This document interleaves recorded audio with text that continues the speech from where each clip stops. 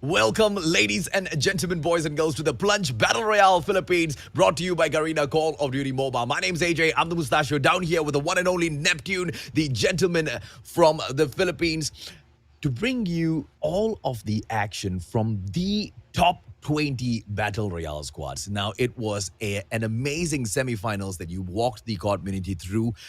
Neptune, what is your anticipation for the grand finals?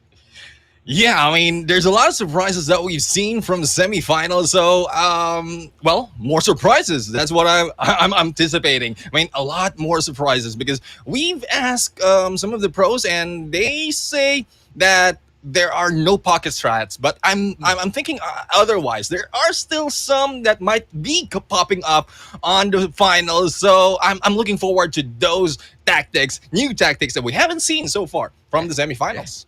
Yeah, absolutely, man. I mean, we are looking at a potential three-peat champions in here, right? The Vagabonds esports brand step on in to see if or not they can reign as kings. This time round, it will be all out the matchup at Blackout. It might be a little bit different from Isolated, ladies, gentlemen, boys, girls, but either way, let's take a quick look and see exactly how those points will be calculated, Neptune.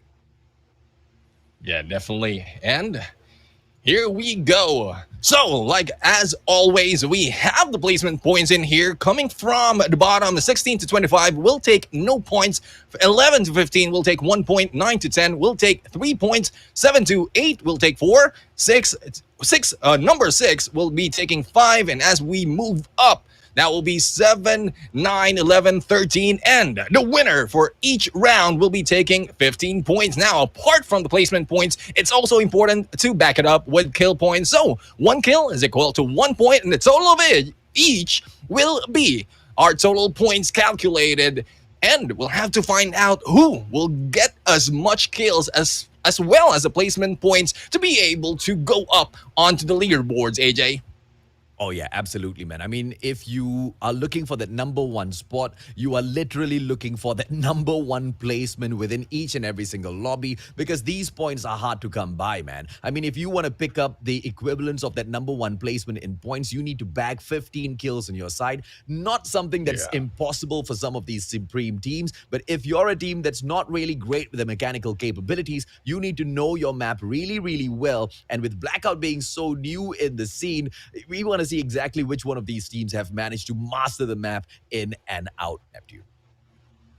Yeah, definitely. I mean, there's a lot of tactics that we've seen so far, the long-range snipes as well as engagement, but well, it still needs to be seen as we go into the game. Now, in a few seconds, we're going to see what the teams are fighting for because, of course, it is the prestige of being a champion in the plunge. But of course, we are also looking into the prize pool. Going into the bottom right here, I'll take the bottom half. 11th to 15th will be taking 1,000 COD points. We have 9 to 10th who will be taking 2,000 COD points, and 7 to 8 will be taking 3,000 COD points or CPs, and 5th to 6th will be taking 5,000 CPs, AJ.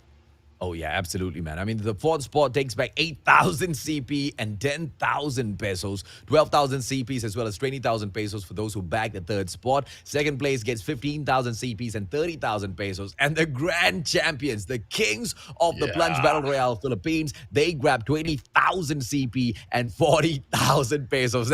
That's a lot on the table to fight for, which is going to probably bring out the monsters within these teams. But you know, the biggest questions on all of our minds, ladies, gentlemen, boys and girls, whether or not the Vagabonds brand will reach right back up, because the Amethyst esports teams, both Team 1 as well as Team 2, have been absolutely stomping it out there. Definitely, I mean, from both semifinals, they have like taken the top spot. But like I mentioned, there's still a lot of changes. But let's see. We've been talking about the teams, and let's check out who are the teams who went into this finals, because there were 40 teams who went in the semifinals and only 20 left. Starting from the top, like what was mentioned earlier, Metaverse Team 2 will be in here, and Vagabonds Drifters, another brand of the Vagabonds, Cerulean Esports Legion, Tatakai Reborn, Cygnus Vindicta Phoenix, NDD Ares V2, Most Wanted Vita CGU, Valiant Esports, Latest Ferrix, and PGTNC completing the first half. And AJ?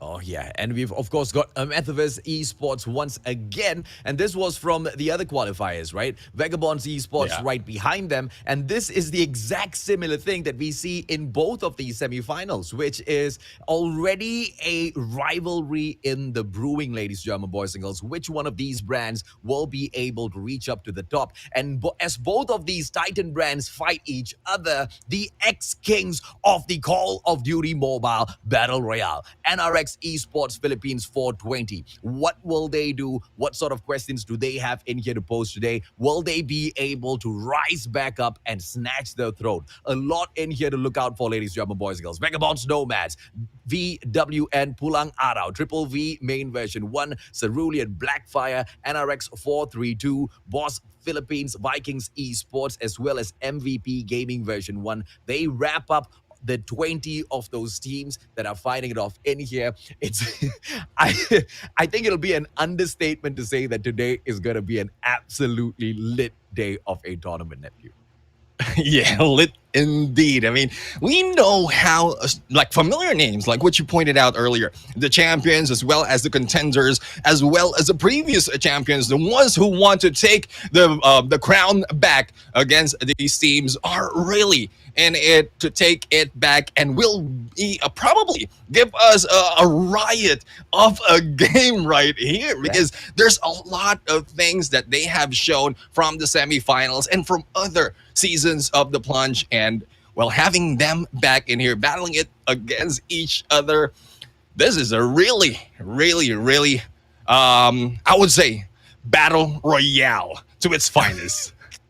Absolutely right. You throw all of these players in here and you get what? Absolute chaos. And the one problem with the Philippines is that all of them are great when it comes to Call of Duty Mobile Battle Royale, which is why in the Philippines, when we've come to the previous plunges that we have shoutcasted, Neptune, when we look at those final zones, it's always going to be absolutely jam-packed. And that is in a map like Isolated, where from compound to compound, you don't really have a lot of space to work with, and encounters are very much something that's expected as you move throughout the map. Now, when you take all of that action, you take the same number of teams, same number of players, throw it into Blackout, and we get a totally different scenario here, because this map is way bigger in comparison to Isolated, right? So the viability of these teams to survive out there longer is much higher as well. Or will we see the Philippines, as they always do, flip things on its head and take things, with like high gear from the get-go? That's exactly what I want to find out in this grand finals. But of course, before we kick things off in high gear, ladies, gentlemen, boys and girls, we have a question for you. Yeah, as we've seen from the previews, from the semifinals, we have questions laid right here. And as we look at the bottom of the screen, this is a question: name the Battle Royale mode that was played only in 10 minutes. Now, all you have to do is put in the answer on the comment section. That is 4 lines or four type that you need to put in. You have your answer, you have your IGN, your open ID, as well as hashtag take the plunge, because these teams will be in here taking the plunge and battling it on this fight. So this is a chance for you to take the win as well. And only 30, the first 30 winners, or the first 30 will be able to answer it, will be titled the winner of those prizes. And speaking of prizes, we're looking at them right here at the bottom. Oh, absolutely, ladies and gentlemen, boys and girls. Now, I'm not going to try to say the name of the gun. I'm just going to say the cheat on skin. Why? I had a hard time as well. Why embark on embarrassing yourself? I'm just going to sign out of just not pronouncing whatever we have there. Although it does not seem too difficult, it's intimidating nonetheless. Now, the match is about to kick off. Throw your answers in there. Make sure you follow the right format. If not, you don't stand a chance to win. It's really, really simple. The first thing that popped into my mind was Sinio's face, right? Fast game lang. So if you don't know what it's called, hey, you're not a true COD community fan, man. Let's go, Neptune. The match is about to kick off in a while. Do you have a prediction, myself? Well, I would say prediction on the tactics, it will be like start will be hard, and then it will slow off. Winners, brother. Well, I can't. There's a lot of teams right here who can take it, but okay, it's bold prediction. Bold prediction would be, I would say, Vagabonds, the champions. From the previous season. All right. I think Amateurs are going to be able to go out there and stomp as well. And out of nowhere, we might just see NRX 420 kind of sneak in. But we are forgetting some big brands like Triple V. So they might just turn around and slap all of us in the faces as they fly out in here. Ladies and gentlemen, boys and girls, it's going to be Blackout. This is map number 1 in the grand finals of the Plunge Philippines. Let's see exactly who manages to take the plunge and grab the top prize as well. We do see the helicopters here at Turbine Cargo Dogs firing range. These will be those, inadvertent high-tier loot zones, because we know how important mobility is here on this map, Neptune. Yeah, definitely. I mean, we've seen from the previous semifinals how important it is, how it is highly utilized to get to one point or the other. And it has been mentioned how the map is so big. And if you look at the compounds from this top view, it's so far, and we've been playing the game. If you time it walking from, like, say, Turbine to Rivertown, it will take you a while. You might be shut down in there from afar. So the choppers is really a good advantage, as well as the vehicles that has been seen used by a lot of teams. Yeah, most Vitas, most wanted Vitas right in there. They've got all the compound to themselves. And on top of that, they've got 2 choppers right there in their own compound, right? So I don't think they'll be backing away from Turbine anytime now. Ghost Town, on the other hand, ladies and gentlemen, boys and girls, taken over by Boss Philippines Gaming. But we will switch on over to the one and only PGTNC Alpha, as they will find players from Sickness right in front of them. Let's see exactly what Sickness Vindicta Phoenix has in store, because they hold the compound on the outside, and storming the front shouldn't be an issue for them at all, knowing their previous trajectory and the way they bring in the aggression into these matches, Neptune. Yeah, definitely aggression that is. But Cygnus right now is in a disadvantage because they don't have the elevation unlike PGTNC. So seeing them plus the backstabbing they're coming from Yellow and Waz, that is a great tactic. Pinch them hard and squeeze all the life from them. But the smoke will be released right now and 2 members will be running away. But Yellow right here will be freezing, giving him eyes. And there goes one more sneaky, trying to sneak away. But will this be successful going in on that ATV? That might be so much to ask as Mina takes them down.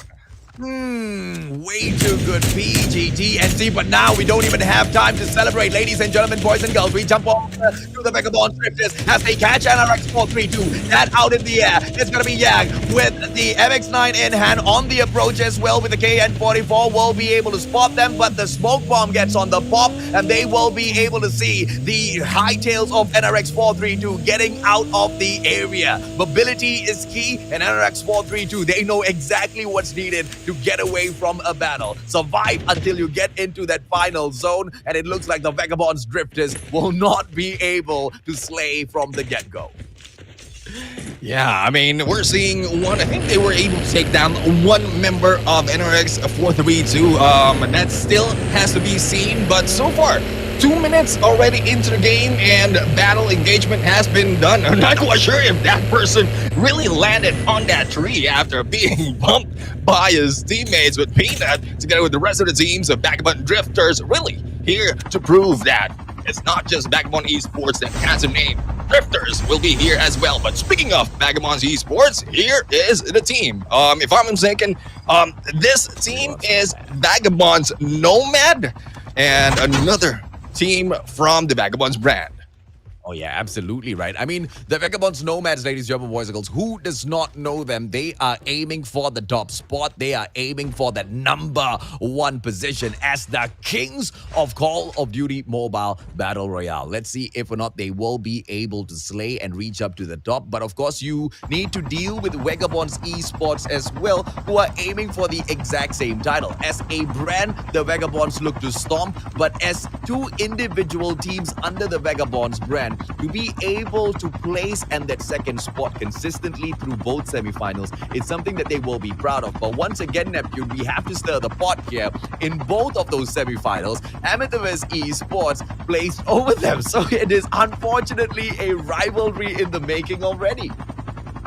Yeah, definitely. I mean, expecting too much from one brand and then being able to overtake them, that would really stir up everything that each team, or especially those who are planning to give out the title or get the title of the champion, a little bit of pressure as well as hype or tension, I would say, between these two teams. But that we'll have to find out. We'll have to find out. Is it just the tension from the top teams that we're looking at, or those that we haven't mentioned just yet, like Ceruleans right here? They are in here to make a name from themselves as well. So we'll see how well these teams will be battling it off and making their way through that leaderboard. So far, this is just the first round that we're looking at. We started off hot with two teams already, or four teams battling against each other, and then it went slow, but gunshots are being heard, AJ, and I think the battle is about to ensue. Vagabonds sending 3 teams overall into the competition. But you know, as you throw in the numbers, there can only be one champion, man. And there can only be one 3-peat champion overall. And you know, and I'm pretty sure that's exactly who you meant when you were talking about hiding strats, because they didn't really pop off during the semifinals. In fact, they looked like they were a little subdued within those semifinal matches itself, right? But as we speak, ladies and gentlemen, boys, girls, Triple V having a good time off screen with those sniper shots coming out of Jewel with a quick knockdown. Raygun as well, getting a little lucky with the trap group. Most wanted right in front in the crosshairs of the team Triple V. Let's see exactly what they bag out of this now.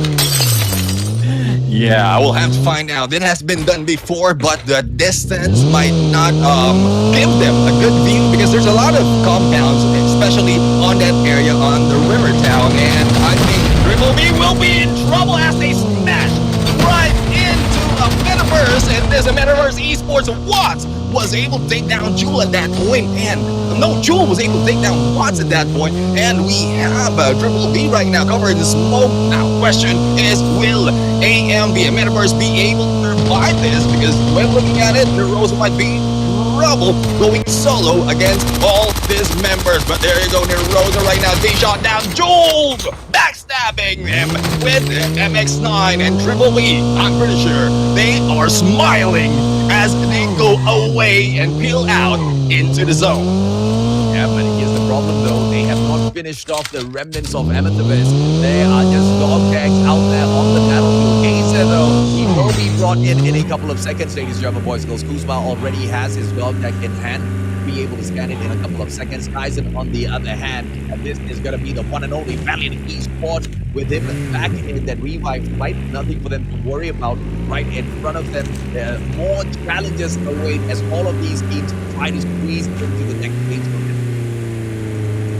Yeah, definitely. As we look into the circle right now, in a few seconds, we will find out. And OMG, AJ, looking at that next circle, it will be water all around and the Nuketown Island in the middle.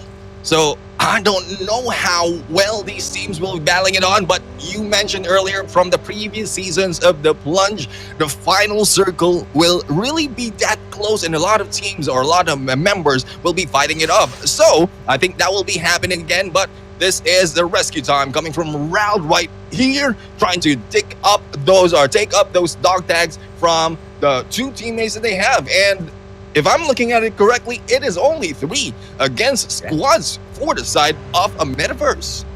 Yeah, I'm not so sure what's happening there, but they're not going to be able to bag the top spot with just those 3 players, right? At least I don't believe they can. Riley now with those shots from afar. M21, the go-to sniper for all of the players in here, ladies and gentlemen, boys and girls. Just exactly why you will see in a little bit. And so far, the trigger discipline coming out of Riley is just admirable. He's not taking those shots at all, just getting that information, sending it back to the rest of his team members. Once again, Neptune, everybody wants to survive for the battle at the final zone and the circle. Can we see the circle? Ladies and gentlemen, boys and girls, the very first time am I actually seeing a circle set up like this. But latest now, they pull our attention a little bit. Latest Ferox catching the players from the side of Vagabond's Drifters. Peanut as well as Kintaro. They abandon the vehicle, but they find a little bit of solace right behind this Overkill of a herd. And now they do have the vantage point. Smoke popped out. Smart plays by Kintaro. And out of nowhere, Shard comes down with the chopper to take down Kintaro. Kintaro backs away. Smart plays, but on the ground he drops. Echo takedown by Shard.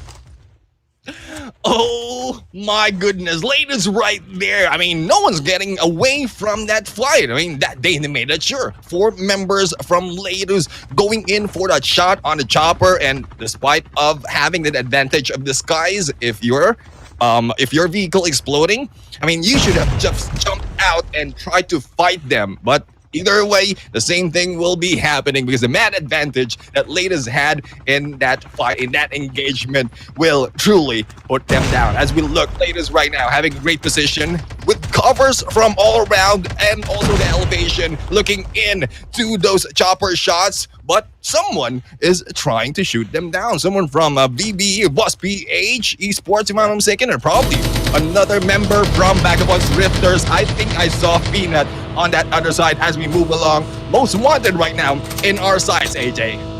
Yeah, most wanted CGU with an opportunity to take down the team right there in front of them, but the zone will be forcing them to reposition themselves once again, ladies and gentlemen, boys and girls. The next safe zone is in a very, very peculiar spot, and it's the very first time I see this happening. And Vagabonds right in front of Alat, that AK-47 Frostman will not be able to pull in as much damage as he wants because of the distraction pulled in by the safe zone. 86 on that HP right now. The guy's still slow, pulls out the Karambit, gets a little bit of this boost on the speed, but he needs to hustle a little bit more, and he needs to run a long, long way before he can get to the next safe zone. And once he gets there, it's gonna be all-out chaos, Neptune, because a lot of those teams are squeezing in to save themselves. Yeah, definitely. I mean, as we look at this Nuketown Island, well, this is a good representation of the Philippines right now. It's an island with water all around, and all of these teams will be ending at this area. And you mentioned about how the circle has been placed, and this is really exciting. This will be probably much like the previous ending of the Plunge, wherein a lot of teams will be gathering up close to each other. The only difference is there's not much compound on this area, and well, snipers might be able to take advantage of that, as well as what we're looking at Vagabonds right now.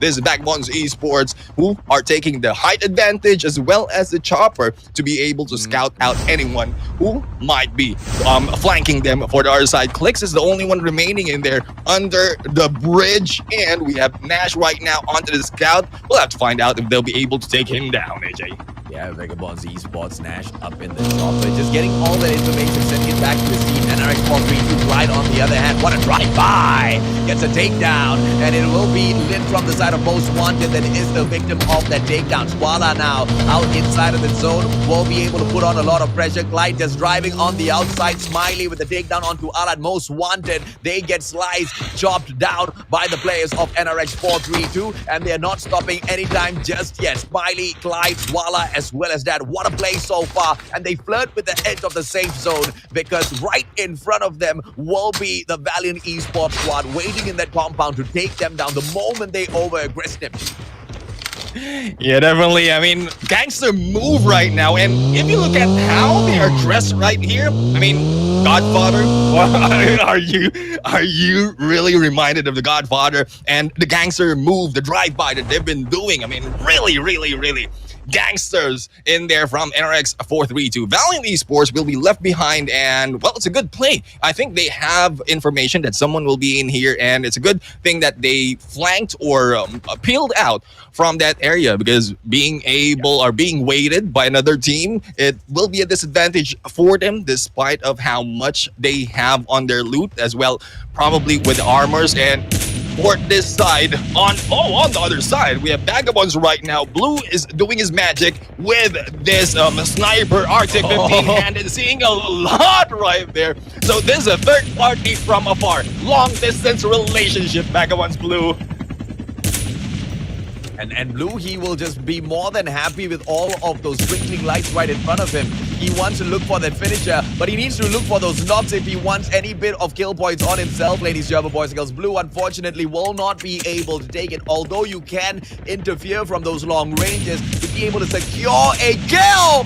That takedown is just not super possible. Once again, you can see Blue dealing the damage from afar, cracking a few shields, but all Blue is doing is helping all of the rest of those players out there who are taking the fight against NRX 432. He's cracking those shields, they are taking those kills. I don't think it's gonna be a very good thing for Vagabonds overall, ladies and gentlemen, boys and girls. But Vagabonds Esports, they don't mind. They still want to place this pressure because there's another play going on here as well. They are trying to keep all of those players on that side of the field because as far as they're concerned, they want nobody on their side of the island. We've got very little space to work with, Neptune.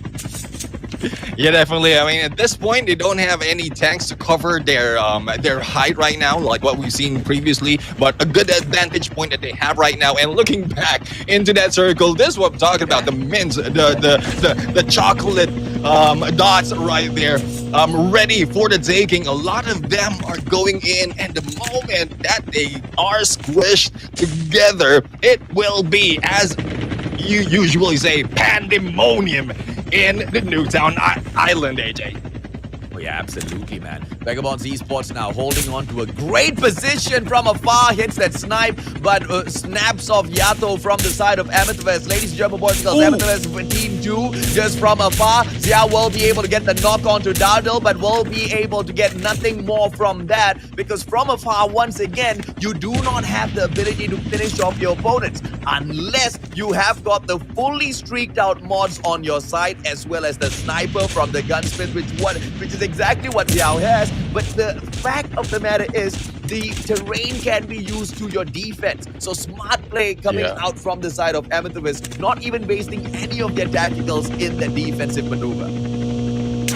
Definitely. I mean, the long distance, like what you mentioned, is just helping other teams right there. Unless we're hearing gunshots as well from the other side. So Xiao and Blue is using the sniper. If they're only focusing, if they can only focus on one spot and going, probably hit one after the other, they'll be able to go for the knock and probably a takedown if in case they will be picked up on the other side. But a Metaverse, like what you mentioned, a good positioning right there from the ledge and slowly moving in. Oh, against everyone who's on these compound, and it might be trouble for some of the teams as a Metaverse right now will be able to take over this house and prepare for the battle as they step out, AJ. Things are getting spicier, ladies and gentlemen, boys and girls. Amethyst Team 2. Now we have Dens taking over the roof as well as they try to make sure they have secured this compound for themselves. This building most definitely will belong to them, but right beside them will be the team of PGTNC Alpha. One wrong move and Mina will come in here for the strike. But we will see Darnell trying to spot Mina along with those other players out early before they go in for the snub. Dens just repositioning himself with the ninja. Just all out pandemonium. You are absolutely right. And this is something the team just cannot run away from. NRX 432, a lot of risk being taken with all of the team members in one vehicle. If it blows up, it's all over. Yeah, definitely. I mean, a little bit of risky move, but I would still say 432 is being gangsta at that point. And Dan's right now out in the open. He needs to get some cover because a lot of teams are already targeting them. Hearing those gunshots from afar and also staying on the edge, like on the edge of the circle, it will put some of the teams on the edge as well. Here comes Elaine who's going against Yorwo's Nightmare. Pulang araw, and they are stuck at the bottom on this bunker at the bottom of this area. The Newtown Island, it is a really a complex place to go in. This is a good placement for the final fight. You wouldn't know where you'll be ending up, whether at the bottom of this area or at the top, where a lot of things is really happening regardless of where you are. Yeah, hence why you really need to know the map, man. Because at a 1 second interval, you may need to decide to bail out of your position. And if you don't know where to run, you don't know where to go. Oh, smart plays coming out from Shot. Pulls out the defender in the nick of time, but does not manage to run away. Gets knocked down onto the ground either way. The Sacred is right there to help him up. Ladies and gentlemen, boys and girls, the players from team number 2 now, they come out. It is the one and only VWN Pulang Arau slicing down all of these other players. Mumuken with the play, and Sacred, he's running out of time. Shad will be able to just leave him to die out. Why? Because there's just no saving him, and this is what I mean when you do not know the map, when you do not know exactly where to run, when that safe zone is hurting you, it will be trouble, and he gets shut down, Neptune. Yeah, shut down indeed. A lot of teams right now is in engagement as the zone goes closer, and there go a lot of kills from the zone as well as the other teams. Vagabonds, Drifters right now. Virus will be taken down in there by Blue, and we have a TKR. Tatakai Reborn, Halo just waiting for his chance, going solo right now. This is a smart move from Halo because he don't want to step out when a battle is happening. Rosa will be in there, will be taken down by Xiao with that AK-47, and Xiao right now just turning his head, taking down Get together with Luki. This is really a battle. 6 teams remaining, AJ. Yeah, Vagabonds just playing the smart position, right? They take place on top of that roof, but I'm surprised no spotter has sliced them out of the equation just yet. And some of these teams just not paying importance to that class, and they seem to be paying a high price against a dominant team like Vagabonds Esports, who take such an open area confidently, not being punished at all. And all of the action going on in front of them allows them to just third-party the situation all the way through Neptune. This should be a Vagabonds victory, but anything can happen, man. NRX 432 now, they see what's happening and they try to circle around, getting that rotation, but TKR's Halo might be able to catch them out. The movements have come through. NRX 432, what will they pull off? Oh, Blue actually helps out NRX. Yeah, and here we go. We have 2 teams remaining. Vagabonds Esports will finish it off. Luki in there taking down Kintaro, and I guess the prediction is correct. Vagabonds Esports taking this first round, but still, it was everyone's game, especially in that final moment, AJ. Absolutely, man. NRX 420 making it to that final zone. It's just exactly what we were discussing earlier on, right? All of these brands, there's just no way they're not going to be looking for that final zone battle. And they've been playing it so passively throughout for a good reason. This is not isolated. This is blackout, man. At points, you do need to camp because of the size of the map. The sheer size of the map just means you do not know where to look, because you're not constantly sticking by the zone. You have to move into the next play area already. And when you're in that compound, you have a 360 range of danger that you have to deal with. Yeah. And unfortunately for the side of NRX, Vagabonds, they just took that top spot, and that vantage point just gave them the bird's eye view over all of the action that was happening around them, Neptune. Yeah, definitely. I mean, we were trying to like comment on why they're taking that position, as well as trying to take down those from afar, but not really doing it successfully. Now, I think it is the slow play, the slow start that Vagabonds Esports are really doing, like eliminating most of the teams, and then as they go in closer, we know they have the gun skills, they have the efficiency to go in for the hit once it comes to it. But for those of you who aren't here, the first round is over. And speaking of first round, there was a first round of question asked to you guys. So hopefully you were able to answer them, because in a bit we're going to see the answer here on our screen. And like what was mentioned, AJ, the first 30 comments that was placed in there on the correct format. And there you go. The answer is Blitz. So that is the mode that only lasts for 10 minutes. And Blitz, AJ, I mean, having 10 minutes to play more of on the move gameplay, but still be able to enjoy the game. Fast game lang. That's all I gotta say, man. Blitz, if you guys got the right answer, congratulations, and have fun with the new skins that you have managed to pick up for yourself. But as for all of the other teams out there who are battling it out on the battle zone, it seems like playing it passively can also be a very, very bad thing. Just like what we discussed, because in the Philippines, we know, man, these players, they know how to stay alive. You guys are true survivors, all right? And you were right as well. A tiny little island, and, everyone surrounded by water. But one point you also missed there is with a multitude of Call of Duty mobile titans stuck on that one crazy island, right? And that's exactly what that was out there. And Vagabonds getting to the top because they were playing the exact same strategy consistently all throughout the game. The long range engagement, and you're absolutely right, Neptune. I mean, why want to go get yourself into a lot of trouble by taking those CQCs where you then have to focus on getting those dog tags? And in the game right now, if you have to pick up the dog tags outside of the zone, that automatically gets super duper difficult. Yeah, definitely. I mean, the damage as they go in from, like, I would say third up until the last circle, it will really hit you hard, and a very small chance to be able to get in that quickly. And the zone is running so fast, like you might be catching your breath just in case you'll be able to survive. But anyways, for those of you who are here, hopefully you're enjoying the stream, and hopefully you're liking and sharing the stream right now, because in a few, AJ, we're going to see the highlight and most of a summary of the action of what we've seen so far from this first round. Yeah, absolutely. Let's jump into it, ladies, gentlemen, boys and girls, and see exactly how did this team of Vagabonds Esports once again manage to grab the top spot in that final circle. NRX 420 was present there as well, but these were the same teams that had so much of early pressure early on in the game, right? Let's jump on in and see exactly how that action broke down.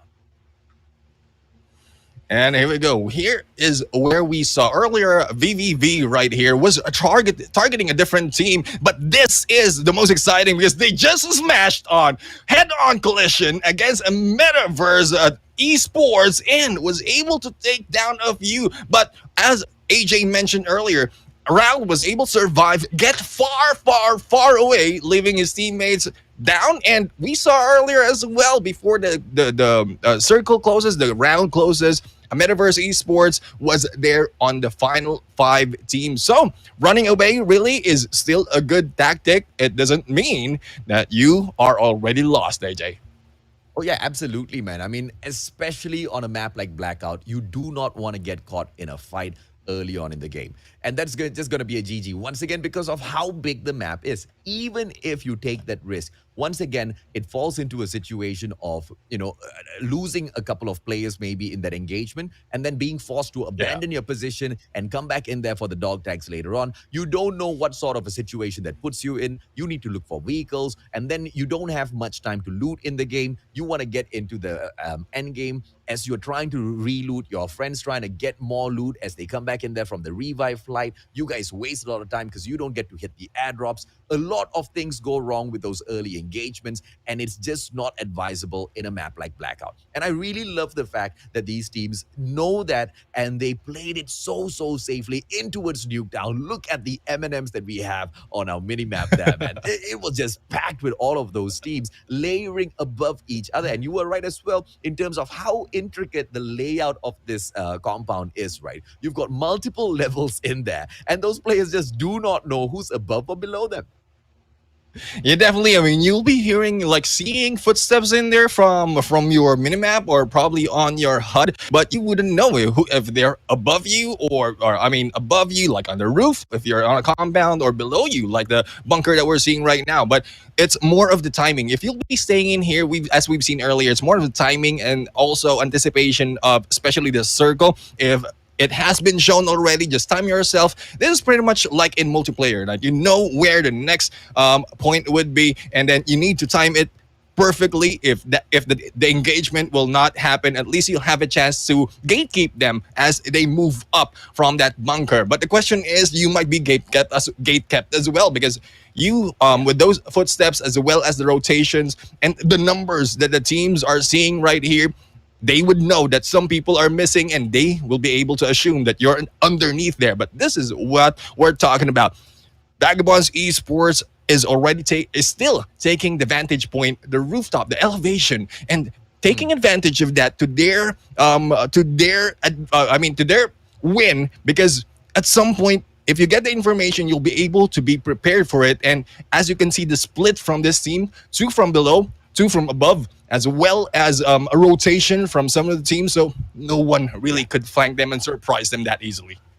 Yeah, but let's talk about NRX 420, right? Because we were focusing so much on NRX 432, and NRX 432 in their own way as well was so impressive because they took on the fight against 2 back-to-back Vagabonds team, right? Because initially they had to go up against the Vagabonds Drifters, and then they also had to meet the Vagabonds Esports team on top of this roof. And unfortunately, towards the very end of that battle, the numbers just got up, and NRX 420 was in that situation. You know, Vagabonds, they had that bird's eye view to be able to take all of those fights back to back. And yes, they've managed to grab the first victory, ladies, German boys and girls. But the question is now, will they be able to remain consistent? Will they be able to grab the victory once again? Because as we can see, the competition is tight at the grand finals of the Plunge Philippines.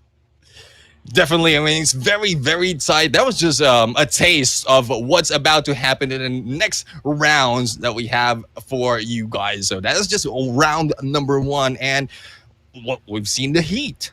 And Vagabonds Esports really want to go in and take this title. But a lot of teams also has that motivation. So for the teams, if you're hearing us, it's time for you to pop off. It's time for you to bring out everything, because that was just round number 1. And there's a lot more rounds wherein you'll be able to display your skills and take down the kings, just in case you can do it. I mean, everybody's going to be trying to do the exact same thing, right? Which is make sure Vagabonds Esports does not get up to the top. So there's one of few things that we can look into here, Neptune. Number 1, yes, of course, the battle's out there. But number 2 is the drop zone. Where do the Vagabonds Esports players go all the time? And who will be the ones to find this information to go there to the same spot and punish them? Because as you go in there to punish the kings, a high probability of you getting punished is there as well. But on that note, ladies, German boys and girls, Neptune and I, we're going to take a quick short break, refresh our saliva with some water. You guys go grab some snacks as well, because the night, the day, the party has just gotten started. This is round 1. We've got 5 more to go. We'll be right back with more action.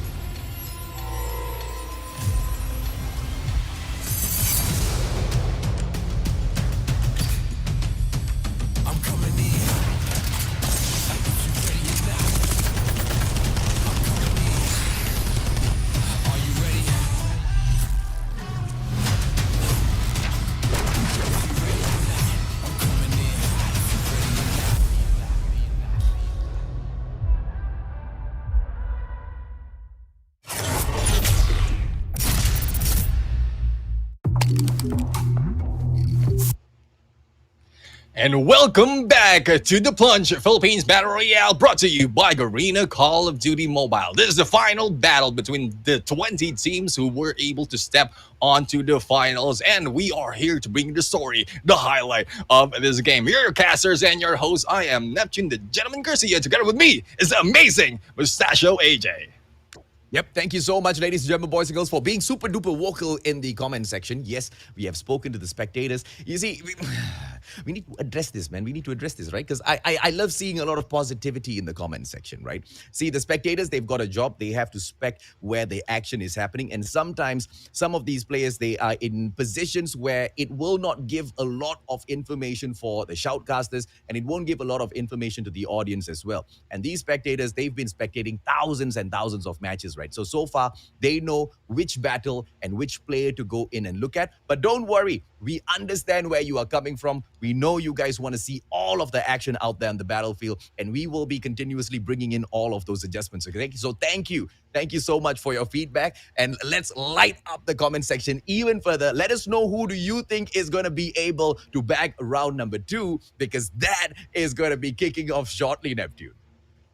Yeah, definitely. I mean, we've seen already Vagabonds Esports taking round number 1, but that is just a glimpse, a preview of what's going to happen. That is one additional of more points from them, but we still don't have what is the final going to look like. But as we go into round number 2 and forward, the story will start to build, and we'll be able to get the full view of what's going to happen by the end. But still, like I mentioned, I still want to see a lot of surprises for their team, because round number 2 will be starting off in a bit, and hopefully you are ready, because we are here for the flight. And as much as I like to say, here we go, brother man. Let's go, buddy. All right, ladies and gentlemen, boys and girls, this time the flight path cutting through all the way from between Turbine and Ghost Town in towards the construction site. And as you know, Turbine will be a hotspot. But the question is, will we see more than 2 teams drop in here? Because there are 2 of those choppers available. And one of the things that I think can be improved in the Plunge Philippines is the usage of more vehicles, man. How many times are we seeing these players trying to battle the safe zone? You can outrun it, but there's so much of risk involved in outrunning the safe zone and at the same time outgunning your opponents. 3 teams, ladies and gentlemen, boys and girls, will go ahead to drop in that turbine, and maybe we get some fire action from the get-go today, because it will be the most wanted Vitas CGU. Oh, but 2 choppers being stolen, Neptune. I mean, this is Grand Theft Chopper coming from here, coming in here from these teams. I mean, they just stepped in and just, flew off from that fight. They don't want to be taken down. But we keep seeing as well that the construction site is a great battlefield as we look into. This is Vagabonds, Nomads right now, going in for this fight, and they're going against Vagabonds Drifters. So Vagabonds against Vagabonds right here. Virus taking down Mercy on that fight, not really giving that much mercy for him. Yeah, Vagabonds Drifters, they better start running, because, I've never seen the Nomads take their eyes off the prize, right? But of course, we jump on over to PGTNC Alpha as they will spot the players from the side of Sickness right across from them, and those long shots will be able to connect to crack a few armor, but I don't think they're going to get super lucky with a takedown, right? Because this is one more thing about the update that have come into Call of Duty Mobile very recently, is that the ability to take down your opponents, regardless of the DPS of your gun, it takes way longer to get a knock in comparison to those previous seasons. So the viability of a solo versus squad, the viability even of a solo versus duo is drastically reduced, man. I mean, if you've got 2 opponents with a kinetic armor overcharger on the opposite side, they both have, for example, an MX9, good night, goodbye, brother. You're not going to win that fight. Yeah, definitely. I mean, those weapons, MX9 being used right now up close, I feel it. I feel it up close, AJ.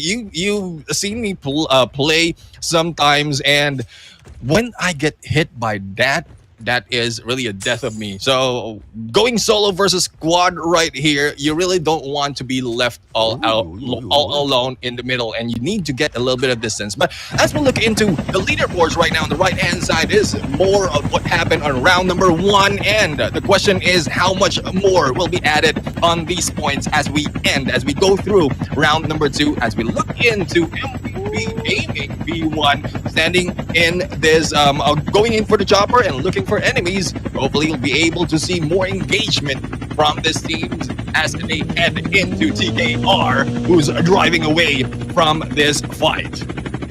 NRX really looking to make a name for themselves here. 432 as well as 420, picking up that second and third spot. So, of course, Vagabonds Esports sitting down on top after that stellar performance coming out of them. Another guy, Reborn, picking up the 4th spot, and Vagabonds Drifters in that 5th position. But, of course, the Drifters, the question is, how will they be able to survive in this game after losing so many of their players, right? And I believe Vagabonds Drifters have also been eliminated in this round after that final player got taken down. So yeah, that's a GG after round number 1. Vagabonds Drifters probably going to be falling ever so further. But the question is, those who managed to pick up the top 4, how will they fare in round number 2?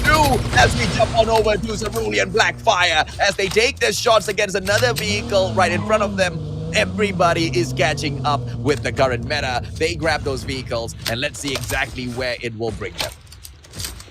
Yeah, definitely. I mean, I'd like to see how these teams just drive onto an opposing team, just push them off, make them fly, and then shoot them just like clay in there, like a target shooting range. But we have to find out some of that, because those are the tactics that can be used by this team, especially with the vehicle gameplay. And apart from the chopper, wherein you have the elevation, you'll be able to scout out and hunt some of the teams, the vehicles that we've used right now, especially Big Bertha that's being used right here by Jess Cutie. It's much like a tank, and there you go, going FNF right here, and the shot is on. Libon was able to take down Enot on that game, and Sabi right now, a good defender from this fight, and Sneaky will be sneaking out with that drone, trying to get away, but will be taken down right there.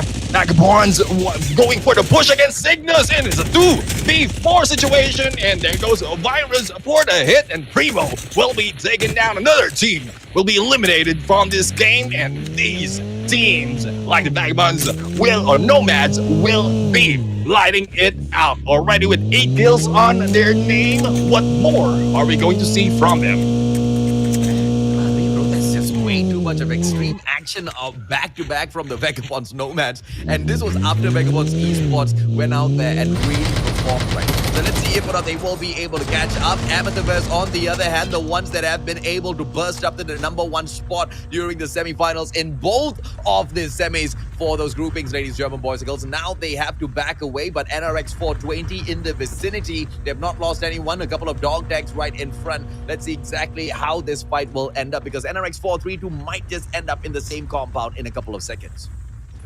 Yeah, definitely. I mean, the way NRX 432 is moving with the vehicle gameplay that they're using, they can go from one point to another that quickly. And the drive-by that they've been using, I mean, knocking one down, that's a tactic that they do. They knock one down and just clear out the rest. But here we go, another team, a Metaverse. Team 2 right now is stuck in this gas station, being thrown with everything that the enemy has. And Valiant Esports right now, I think they ran out of needs to throw and will need to back off a little bit, because they are out of utilities and they need to regroup and find another way to take down a Metaverse Team 2, AJ. Yeah, but from afar, Vagabonds Nomads now reaching the spot as well, but they're just gonna be in a drive-by, avoiding all of this chaos as they will try to reposition themselves. Ladies and gentlemen, boys and girls, this time, the one thing that we can be sure of is that the safe zone is not gonna be bringing us through a swim fest. We will not be led in towards an island, but instead, the safe zone moving in towards a very open situation, right? So all of these players, they need to get that information, and they need to start picking up those snipers either way. In Blackout, if you've got the sniper on your hand, you are most definitely going to have the advantage as well. And now from afar, looking at the advantage that you can bring to your side, MVP Gaming B1 tries to show each and every single one of you as they try to suppress Amethyverse Team 2. Yeah, definitely. I mean, the Metaverse Team 2 is in a pinch right now. They were hit from above now. They're being hit from afar. And, I mean, they don't have that much cover. They're out in the open with those windows onto them. And here we go, looking into the next circle. Yes, that's true, AJ. It's an open area where the snipers might have the advantage in there unless they'll be able to take those ridges or probably those compound and hit back from them. MVV Gaming still looking out, but I know a Metaverse Team 2 is on their sides. What a lot more from above that we are not seeing. Hopefully that's not a ghost or probably just a different team that they want to take down. AJ. Yeah, so at this point of the map, you already need a vehicle on your side, and that is something MVP Gaming version 1 just does not have. And they are probably not going to go very far without one, right? Because you need to, number one, hit all of your add-ons. You need to, number two, go in there and be able to grab everything. But NRX 420, ladies, German boys, girls, just getting snuffed out by Vagabonds Esports as they find them and turn each and every single one of those players into dog tags.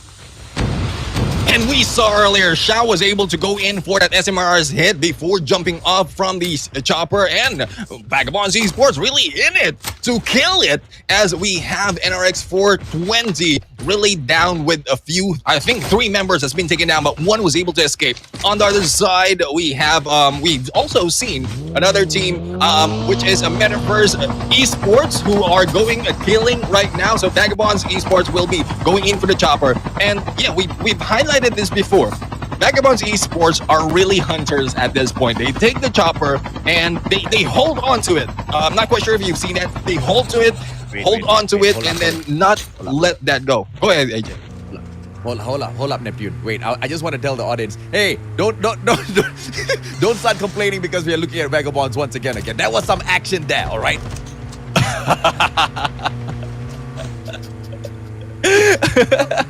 Continue all of this action, man. You know, it's just a little unfortunate, right? Because sometimes you get a super dominant team, Neptune, and it's just you just have to watch them. This time it's Vagabonds. In the months of the past, it used to be NRX 420, and could we get the camera off of the boys of NRX 420? We couldn't, bro. It was just the case. When you got action, when you got firepower, we're going to be watching all of this. And at that moment, ladies and gentlemen, boys and girls, as I talk about action, as I talk about firepower, Vagabonds nomads in a drive-by, try to catch off the Amethyst. Yes, they need a crash, but they go in straight for the push. But as Amethyst tries to get away, they meet Triple V, main version 1. And this is the kind of action we deserve at the Plunge Grand Finals, Neptune. And definitely, I mean, pandemonium is happening right now. Triple V taking this building, and when they thought it is safe to hide out, they are being rushed by 2 teams. Jewel right now being hit by the trap will be backing off a little bit, but Travis and the rest of the teams of Vagabonds Nomads will still be waiting for them, and there's no chance for them to just stand back or go back because they know they want all those points. They want that position, and all those gunshots is really pulling in some of the teams who want blood as well. So we might see a lot of battle in this area as Triple V right now will need to regroup and think, how are they going to escape from this fight, AJ? Yeah, Triple V version 1. You are absolutely right, man. They're just trying to figure out a way out of this sticky situation. Vagabonds Nomads right in front of them. And up in the air, we have got Valiant Esports flying around as well. A lot of chaos can ensue in a couple of seconds, ladies, German boys and girls, as all of these teams are waiting patiently for a few more seconds to go as the safe zone comes in for the close to get information as to where they should be moving next on the field. And once they get that information, we will start seeing a little bit of those movements and potentially a few more engagements as well then. Yeah, definitely. I mean, we are looking at Valiant Esports just searching for the skirts of that circle. Now, going back to Triple V right now, I think there's really no chance that they are going to escape. So if you can't get away, just go ahead and fight them on. And they are shooting at Vagabonds Nomads right now. But as we look from above, Vagabonds Esports might be joining the party, and the moment they hear those gunshots, they might be jumping in, or probably not. They might just be waiting for their chance to finish off anyone who will be left in this game. Jewel and the rest of the teams is in here just taking their time to go in for that kill, but if no one steps out from both these teams, we might be waiting for nothing, AJ. Yeah, absolutely, man. And now Triple V trying to take down this players from the side of Vagabonds. And if any Pusangala complains that Vagabonds is still on the screen, I will get very angry because there's action, buddy. There's action going on, man. Yeah. You got it this way. Because both of them don't want to let go of the compound, and both of them, they don't really need to move yet because of the safe zone. We have got, how long do we have for the safe zone to start moving, man?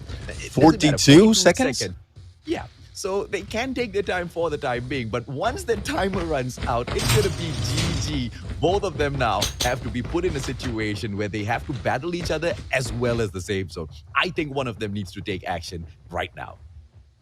Yeah, definitely. I mean, one of them needs to take action, or probably if someone is hearing me from a different team, go ahead and jump in there. So that something will be happening in here as we look into Triple V and Backwoods and Nomads right now. And if I remember it right, correct me if I'm wrong, AJ, they're in the middle of the field. So not that much will be happening if they have the time left, unless the circle will be moving away from them, then that will be their trigger to move out. So that is the end of the timer, and we'll have to find out if that will be the trigger for them. I mean, is this a chance for them to get away or probably kill someone, please?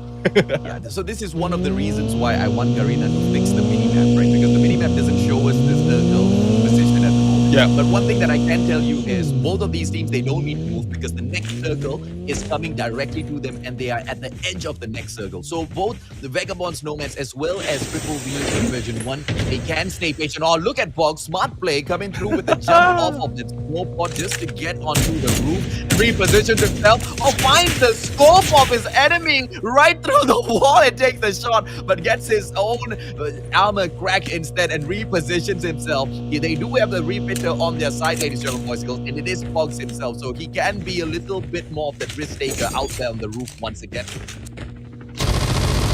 Yeah, definitely. And here we go, going in on the different team. Valley Esports going again, MVP Gaming. And there goes U-Like being taken down by Balance. On the other side, we have Boss PH Clicks taking down Traxy Knight on this fight. So this is where three teams are battling it out, and I think from a distance as well, another team is going in for the fight. Then the smaller the circle goes, the smaller these teams are, the closer these teams are together, a lot more will be happening. Malahi's right now with that slide, trying to get away and going in a snowboard. Smart move indeed, but the dog tag will be missed because there's only two left for their team, and there's no chance of going back.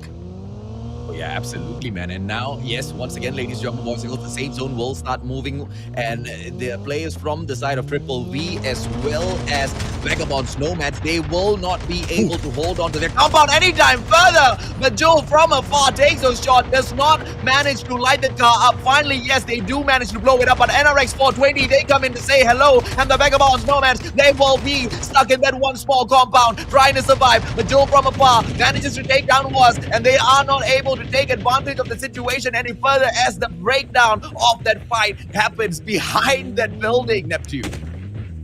Yeah, definitely. I mean, Pugs right now is just waiting, and the rest of NRX 420 is going for the push. PGTNC will also join the party right now. Mina on the other side, just flanking them on. So it's a reverse position right now for the side of NRX 420. They are now stuck in the corner because they are surrounded by PGTNC. And not only that, we still have a BBB from the other side. Here comes Amina going in for the surprise hit. But this small room right now where two members of NRX 420 might be the death of them. One grenade might take them down, but no! The hit against Neil will be able to pull him off as Neil goes back and take down Quintaro. Quintaro is eliminated, and on the other side, Kuzma right now going third party, taking them down one at a time, AJ.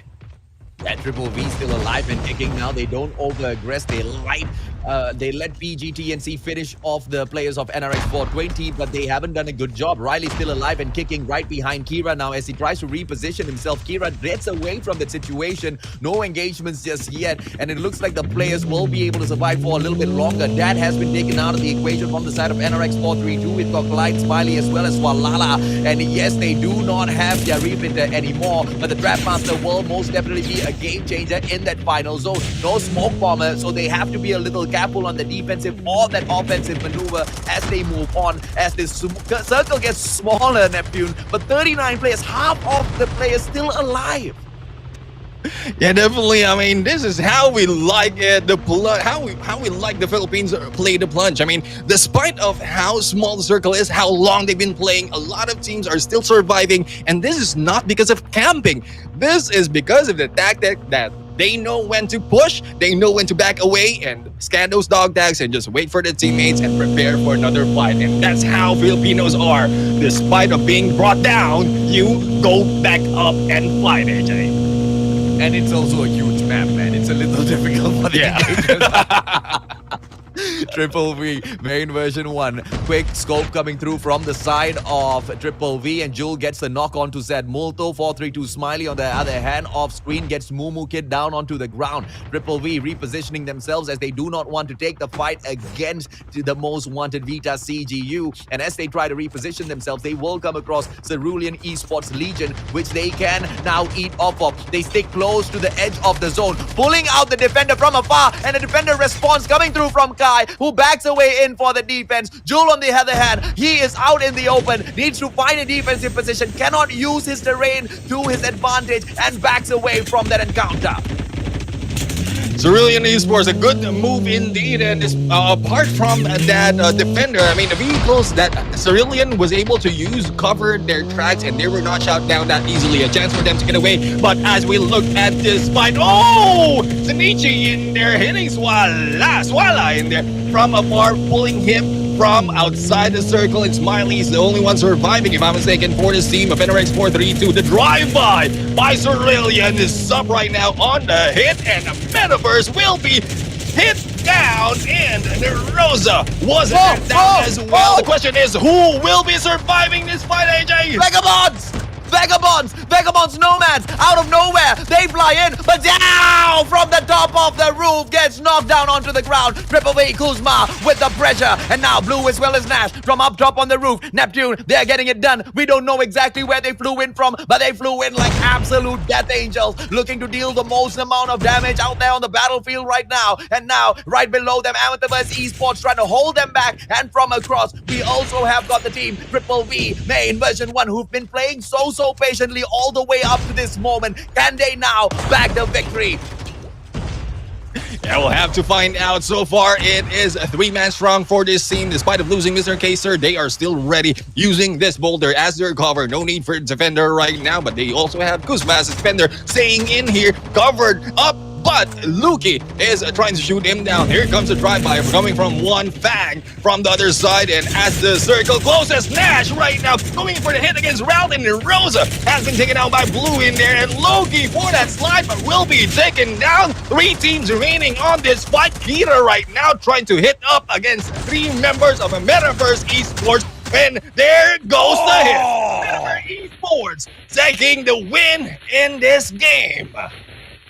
Ooh, looks like your bet and my bet seems to be on point today, Neptune, as both of those teams that we call out get those victories back to back. But it's all about the consistency of those other teams that trail right there behind them, because at the end of the day, yes, getting that number 1 spot is really nice, but being consistent throughout the whole competition, maintaining your run in the top 5, as well as bagging quite a number of good kills without over-aggressing. Something like what Triple V is doing, that's the kind of playstyle I like. That's the kind of playstyle that's going to be able to guarantee you victories, guarantee you championships. But as I say that, I also know that some of these teams can be just absolutely dominant and run away with the competition, just like what we've seen Amethyst kind of do within the semifinals as well, right? So there's a little bit of a story to both sides of the coin here, and it is quite the gamble as to which particular tactic these teams go out there to apply and win from. But either way, man, I'm having an absolute blast out here. That second match was crazy, Neptune. Yeah, definitely. I mean, a lot of things has happened. A lot of things didn't happen really at some point, but it's a good point. I mean, looking at VV right now, the patience that they have, and they were able to end up on the final circle. If I'm not mistaken, they got the top 3 or second place in there on that fight. But that is another side of the coin, as what AJ mentioned. Not It's not only about the aggressiveness and Yeah, I mean, just pushing and rushing and taking them all out. The tactic yeah, that you put into waiting and planning out everything and knowing when to back off when needed, that is another tactic. And from the moment that they moved into that final circle, they had 9 kills. So it's not really much of camping until yeah, you get to the final and get the placement point. They are doing some damage as well. It's just that yeah, they know when to stay, they know when to move, and that's what happened from that team. yeah, Looking in a metaverse, we didn't see them really that much at this point because it's the yeah, other side of the coin that we mentioned. They are yeah, riding away, looking for fights, and then the moment they see it, they clear it out and then ride yeah, back away until the final circle. So, different yeah. tactics, different things that you can learn from. Yeah, this time around, Amethyst, they took a very aggressive approach, but there's nothing that's really. We can't really hold anything against them for not really bagging the victory in round number one. Remember, this same team, they jumped in with, I believe, three of those members only in there. Timothy potentially was not in that round. And although you were down one player, it doesn't mean that you still can't go out there and fight. A lot of the viewers, the spectators, they will be thinking that, okay, even if you've got three players, you got to make the best out of it. But your play style really changes, right? The Yeah. synergy between your team, how confident you are to take some of these rushes, how confident you are to take some of these airdrops, really changes as well. And that's just something that we could not see out of them in game number one. But in game number two, bro, that's just such a different scenario altogether, right? I believe overall they bagged 17 kills and that number one spot as well. So Amethyst, although they don't really cut it in that first round, they really have made up for it in that second round. But it is the teams that have been maintaining this sort of a consistency in their top five that will be able to kind of take the fight up against teams like Amethyst who don't hit and then end up hitting once in a while without that consistency, Neptune. Yeah, definitely. I mean, there's a different type, and regardless of what tactic you're using, you're aggressive like a metaverse, and a little bit of passive aggressive at some point, like a triple V, what we've seen earlier. It still depends, and it will change, as what AJ mentioned. If you lose one member, your tactic, the whole thing changed. So it's better that you have it planned, plan A, plan B, C, all Yeah, throughout to Z right now. Now, for those of you who aren't here who might have missed part of the game, we're going to show you the highlight in a few seconds, but we'll continue on the topic that we have right now. So far, AJ, we have seen Vagabonds Esports as well as a Metaverse Esports go in for the first two round, and yep, a lot of things will or might be happening because so far tactics has been shown already and some not yet, because we've seen the chopper gameplay, we've seen the vehicle gameplay. But yeah. before we continue talking, let's check out the highlight and let's see the view of what round number two happened. And here we go. I, I'm actually quite shocked, man. I'm quite shocked at how much of hate the broadcast is receiving because of the spectating that Vagabonds is receiving. Ladies and gentlemen, boys and girls, I mean, I'm sorry. I always talk about this. The comment section is very, very close to me. As a content creator, as a person who has been a part of the broadcast for about a year now in the world of Call of Duty Mobile esports, I think it's really important to maintain a healthy situation in the comment section, right? Once again, man, Yeah. if there's action out there, we have to spectate that action. If there's any action that we are not spectating, that there might be a little bit of a reason for that. But we do appreciate all of your feedback. Don't worry, guys. We'll pass it through. The spectators will be stepping it up little by little, and we'll try to build that story because it's not just purely about spectating. And you know this, Neptune, because we run Yep. multiple custom rooms as well. It's not just about looking at action. It's about building the story, right? It's about, talking about a team and walking through how they are grabbing all of those wins out there on the battlefield, which is not super duper easy. And it's a synergy between the spectators as well as the shoutcasters as well. So don't worry, ladies and gentlemen, boys and girls. We'll give you that action. Only 2 out of 6 elapsed so far. We got 4 more rounds, man.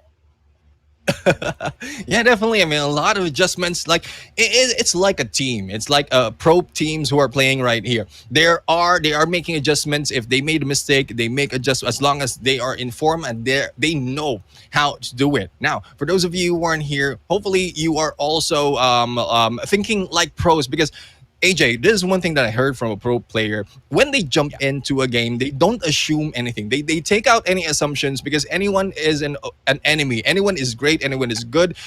Anyone did like if anyone from the a different tournament did them bad, it's taken out after they jump into a new one. So hopefully the same. The viewers out here, if there are a few things that you've seen wrong from different around a different part of the tournament, take it out when this starts because you don't know. It might have changed already. It actually, I would say it's improving right now because we are getting a lot of actions really from this fight, AJ.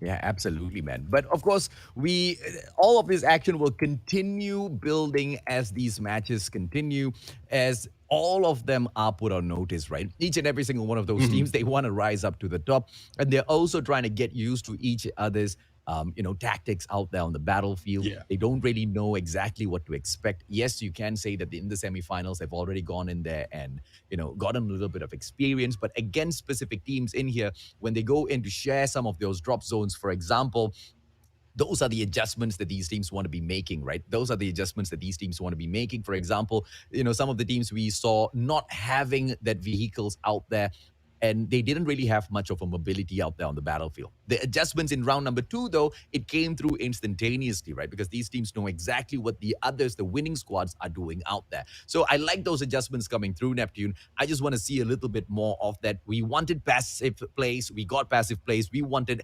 absolutely heated battle zones in those final circles. We're getting that as well. And I think the Plunge Yeah. Battle Royale for the Philippines Grand Finals is going absolutely the way we wanted it. Let's see if these teams can blow up the hype even further by bringing in some unexpected plays in the next few rounds, man. Definitely. And for this teams, guys, we have one wish. Me and AJ, you know how loud we shout all to the games? Just make us shout louder. I don't mind if the neighbors say anything, but right now, I want to shout it out. Round number 2 has been taken by Metaverse Esports, a take back from Backbones Esports from the previous round. Now, this is what we like. Will there be another team? Will be going in for the next round, AJ, because so far, a lot of teams has a potential to pop off and show us their name on this winner board. Absolutely, man. Ladies and gentlemen, boys and girls, let's kick the action up. Let's light this fire up even further as we complete round number 2 and move into a situation where the next match brings us to the halfway point. A lot of these teams will reach a position where there's just absolutely no turning back, right, Neptune? So it's do or die mostly for some of these teams out there. But we've also seen some late bloomers in competitions like this, right? Exactly who will they be, ladies and gentlemen, boys and girls? You and I, together with Neptune, we can find out together after a quick short break.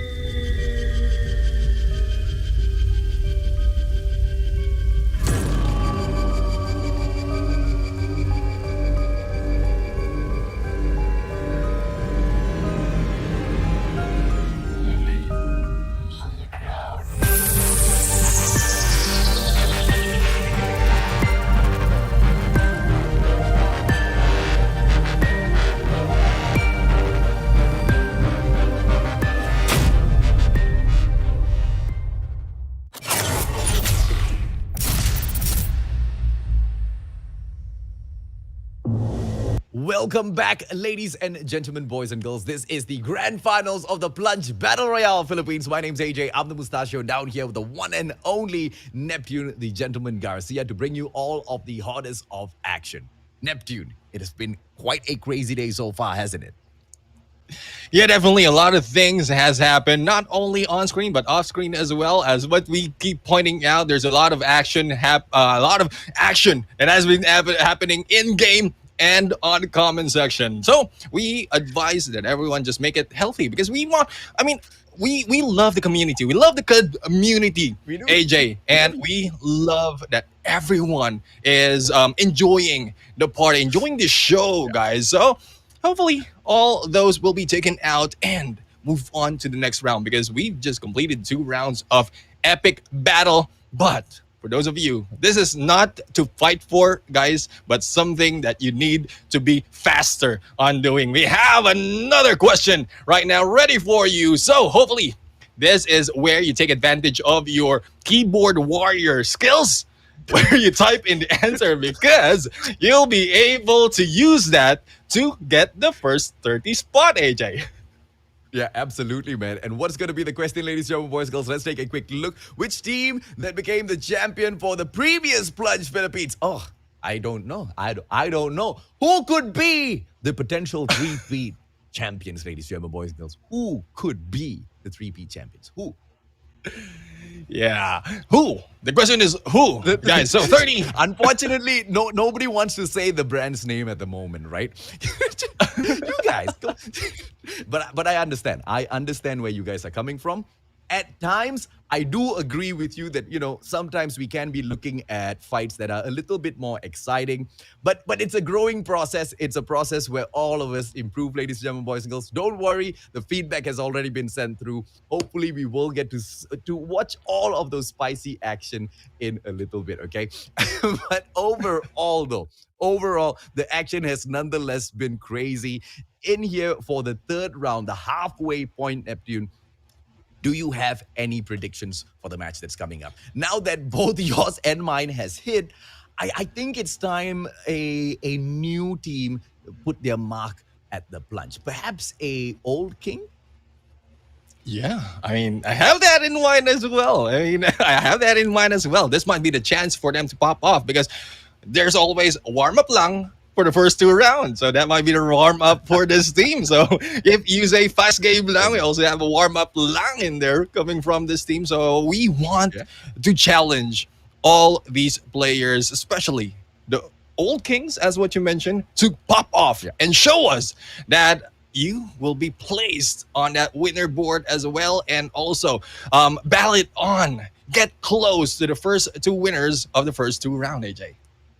Absolutely, man. Well, ladies and gentlemen, boys and girls, let's see exactly what else we will be able to anticipate in this competition from the results of game number 3, right? Because it is a point where some of these teams can now really start running away with the competition. We've already seen Amethyst up top with the 70 kills, 17, not 70 kills, the 17 kills. And we've also seen, the ones where we expect to rise up to the top. Vagabonds, why not, right? Because they bring in a little bit of consistency from history as well. But in the third match, will they continue to put their mark in here, or will we see some of the rest rise up to the top as well? Because clearly, there's so many of those teams who get to that final zone who make it potentially possible. Yeah, definitely. I mean, it's probably a familiar name or probably new names as well who will be taking the win. I mean, I'm still looking forward to a different name to be put in onto the winner board because in a few, round number 3 will be ready. The round we're in, we are going to go halfway through and a bigger picture of what's going to happen in these matches. And here we go. The flight comes from the north going to the south and the teams are already flying in. We have choppers from firing range as to where some of the teams might be moving in, but hopefully, AJ, it will not be a stolen chopper series like what we've seen earlier from the previous round. We want to see battle up close early on this game because we keep mentioning as well how important early engagement is, and winning early engagement actually does for your team to be able to capitalize on the points that you have and take a better position later on as you move closer onto the final circle. And the teams are already spread out. So far, it is Fracken Tower, wherein we have two teams, and as well as a Hydro. No, not Hydro Dam. It's a Fracken Tower, and we have the construction site, where we have two teams as well, where Vagabond's Nomad is taking advantage of the multi-layer of this construction site, as well as your worst nightmare, Pulang Araw, AJ. And I guess the view was the view was worst nightmare as well. The first team we go into something. Oh, this is gonna be a GG of a day, man. NRX 432, ladies and gentlemen, boys and girls, right in front of them. The Vagabonds did. Oh, grab everywhere we turn, there's Vagabonds.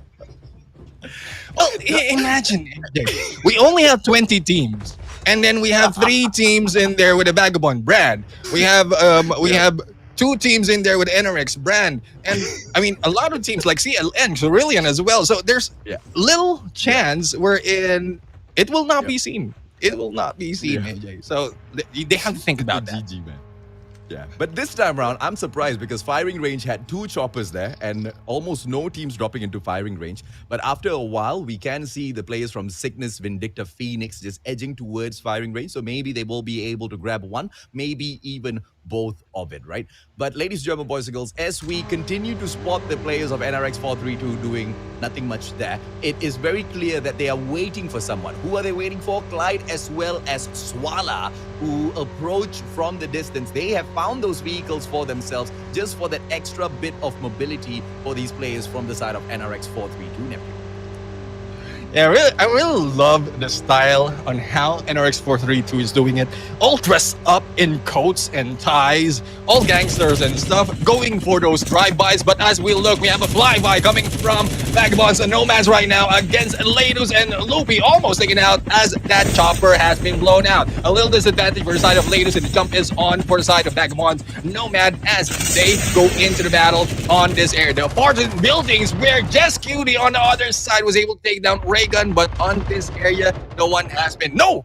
It is Lupe who has been taken down by Ezer, and we'll have to find out on how they will be surviving. Virus for that hit. No, it's Ezer in there for the hit against Sacred, and Enot will be moving away, and we've seen this happen from the semifinals. Enot and another member is split up and left duo, so best wishes to these teams going in duo against a full squad, a lot of full squad right there. They need to be tactical, and they need to read all situations right to be able to reach to the final of this round, AJ. NRX 432 running away from their brothers of NRX 420. This is a high-speed chase, ladies and gentlemen, boys and girls. Kintaro drops Smiley, and they try to spot out a couple of more of those players. Yes, they go in for the full-on wipe as well.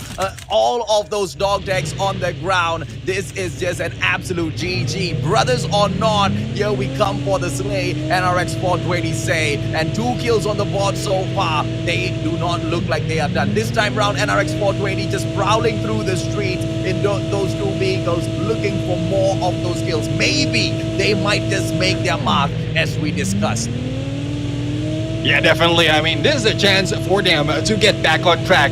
Putting in the name of NRX 420 in there onto the leaderboards and seeing them probably taking the win by the end is something that a lot of fans are looking forward to. But a lot of the teams as well are trying and planning on that. But Travis was able to go in for the hit, and this is what we first saw earlier. Travis was able to complete that, but Ryan Cutie is just running away. 3 dog tags on the ground, and he needs to survive, probably come back later on to construction site.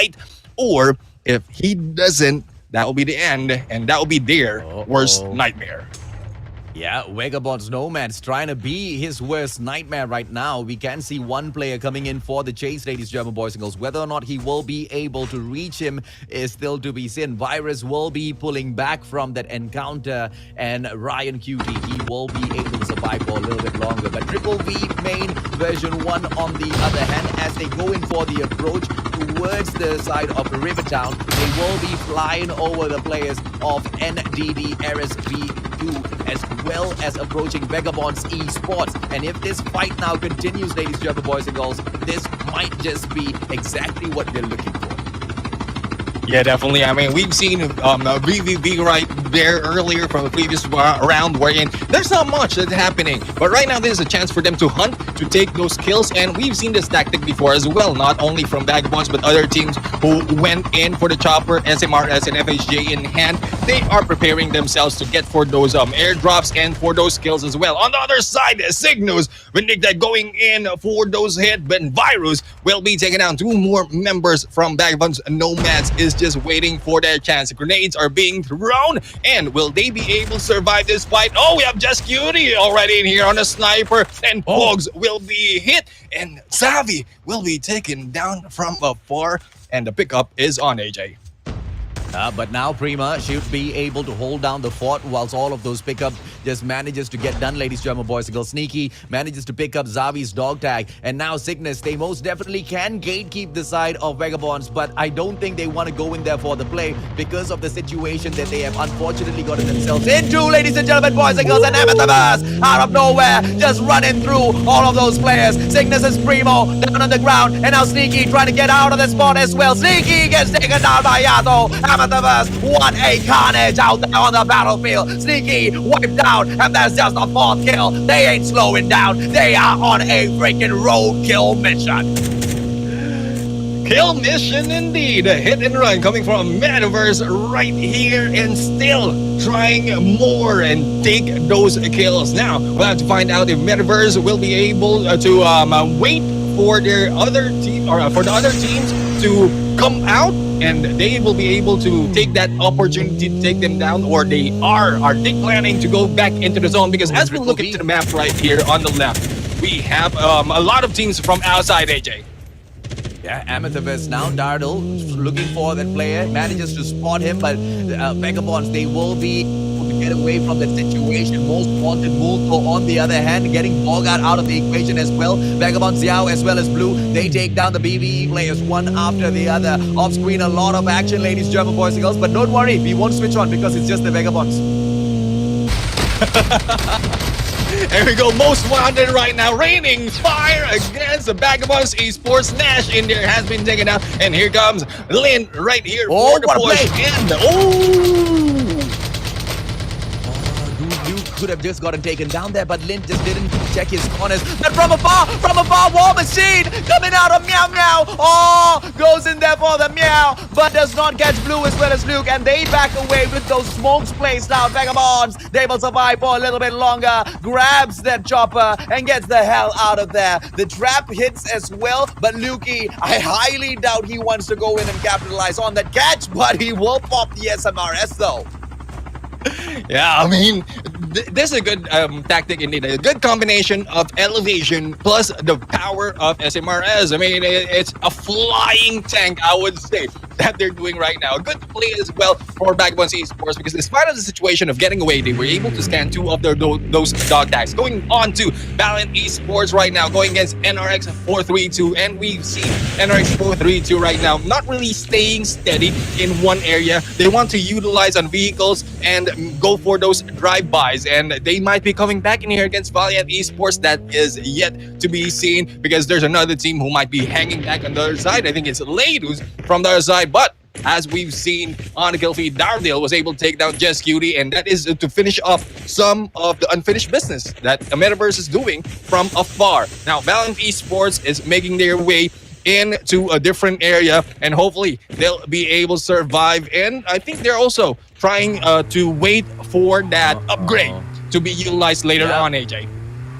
Yeah, but Valiant Esports, they are very close to NRX 420, as we saw from the minimap moments ago, ladies, gentlemen, boys and girls. So that's something that we can expect. Vagabonds Esports sitting down at the top with the 44 points. Amethyst Esports right behind them with the 41. And Triple V Main Version 1 with the 31 points. NRX 432 in the fourth spot with the 28. And Vagabonds Nomads with the 25 there. NRX 420, unfortunately, dropping into that sixth spot with the 24 points. That wraps up your top six, ladies, gentlemen, boys and girls. And the action has just gotten started. And just like we were saying earlier on, Valiant very close to NRX 420. SMRS does not get the hit, and Carpe he will back away, while Skintaro on the other hand sees two of those SMRS hitting him and cracks his vest as well, and he will need to see how he can reposition himself along with the rest of those players from the side of 420 to take this battle. But of course, Cerulean Esports Legion along with Vagabonds Drifters, they are stuck in a battle as well, but Cerulean, they don't want any part of this fight. They back away.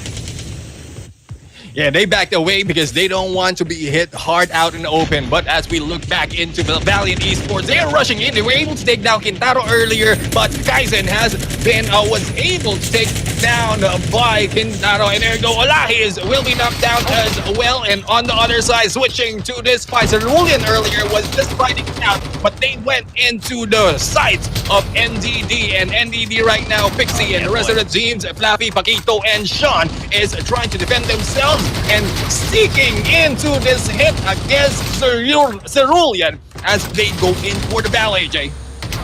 Oh yeah, boy, the spectator leveled up, ladies and gentlemen, boys and girls. You want action? We give you action. And now it's between Cerulean Backfire. What a backstab! Paquito now on the ground. Lavon goes right back in. Pixie now on the ground as well, but not before taking Champagne out of the equation. And out of nowhere, Sean comes in with a slide. And the Echo comes in for the slay as well. Yes, he does have the snowboard, but as Lavon, Pixie tries to get away, Lavon slices him down. What a showdown between those two teams. And of course, we continue the fight between NRX 432 as they catch up with Amethyst not too far away.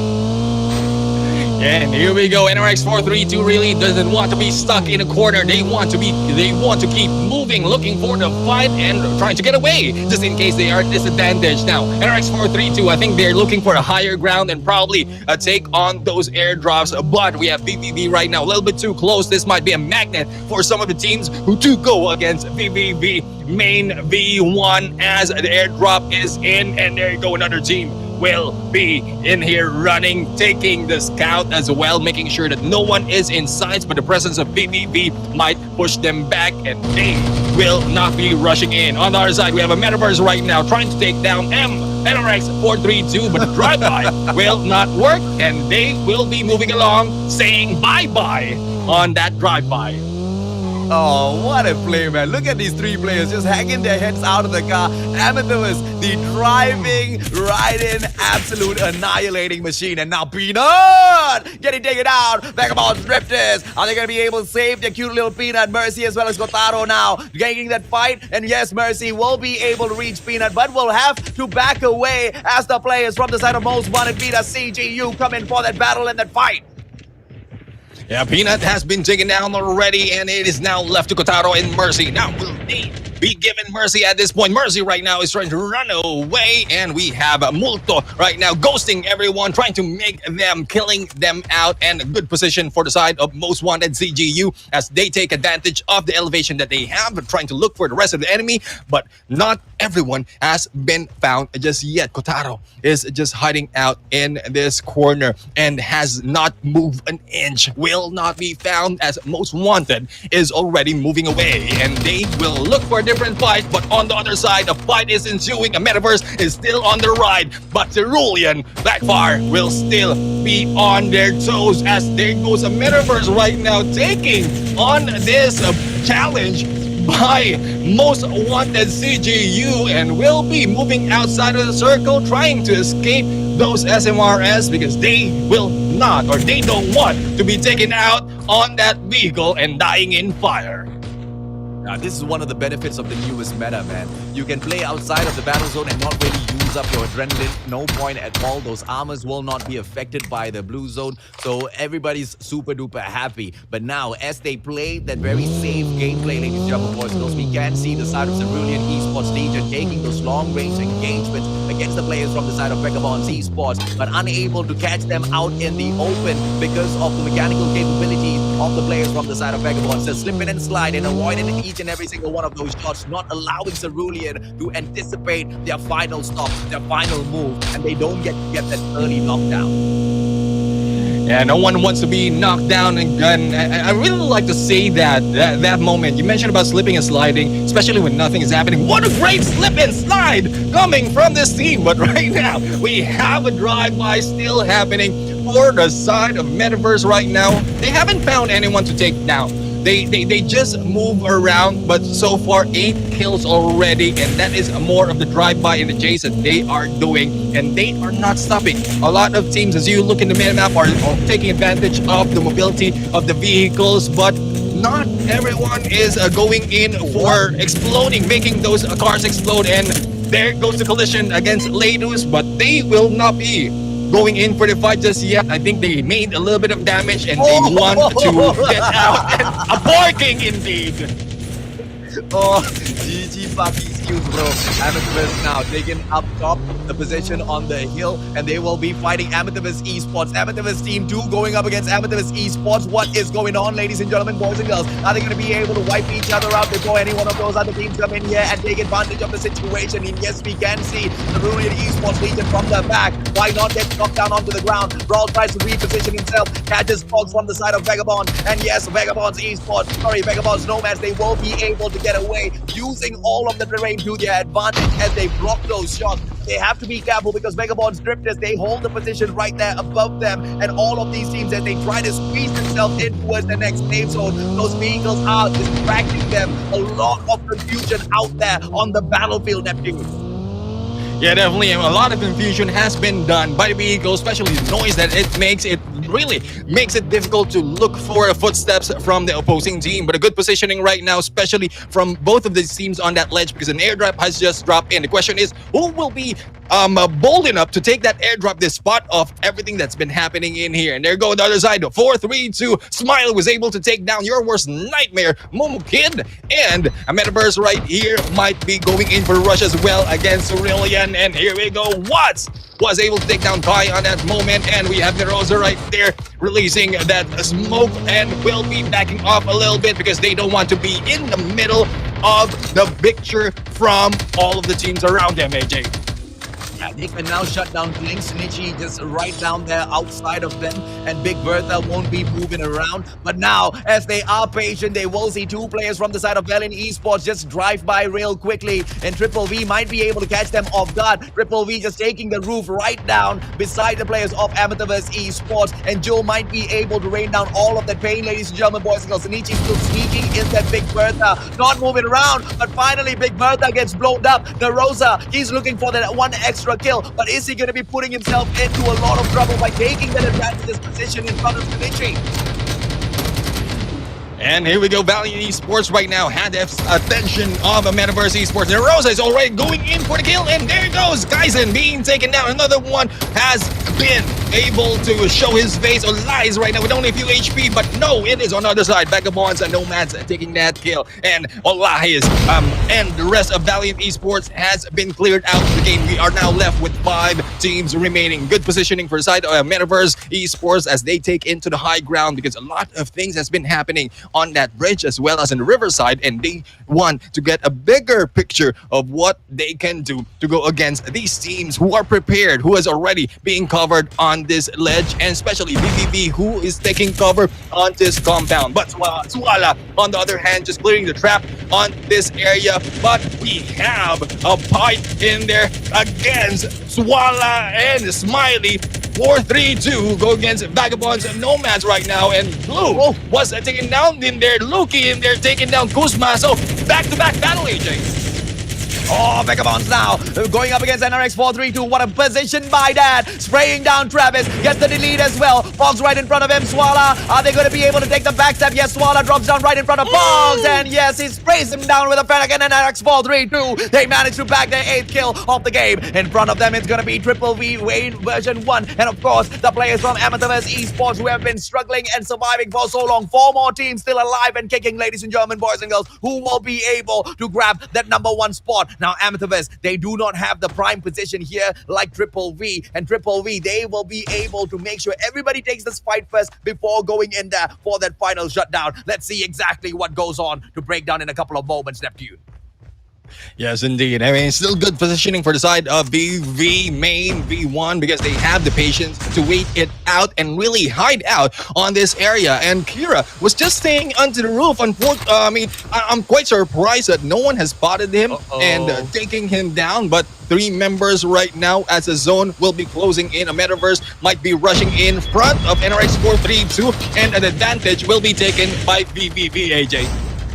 Oh yeah, absolutely, ladies and gentlemen, boys and girls. And now this is the final countdown moments as NRX 432 tries to back away. Amethyst, they will be able to take the backstep. Triple V gets taken out of the equation first. Amethyst now going up against NRX 432. Nerosa goes in for the shutdown onto Dat, and Clyde still alive and kicking together with Swallow. And NRX 432, they bag it. And yes, the predictions are true. The NRX brand, they grab the 3rd victory. Oh my freaking G. I mean, NRX brand has already popped off. It might not be the teams who others are expecting, but 432 really had made us a good show from round 1 up until this moment. And the positioning that they did, despite of the disadvantage of the lower ground as well as zone closing in, good play indeed. And yeah, NRX 432, another name that will be put up onto our winner board. Yeah, and what did I tell you guys? The spectators stepped up, man. You guys wanted action. We gave you action, back-to-back, crazy stuff. At times, we had to, okay, so someone asked, right? Hey, Mustachio, hot action. Why did we jump to the car, man? Sometimes stuff happens, man.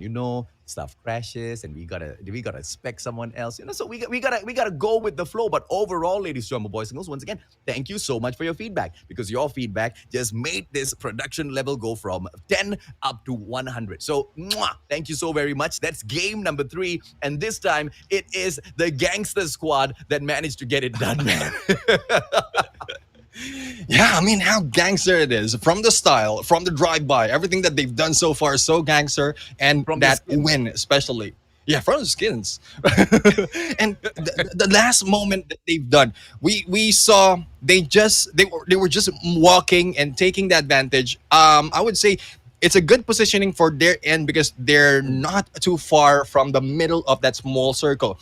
A metaverse, on the other hand, is a little bit too far. Most of them has been taken out with the help of the zone as well as VVV, who had a higher advantage but didn't go in for the kill earlier on, and they jumped in and was taken out one at a time with those damage, with that HP damage by the circle. So good play indeed. A lot of things has happened, a lot of surprises, AJ.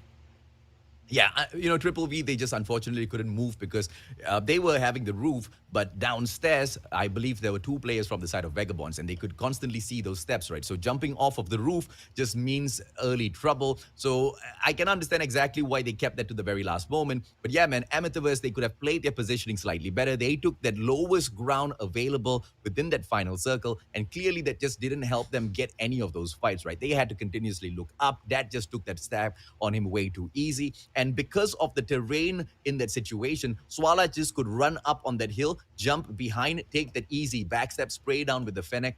Things just became way too easy for NRX 432. But of course, let's jump on into the highlights of that matchup, ladies and gentlemen, boys and girls, just so we can see exactly how the halfway point, will just see exactly how with the halfway point match came to a closing. But before we do that, Neptune, let's take a quick look at the answer to the question. Yeah, I mean, the question that we put out to you earlier on, and hopefully you were able to put in those answers. And here we go. I mean, for those of you who aren't here, we don't want to say it anymore. It's already posted on the screen because they might say that we are like so biased. You're sensitive, man. Yeah, you're sensitive, man. You spec You spectators, you viewers so sensitive, man. I mean, we have to scream vagabonds esports all the time because they good. They good, and unfortunately, they are out there getting all of it done. But once again, I mean, in all seriousness, we understand exactly where you're coming from.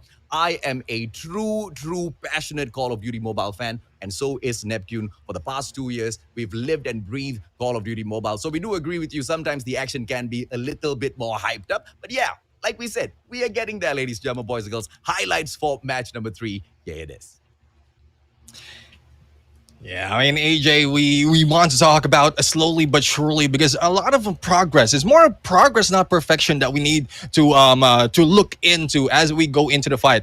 We keep saying that progress makes everyone better, and we've seen that from from this game as well. Now we've seen different teams already on the winner board, and that is progress, as I would say. And everything that's been happening, as long as you are open minded to take in all the feedback as well as the criticisms, you'll be able to improve and work on Oh, your yeah. craft, regardless of whether you're a shoutcaster, a pro player, a spectator or whatever. But as we move into this fight, AJ, a lot of things, what you mentioned, has happened. A lot of back-to-back battle, and I think there will be more that will be happening because first, second, third, the warm-up is over. Halfway through is already completed, and teams are already making their way to pull up all those skills and pull themselves up onto the leaderboards, because by the end of the day, there's only one that will be champion of the Plunge Philippines, AJ.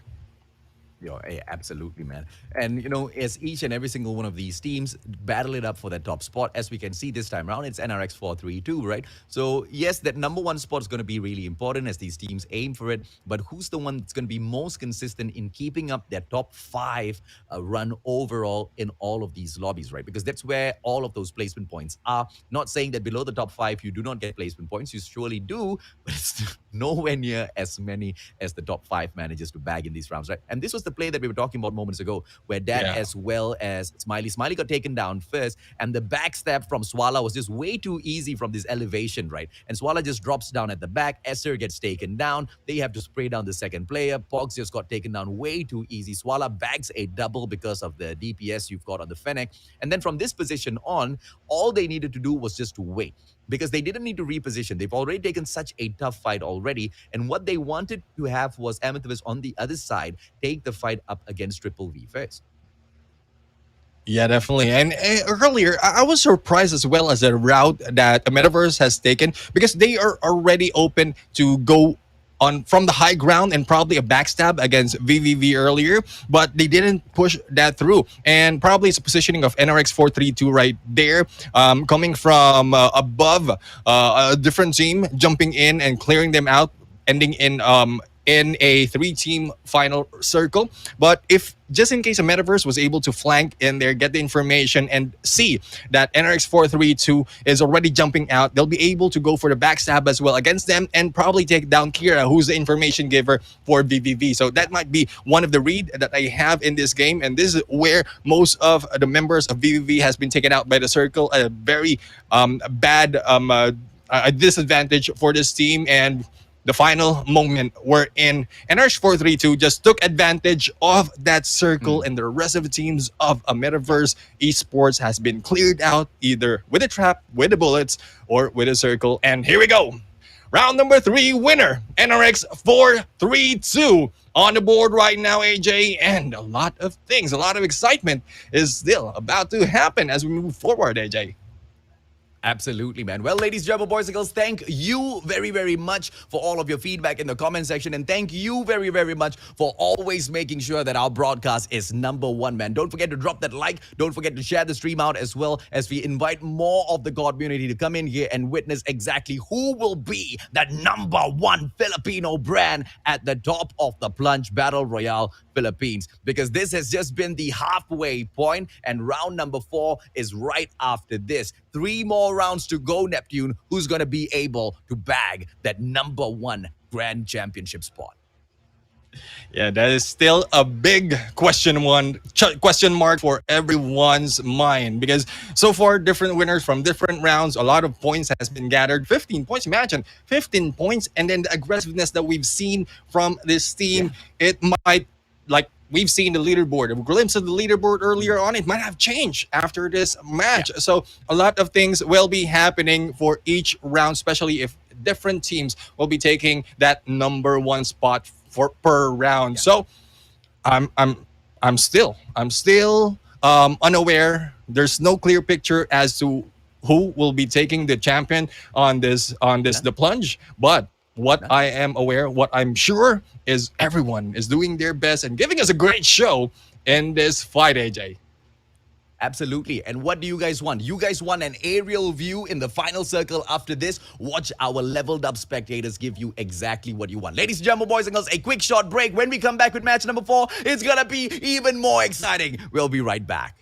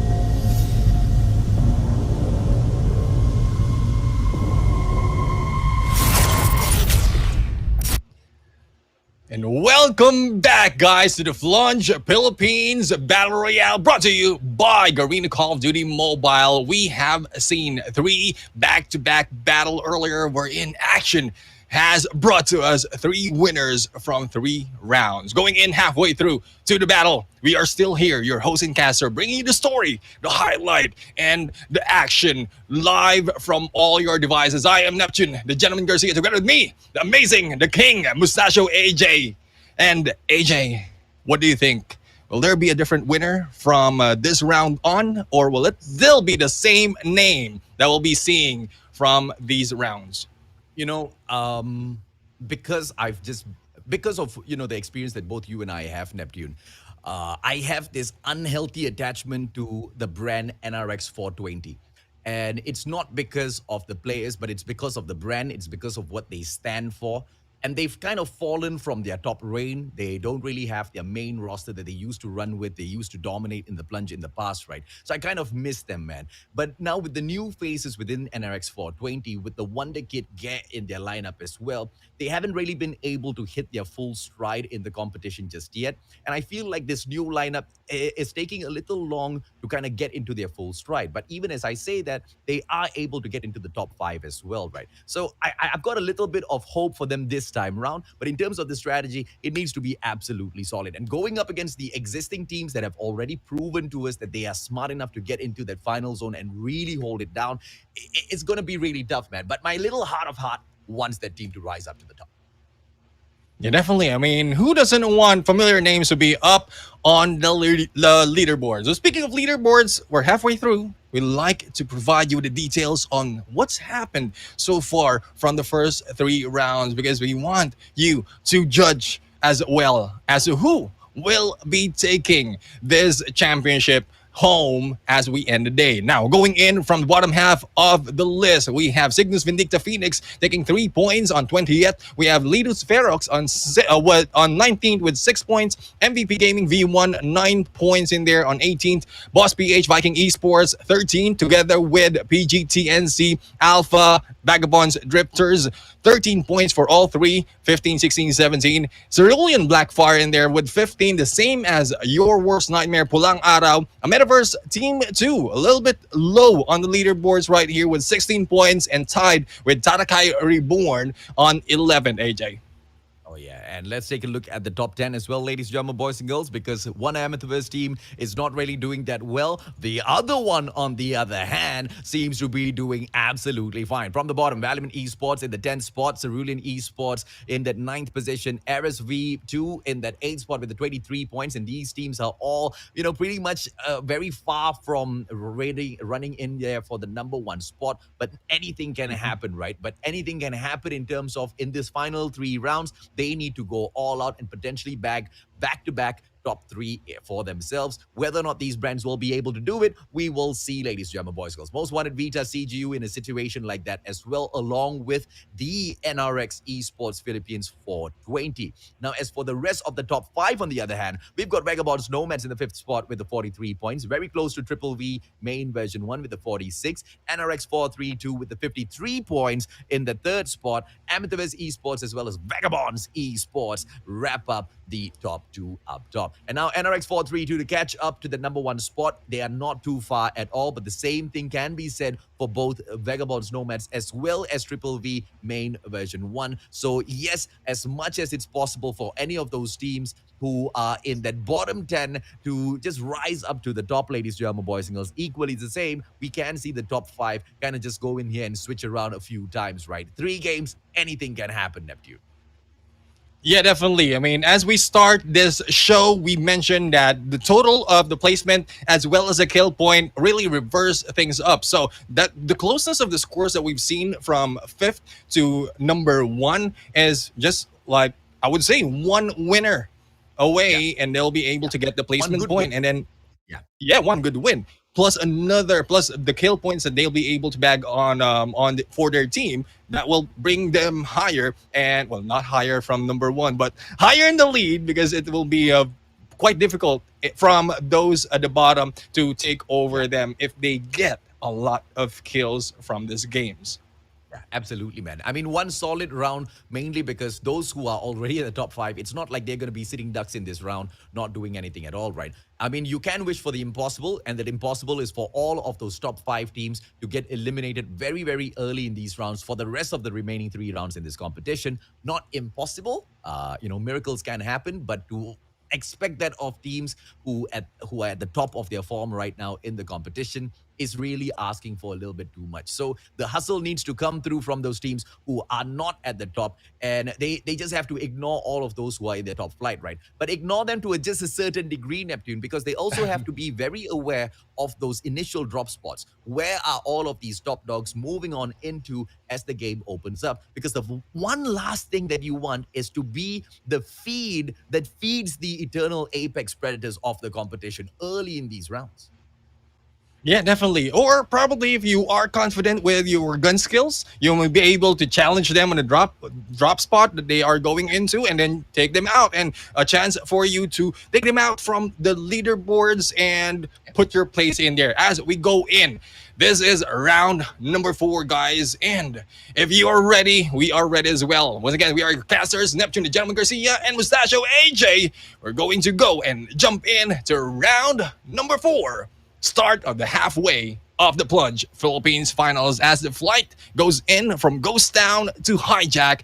The question is, were they listening to us as to finding out where the drop spot of each team are and probably challenging them or avoiding them? Those are the two possible options once they found out that information, AJ.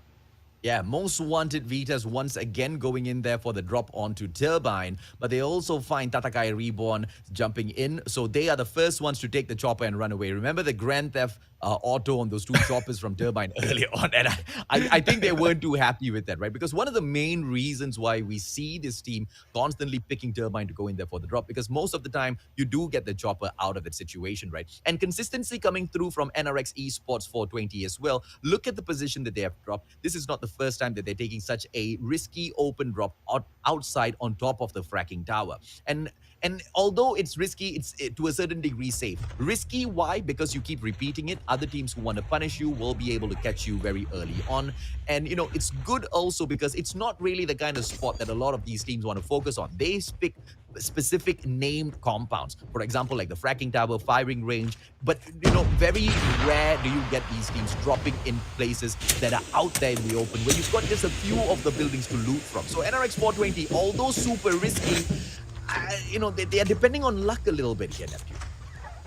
Yeah, I mean, luck and probably confidence as well. I mean, they know the risk, they've calculated the risk, and it's more of how well will they be able to apply it and how lucky will they be. But as we go into this fight, I don't think this luck as most wanted as well as Cerulean met up in here. The question is, will they be engaging as the vehicles has already been taken by Cerulean Esports, or will Cerulean from Team Cerulean Blackfire, will they be backing off? And I think that is a plan for the side of Cerulean Blackfire because they don't want to be engaging earlier on. It's not that they're afraid, it's just that they are not prepared just yet to go in for the battle, AJ. The right decision to pull off. But of course, as we step on into Raid, ladies and gentlemen, boys and girls, a very popular map for MP. Yes, this is one of the main reasons why I love Blackout. Apart from that, I absolutely dislike this map.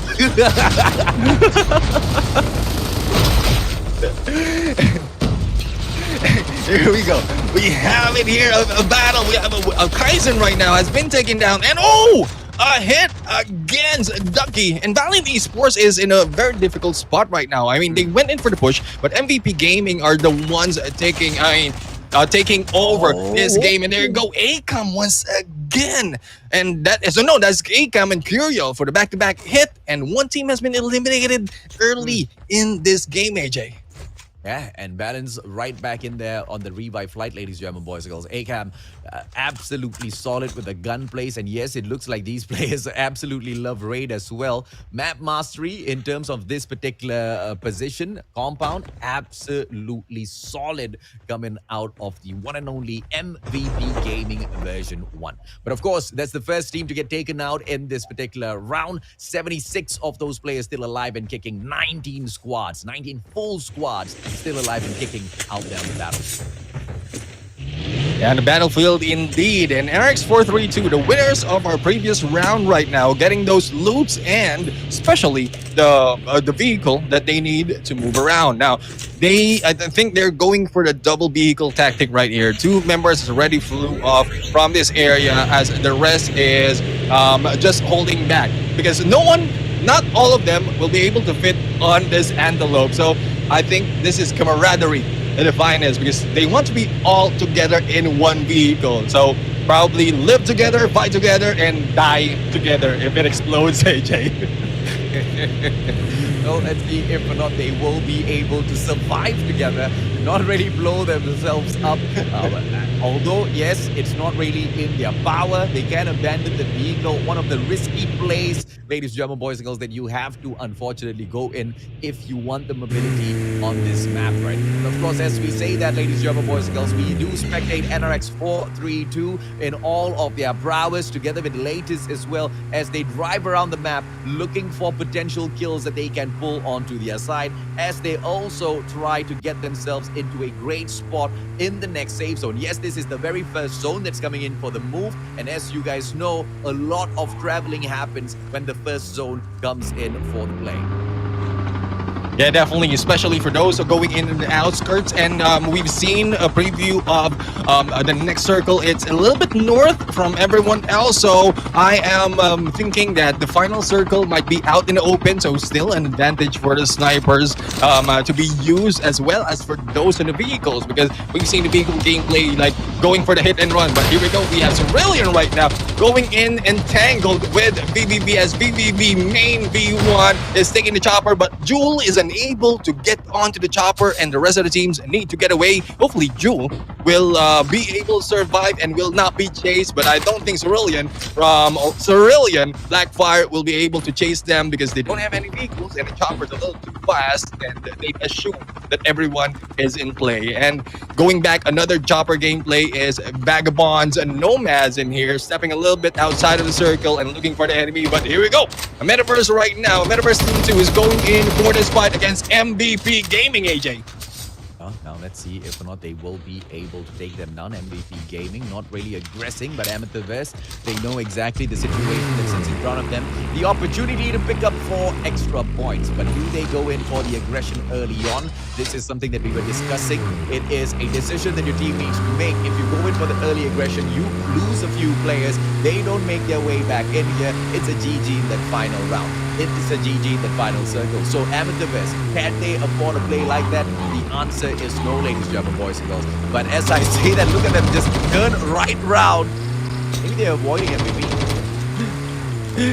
Yeah, I mean, I think they're assuming that Traxonite is in there getting the dog tag, but they lost count probably of the number of people that they took out, and one will be left behind taking the dog tags and scanning them. And still a good play for MVP Gaming at that point, splitting up, going for distraction gameplay, and probably a pickup might be done later on for the other team who has been left behind. Speaking of drive-by, once again, and we have a Cerulean in here. Cerulean Blackfire going in for the hit. Ray Gun was able to take down Xiao in there on a hit and run, but they are still going and turning around. The drive-by is on, the chopper is on fire, and the teams as well is lit, AJ. Oh, now let's see if or not the Vagabonds will be able to survive this. Ow! And yes, Champagne drops in there to say hello to Lukey! Lukey jumps into the car! Lukey jumps into the car! Lukey! Can he get any damage done from inside the car? Ladies and gentlemen, boys and girls, Lukey right in front for the side of Cerulean, and Levon, he is able to go in there, and I believe they have snuffed Lukey out of the equation. No, Lukey just jumped out when he reached the boulder. What a smart play coming out of Vagabonds Esports. Lukey, ladies and gentlemen, boys and girls, stellar performance.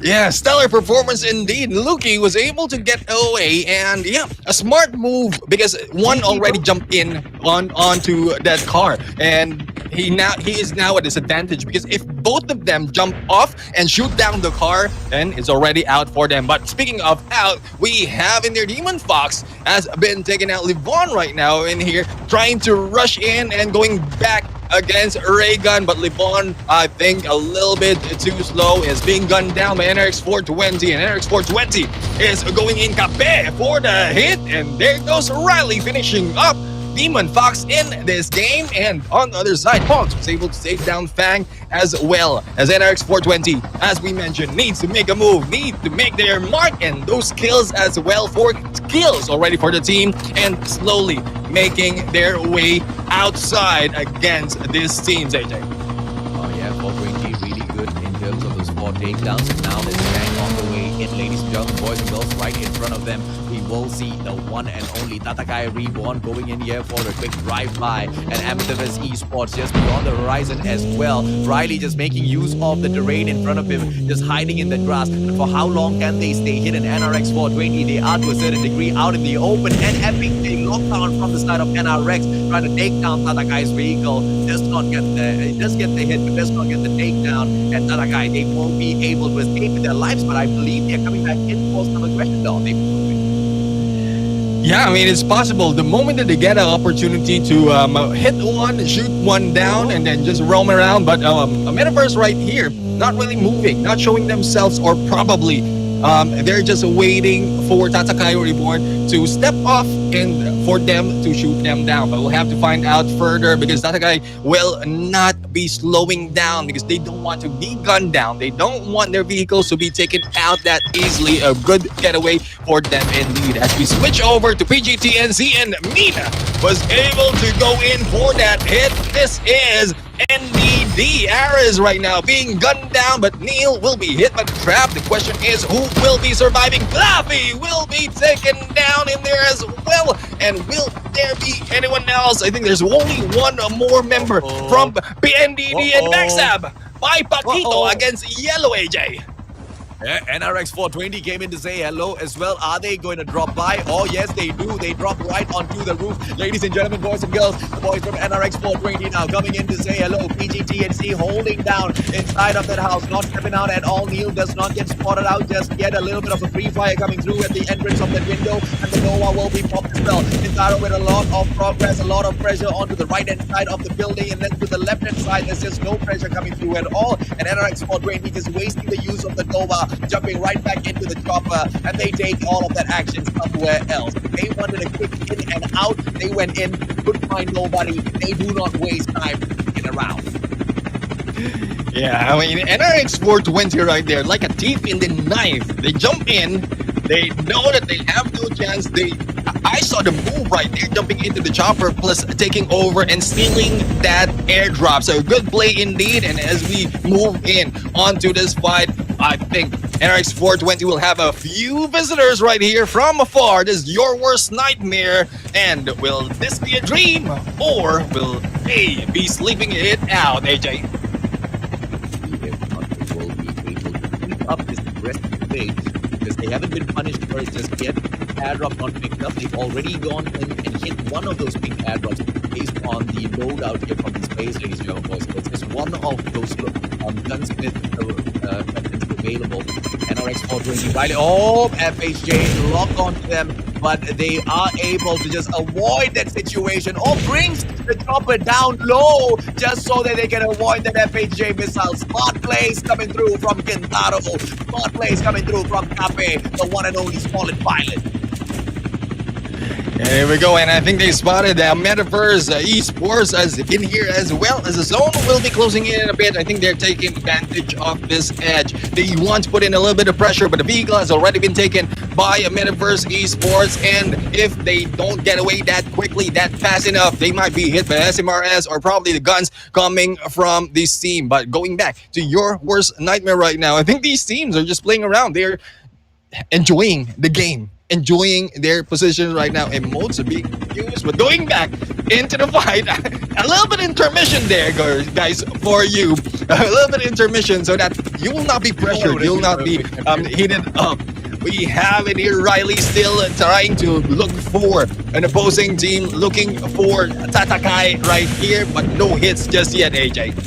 Yeah, what would have been just really entertaining is when we had switched on to the team camping there. Oh, Riley actually managing to hit them. And now they are just going to lose Halo as well. Ladies and gentlemen, boys and girls, what a play by NRX 420. And just like that, they add on 4 more kills into their bags. And they want to look for even more India. Yes, absolute aggression. And what a way to find it with the mobility that the chopper provides. Super duper risky at the very same time as well. But when you have got such beautiful, such blessing of a mechanical capability on your side, and even the Wonder Child get, who are you gonna fear?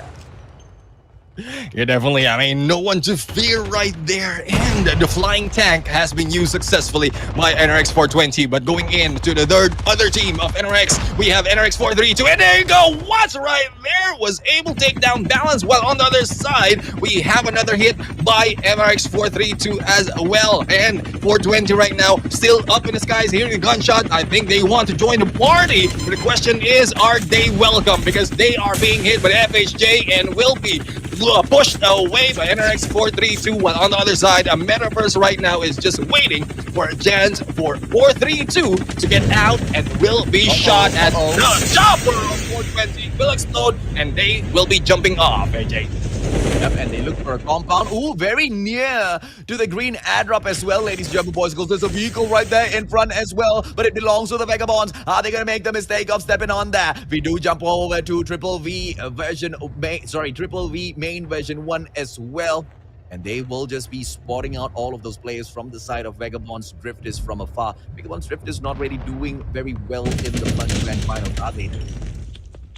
Yeah, I mean, not really performing that much compared to what we've seen in the semifinals. So probably it's a combination of both groups. But there you go. Riley was able to take down Pugs from afar. Still, with the SMRS, the meta has been shown. And Cape right now clearing off this area with those straps. And they go in for the push, AJ. Oh, get from afar, drops Travis, takes him out of the equation as well. Smart plays coming out from NRX 420. Smoke Bomber goes in for the pop as well as gets out of the situation and falls. He does not manage to get away. He gets taken out of the equation. And now, 2 more players from the side of Vagabonds. One crawling around on the ground and another one all the way afar, potentially tasked by getting back all of those dog tags. Virus, on the other hand, ladies and gentlemen, boys and girls, has not gotten taken down yet. He is behind. Maybe this pinch push can come through, but for the time being, they just need to play this patiently. Yeah, definitely, and they need to play it smart as well. We have a Metaverse right now. There's a Metaverse Dargdale trying to push in and rush in for the rest of the teams, while a few enemies is just riding them out. It's NDD who's a little bit too close for them, and on the other side, NRX 432 is being gunned down by Dance right here with SMRS. I think NRX 432 has stayed on this area for too long, that they have been targeted by a lot of teams, and 2, they have done this split up. 2 will be flanking on the other side from below, from the waters, but Dance right now is trying to get away, probably getting a good vantage point against these teams and distancing themselves. Oh, the hit against them, but fortunate for them, it didn't explode, AJ. Oh, yep, Dance still alive and kicking as he now closes his distance between the players of PG, TNC, and himself. He goes in to look for another vehicle. Scared of Dance, has to back away. But PG, TNC, all of that pressure coming through from the one and only your worst nightmare, Yukari. But now outside of the safe zone, can Yukari survive this? Gets taken out by Pixie, and it's just an absolute pandemonium right here. And definitely pandemonium indeed. We have Clinks and Ryan Curie getting away from this fight as Mumukid will be left behind, staying too close, a little bit too close for comfort with NRX 420. But Peanut right now spraying and praying that Dance will not be staying, as we have PGTNC flanking on the other side and going in for the pitch against Peanut. The trap will be a little bit too late because PGTNC knows where to shoot, and Kotaro right now is just waiting for them as everyone is trapped and is hitting. Is being hit by the zone. And Kotaro with a drop shot. It is going in for that hit, and Ming as well for the backup. Smart plays coming through from the side of Kotaro. And now the Vagabond strip is, ladies and gentlemen, boys and girls, they look for NRX 432 who are just beyond the horizon. And yes, although the terrain will keep them protected for the time being, Vagabonds, they cannot be too careful because on the right-hand side is the one and only NRX 420. So let's see if or not they will be able to rise up to the top. A lot of chaos now breaking down in that final top. Oh my goodness. We have Ming right now who is in trouble, stuck between a rock and hard place because the rain of fire coming from NRX 420. But on the other side, another position, similar position from what we've seen earlier. Metaverse is in the bottom. Hopefully this will not be the end of them, and as well as NRX 432. So a good same angle from both teams, different teams going against them, as we have 5 teams already on this area. The question is, who will come out first and who will be taken out next. And NRX 432 will be making their move back. No, the Rosa taking down Swala in this fight. And this is the rush against Clyde. And there goes the hit from underwater. That has been taken down by Real, AJ. Oh, smart plays coming through from the side of Amethyst so far. But War Machine, classic NRX 420, classic get with the War Machine, snuffs out Watt, and now down on the ground. NRX 420 trying to find themselves a better position. Timothy as well as Narosa go in for the wraparound, and the flank is absolutely capped by Get as well as Cafe. Narosa taken down, and RX 420 strikes back. Definitely a good gameplay, a great comeback for the team of NRX 420. We called you out and you responded, and they will be taking the winner's circle, the winner board in this round. Another different team, AJ. So I would say they will be pushed up on the leaderboards. Will they be able to do it again and probably take the first place and pull out some of the teams, or will they respond to the question that 420 has given? And this is what I'm talking about. This is exactly what I'm talking about, right? Why the team NRX 420 managed to grab my heart months, years back already is because when a fan asks, they most definitely deliver. I sat down here and I just said, my little itty bitty heart wants NRX 420 to get the win again. And the boys, they said, huh? What was that? That's what you want, Mustachio? No problem. We delivered. They went out there. What a performance, man. This is the kind of classic NRX 420 that everybody's expecting. And if they can continue a stride like this to take back the throne as the kings of Call of Duty Mobile Battle Royale, not going to be too difficult at all. But overall, we are looking for consistency, and the ones that can bring through consistency so far looks like Amethyst, man. Look at them sneak into that final zone and bring on so much of damage to those teams. If that War Machine was not in Gas hands, I think it's game over. Yeah, definitely. I mean, the rain of fire coming from Get, clearing them out, and then with the help of the circle, pushing them in. That is really trouble for the side of a metaverse, but still good gameplay. Taking the higher ground, the position, the advantage point of NRX 420 gave them the opportunity to sight 432 as well as the flank being done by a metaverse right there, and that led to their win as well. But even before that, they are showing aggressiveness already. They really want to catch up on the points, and we just called them out. We mentioned that they're not high enough from the leaderboards, and this is their chance to climb up slowly and hopefully maintain it. As AJ mentioned, consistency is the key, but hopefully it's consistent winning as we will look in here, not consistent losing, AJ. Yeah, absolutely, man. I mean, and all of these teams, they seem to be going out there and they seem to be delivering really, really well so far, right? But thank you so much, ladies and gentlemen, boys and girls. It looks like the teams that we are calling out and the spectators that you are calling out seem to be stepping it up as well. We got the aerial view just like you guys wanted, but unfortunately, the way the action was breaking down towards the end, there was just no justice being done if we had gone in there for the aerial view, right? Perfection as we spectated Get pull out that War Machine, going in there for the rain from the top, and it was everything fell into place for NRX 420, not because the gods of RNG gave it to them, it's because they went in there and they looked for that high ground. They gave themselves that battle advantage, and they anticipated that final play zone, and that's exactly what gave them the victory, right? Let's take a quick look at the highlights once again, ladies and gentlemen, boys and girls, of that matchup, and see exactly how did the Kings of All bag that victory. Yeah, as we move in, well, so far it is a little bit of slow start. Yes, we've seen a little bit of engagement early on this game, but as we move forward, a lot of vehicle gameplays were, and not everyone is really engaging. It's like more of information gameplay and also surviving. That is a skill that they are showing right here. And for those teams who were able to rush and kill. We've seen MVP Gaming do that successfully on that area, but later on we saw them being jumped in by a different team and has been cleared out as well. Now, as we look into the vehicle gameplay, AJ, we keep mentioning that how important it is, how crucial it is that you can utilize the vehicle gameplay as long as you don't die all at once and just push out an enemy, just hit one, and then you'll be able to rush in and clear out the rest, AJ. Yeah, I mean, with great powers come great responsibility. Having a vehicle gives you that power of mobility, but it also gives you that responsibility of bailing and calling the shots right? And the driver has that responsibility, the captain has that responsibility, and sometimes there's just this overcommit that comes through from those vehicles because they don't want to let go. And teams who don't let go, they don't let go, man. They die with the vehicle. We've seen that happen one too many times already.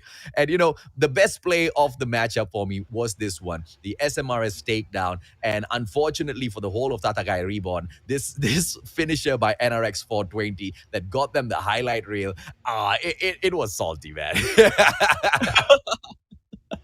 Yeah, I mean, the flying tank meta being brought to us by NRX 420 right there. I mean, I've seen a lot. I've seen a lot of different gameplays right here, a lot that we can use really into the game. So hopefully, guys, for those of you watching and listening to us talk in here about other gameplays, those are things that you can do on RG as well, because the tournament plays that is being done by these teams is, I would say, out of the book. It is beyond or out of the box, really, and different tactics that we couldn't think of at the moment when we're playing, but they are showing it to us, and they're showing it with style as we go in for each round, AJ.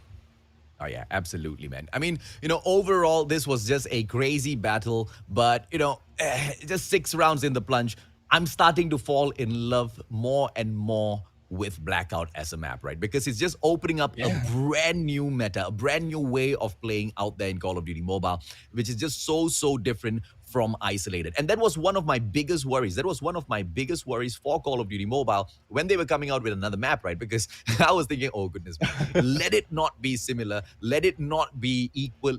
Let it not be a boring state where it doesn't matter which map you pick, because you can go in with the exact same strategy, you can go in with the exact same team, and you can bag those victories. It's not that way, man. Blackout has got its own meta. Blackout has got its own strategies, which if you do not go in and pay attention to, you're going to get taken down very early on. But this is one of those plays against NRX 432 that Amethyst handled so well. I was impressed.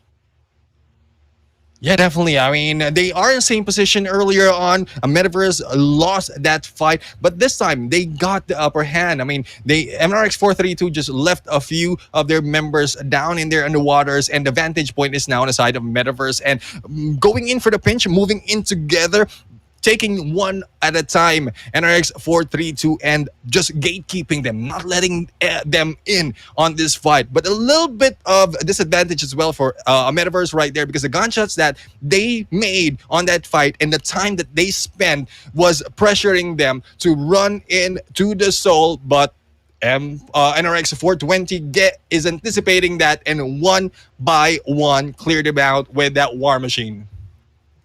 Yeah, I mean, great teamwork coming through all over, ladies and gentlemen, boys and girls. Overall, for the side of NRX 420, they bagged the victory for the 4th round. And yes, Neptune, as you said, each and every single round at the grand finals of the Plunge Battle Royale Philippines, a different winner. And this is one of the very first few times in the history of the Plunge that we are having a situation like this, ladies and gentlemen, boys and girls. The skill gap between the teams most definitely have thinned. A lot of Supreme brands out there who are able to turn the tides at a moment's notice, and hence the reason why we cannot find, finally, after a long time, one single Supreme dominant team. Or am I speaking a little bit too fast? Because we've got 2 more rounds in here. Any one of those kings, any one of these Supreme teams can go out and absolutely dominate. But is it going to be as possible? What's in your mind out there on the battlefield? Not super easy to bring into reality. But with some of these skills, Neptune, I think it might just be possible, man. Well, we have to find out, because yeah, with the skills, it is possible for them to dominate the remaining 2 rounds, or it's possible for them to prevent other teams to do that as well, because some teams are really improving like round after round as they go into the games. They are a little bit too slow, but as they move forward, they are making those kills and they might not have been seen earlier on the first part, and they're making up for the points that they need to get the leaderboard. So like ninjas in there moving from behind, they might not be taking the wins but taking the kills. We'll have to find out further because a lot of other surprises will be happening in here, AJ. Absolutely. Now, ladies, gentlemen, boys and girls, a quick short break. And yes, although the observers have stepped it up, although Neptune and I are going to be stepping it up, we want to see out of the 4 that have managed to bag the victory so far, is any one of them going to step it up and bring in some consistency with the wins? Either way, we look forward to it. Don't go anywhere. We'll be right back.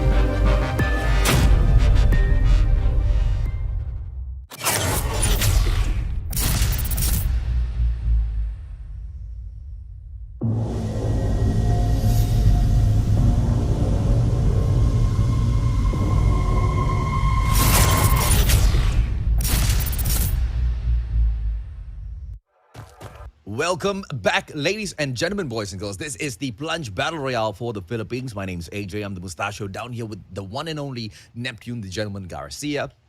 And it's not just any Plunge. It's the grand finals of the Plunge Battle Royale, right? And so far, 4 of these rounds have concluded, Neptune. We've got 2 more in here to go. And from those 4 rounds, no consistency in terms of those winners. Each and every single round has had a different brand. Yeah, and definitely that's what I love about this game. I mean, especially this season, this finals of the match, because we don't have any clear view as to who will be bagging it from the first 4 round compared from the previous season. So right now, it's still anyone's game. Anyone will be able to catch up onto the points. But for those of you who aren't here, hopefully you are enjoying the party, enjoying this show, because we love to show you, to give you all of the battle, to shout out all those games and the teams in here who are battling. But apart from the teams that we're looking forward to win, we want our viewers as well to give back to our viewers, to give them a chance to take the win. So for those of you who aren't here, we've given you questions earlier on to the different rounds. This time we have another question for you. So hopefully you do your research and put in those answers, guys, because the question will be popping up on the screen in a bit, AJ. Yeah, absolutely. Name a class skill that places electric tripwires. It's this. It's the class that I love the most in Call of Duty Mobile. When I go into games, I love the players that use this class. I love them. Absolutely love them. Yeah, I'll say it to you up front while we're talking. Sorry, na AJ.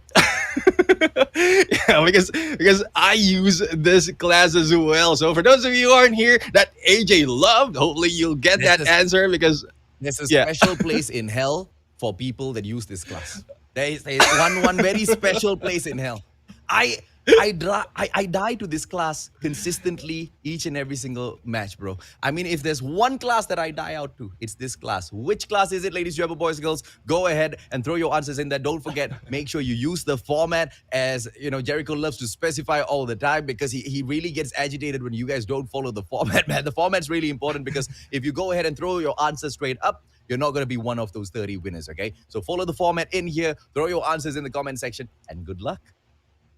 Yeah, definitely. The format is your answer, IGN, open ID, and hashtag take the plunge. So don't forget the format as what you don't want to piss off Jericho because he's not here. He might jump in the comment section and reply to you that you are not following the format. Follow the format, man. Yeah. We love you, Jericho. We do, man. We do. But yeah, definitely. Neptune. 4 rounds, all 4 different teams have stepped up, and we kind of called out quite a number of them. In fact, our predictions have been solid all throughout the day, man. Do you have a prediction for the winner of round number 5, Sam? Yeah, I mean, there are a few teams right here who needs to step up. No, I mean, they've shown up from different from semifinals. Like for instance, a Metaverse Team 2. They need to step up as well because the Metaverse Esports really are making their move into these matches from early on this game, and not only the win but also the kills. So Team 2, I'm looking forward to see them pop up as well, take down their brothers as well as other teams right here, and also those of the other teams who are the bottom of the list. I mean, there's still a chance for you as long as you give in the fight. So why not? Why not take over this next 2 rounds and probably go in for a comeback? Why not? But answer the question, Neptune. What is your prediction, Day? Metaverse Team 2. Metaverse Team 2. Okay. So that'll be my answer. I'm waiting for them to pop off. Yeah, I'm kind of agreeing with you on the prediction as well. Metaverse Team 2, they haven't really popped off just yet. I'm looking for them to go in there and perform. But in terms of Metaverse Esports, they have been consistent. They have been hungry. And your bets on Team 2, my bets on the main guys, Metaverse Esports themselves. So let's see if or not they will be able to fly through and grab that victory, ladies and gentlemen, boys and girls. Because in terms of consistency so far in the competition, Neptune, they've made a lot of noise for themselves. Yeah, definitely. I mean, always being there on the final circle for the final 3 teams who's battling it out. Consistency indeed. I mean, you might not be able to get the whole 15 points, but the 3 points extra plus the kills that you'll be able to make if you end up on the second place, that's a lot. And that is a consistency that we need, not just from a Metaverse Esports, but all the teams who are fighting. You might change tactics. You might need to change tactics, but not so much as to lose the advantage that you have because you might be taken out early into the game, AJ. Yeah, absolutely. Now, ladies and gentlemen, boys and girls, we are about to jump into match number 5. Let us know in the comment section, who do you think is going to be able to grab the number 1 spot? Do you think, just like me, it's going to be Amethyst Esports, or like Neptune, Amethyst team number 2? Or is it going to be a totally different brand? Throw all of your predictions into the comment section as we jump on in to match number 5. This is your flight path as we will cut through Ghost Town all the way through down towards Hijack, and once again we should be able to see Most Wanted Vita CGU jump on into Turbine. Yeah, I mean, jump into Turbine right now will be, I think it will be a little bit too fast because there's only one chopper right now. Whoever takes it and go in for GTH, Grand Theft, or GTC, Grand Theft Chopper, will be able to get away that easily. And there you go. We have one member from this team already taking the chopper. Will they be getting away or just getting the vantage point to take out Cerulean Blackfire? Because so far Cerulean Blackfire is missing out on those chopper hit as well as the vantage point that they need, but Most Wanted CGU really is doing some damage against them, AJ. Yeah, and this is dangerous, man. This is very, very dangerous, right? Because a lot of these teams are very consistent with their drop zones. And if teams are looking to punish you, if teams are looking for revenge, you are making it way too easy for your opponents, right? So it's really good to know your map. It's really good to have these favorite spots, but it's very, very important to continuously change your drop spots round after round after round. But you know the one weakness or the one I guess the one thing that all of these teams are taking advantage of is they assume that just like them, all of the other players are not super duper used to blackout just yet, and they will stick to that one drop zone. But you cannot take advantage of that fact, man. Anything can happen, and when things are so close with those who are at the top 5 up there, Neptune, this is exactly what you want to steer away from. Yeah, definitely. I mean, you want to get that distance because you wouldn't know. It might be top 1 and 2 going against each other, and then one will be taken out quickly. So if you're that one that will take it out, then bye already for one round. No, I would say walang no choice. A double no choice for you at that point. So hopefully you think, analyze the game as well. I know these teams also have coaches to advise them as to like where each other teams are dropping. So hopefully those coaches giving out direct feedback to these teams, and then the adjustments that they can do to be able to work on going into the top in this game. Now, this is another consistent team right here. NRX 432 still going for the vehicle gameplay right now, splitting up. A little bit too risky, being positioned right now as well with Vagabonds Drifters, but they are moving away, and Clyde will be fetched later on. But the open ORV is compared to the rally car that they have been using earlier. This might be a disadvantage for them, so they need to use a different weapon if they want to stick with the same gameplay, AJ.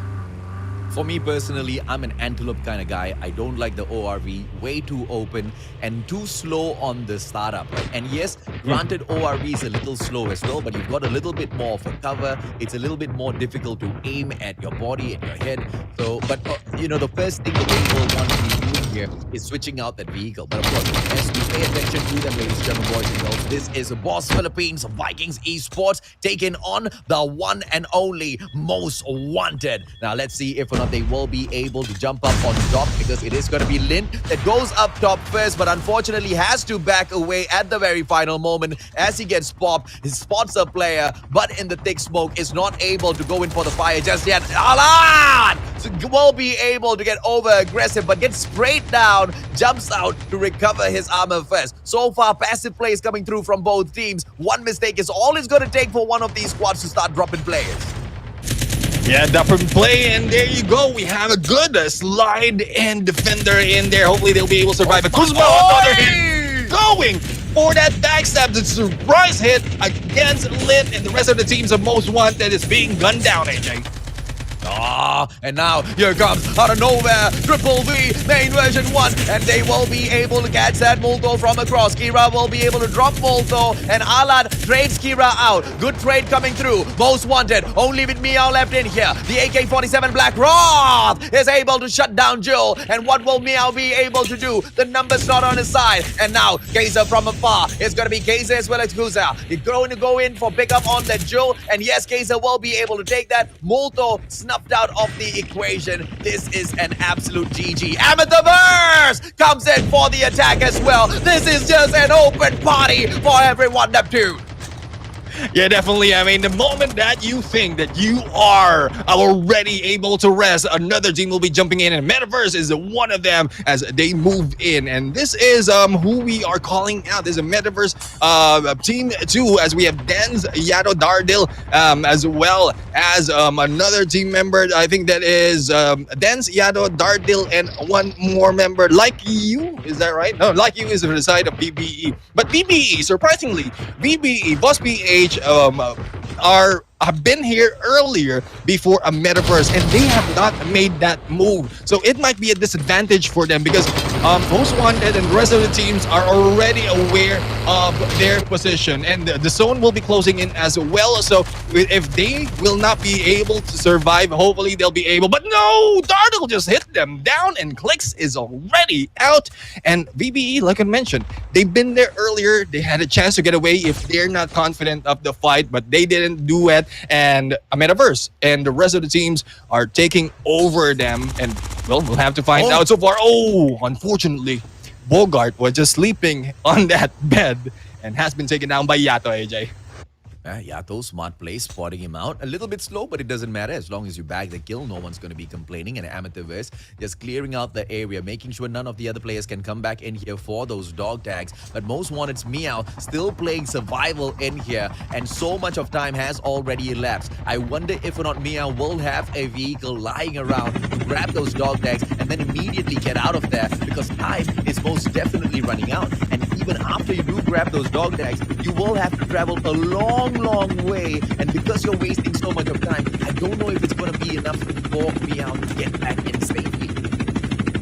Yeah, definitely. And not only time, I mean, they are staying outside of the circle, so depending on the distance that they have on the next circle and the vehicle, the mode as which going in away from that fight, it might be difficult for Meow at that point, but just going in for this battle, the push of Laters right now against BGTNC, as well as a different team who is just riding out in this area. We'll have to find out where in this map. This is Vagabonds Esports once again, and they are chasing down Latus at that point.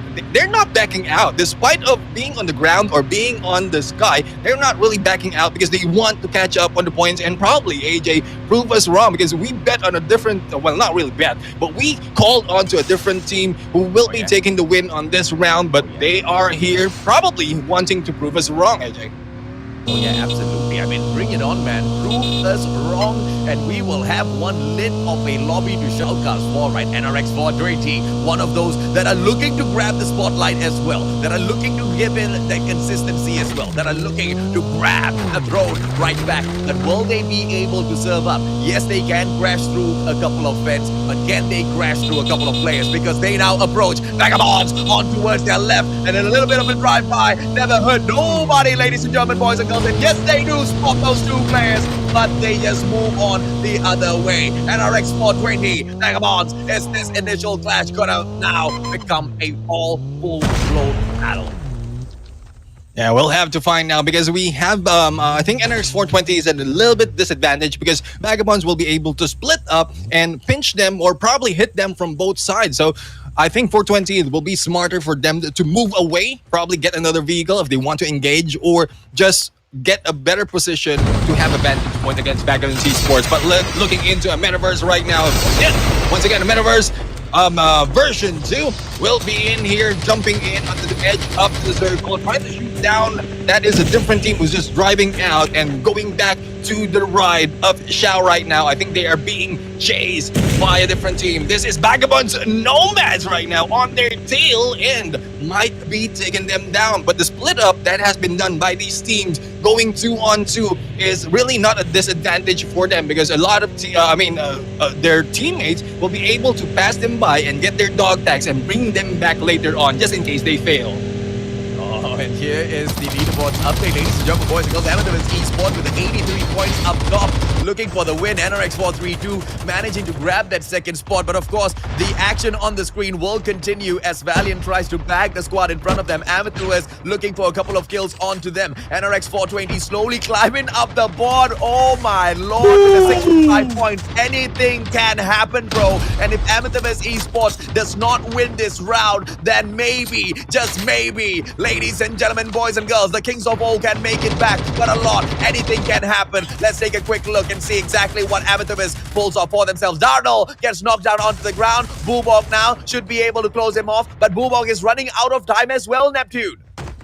Yeah, with only 23 HP remaining and a little bit too far from rescue. And the Refitter really doesn't help that much going duo right now. I mean, 3 members from these teams and three members of these teams already under the ground trying to go for the revive flight. There's only a few moments left, but Boobog will be taken down, will be crushed to dust. And we have Cerulean right now for the drive-by, going away, going back in the zone, AJ. Yeah, don't take your eyes off of them. Ladies and gentlemen, boys and girls, this is going to be a GG. Are they going to die off? Will they make it back into the zone? Oh, so close. 2 more HP. Yes, they jump off. Oh, Demon Fox is the only one that makes it back in. And yes, he will be able to save the rest of his team members. Or will he not be able to, ladies and gentlemen, boys and girls? Because they now are waiting for him outside of the zone. Demon Fox, 12 more HP, fighting with the safe zone. And this is why you do not underestimate the time to move in the current meta. 3 more HP! GG! Bro! Demon Fox makes it! Demon Fox survives! And now he can go back for those dog tag gameplays, Neptune.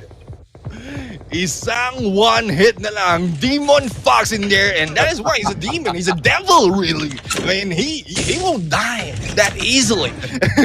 And here we go. We have NDDRs right now going against Sinus Vindicta. Pixie right now making his move as a ninja, but Sneaky is just Sneaky, and the rest of the teams are just proning, waiting for their move. So if anyone moves at that point, I know one of the members of NDD, but no, on the other side, we have a Peanut going for the kill against Kaloy. But going back to the tactics, if in case one from the other team moves, that ninja will be able to hear them and the rush is on. I think utility is already ready for them to be thrown at them, and camping might not be a good idea indeed. Oh yeah, man. And now, of course, we go in here to spectate Sickness, Vindicta, Phoenix. They are at a standoff, man. Because right above them, Ares version 2, they can see each other's footsteps. They know they are here. But the problem is, they can't do anything. The first one to make the move potentially going to be taken down. But look at the pump of that armor, ladies and gentlemen, boys and girls. But we have to switch on over back to Peanut as well as the Vagabond Scripters. Because right in front of them, we do have their opponents. And it will be the plan of YVWN. And I don't know exactly what they can bring in here for the fight. Because it was a good pressure. But unfortunately, they all die off a little too fast, Neptune.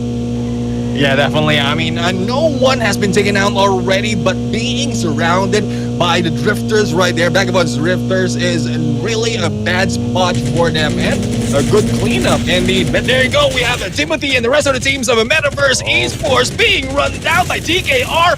Round will be taken down. OMG! Timothy's the only one remaining together with Round right here. Will they be able to survive, AJ?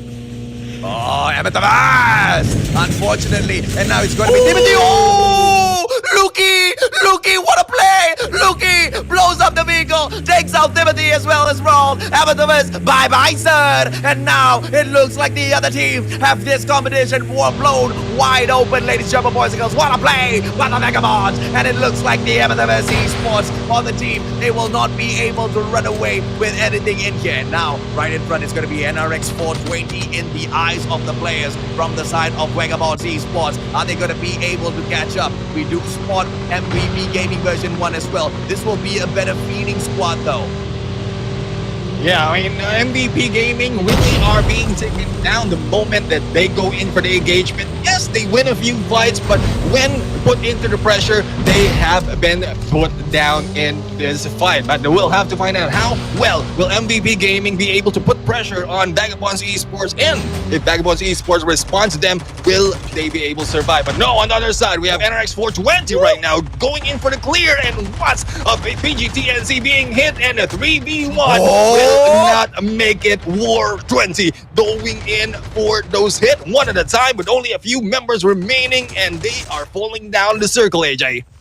Oh, now Kape trying to take the backstab. It's going to be Mina right in front. Kape not only surviving, but Kape giving his own life so that the rest of his team members can back away. And he's just playing all of the distraction now. Mina, Kape, this is a standoff. Yellow just crawling around in the background. None of that backstab being taken up just yet. Gare has been taken out of the equation. We jump on over to Team N. This is the one and only Vagabonds Nomads taking the fight up against their brothers. Vagabonds Esports. Yes, they do have the height advantage. They do have all of that bird's eye view, but unfortunately the shutdown from afar is not as easy as they wanted it to be. Abathaverse team version 2 right in front. What a shutdown coming through from Fox, but the dog tag pickup a little bit too easy, and once again none of them able to capitalize from afar.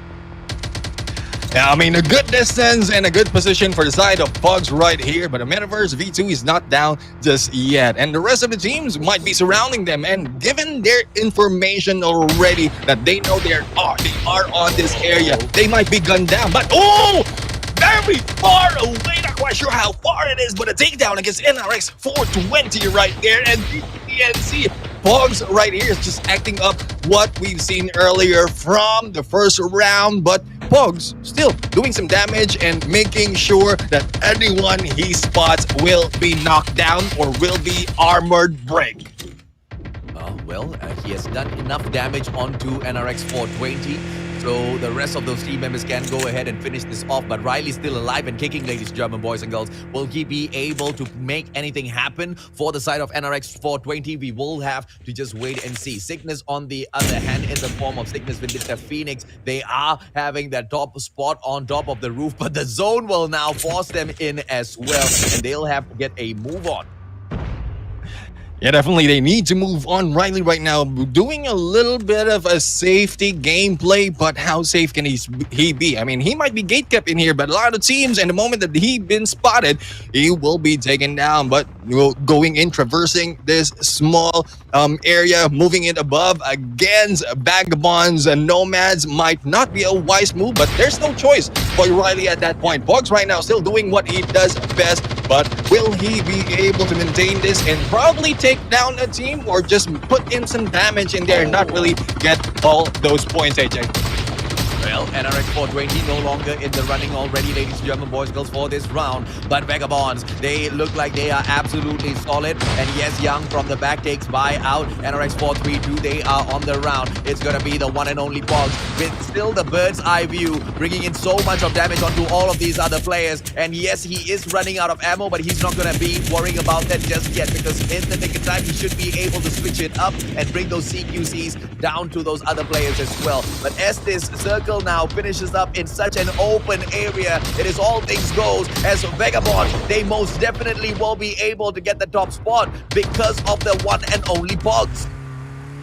Yeah, definitely, man. Pogs right now hasn't been spotted just yet. No one is contesting his position. Right now, we have Smiley and the rest of the gangsta going in for a drive-by, but we'll be hitting that rock, and lucky for them, no one was shooting them, and oh no! Loki has been taken down. Not quite sure how much more of Vagabonds Esports is still alive, but Pogs doing some damage, and slowly 8 kills already in here for the team, and 5 of them is coming from him. And I think this is just a moment where in this position, the sniper is really being put into good use, but almost taking them down, AJ. Ladies and gentlemen, boys and girls, once again, the bird's eye view just gives Pogs so much of opportunity to bag all of these kills, and the guys just going absolutely ballistic, bagging one after the other, and Pogs just tries to steal one more as well, does not get it. We switch on over to Flappy. Flappy trying to remain active in here, but NRX 432 just going to be able to spray them down, and NDD, they're not able now to take that fight anymore, but the Vagabonds with the approach from the back there, nephew. Kotaro right now is making the smart move, just hiding out onto the sides and not really engaging, probably waiting for a chance. But going back to NRX 432, we have Clyde right now is able to go and hit against one Primo, and Primo is shooting back, but with the help of it is Savvy on the other side who was able to take them down, and we are now left with only 4 teams. Pogs is still alive. We have Cygnus Savvy in here on the other side. What a great hit in there from the backstab, and we'll have to find out who among these teams, and I think AJ, another team, will be taking the winner board. Oh yeah, absolutely, man. But the Vagabonds, they are still in here. Ladies and gentlemen, boys and girls, will they be able to pull it off? AMV's Yato still alive and kicking, so Amethyst most definitely still has an option, still has an opportunity in here. Dardel from the top. This is your spot, Neptune. Maybe, just maybe, they will be able to grab it. Sickness, they hold on to their terrain and they're playing to their advantage, just making sure nobody can spot them out. Grenade in front of Amethyst. Cranium will not be scared off, but Sickness together with Jace Cutie, they're from afar, and then all of those snipes, no pressure whatsoever. Oh, but out of nowhere, Sickness drops them. Fox taken out of the equation as well, and Sickness, they have gotten the victory. They grab round number 5, Neptune. Definitely a good game indeed. I mean, a different name for the next round. Cygnus Vindicta making their mark on the Plunge Philippines. And, well, we love this even more because when we thought moving closer into the end of this series, I mean, into the end of this whole tournament, we will see one team just go back and say, oh, okay, we'll be taking 2 wins in this game and then we'll just leave off to the rest for the kills. But no, another team just went in. We won that 15 points, and how much kills they had will add up, move them up onto the leaderboards, AJ. Yeah, overall, I think they bagged about 11 kills as they took down that final player in there. But they were not the team that bagged the most number of kills in. I believe 2 of the Vagabonds team managed to rank up quite high, right? Vagabonds Drifters took about the 4th or 5th position, and they bagged quite a number of kills for themselves, around 12 to 14 kills. And, you know, a lot of performance out there. But the one that we have to focus on was your prediction, right, Neptune? Amethyst Team 2, because this time around, they almost grabbed the victory. They were there in that final zone, and they grabbed so many of those kills for themselves as well. A total of 12 kills, but they just could not make it through to that final play because of all of that pandemonium, as usual, that broke down in that final zone.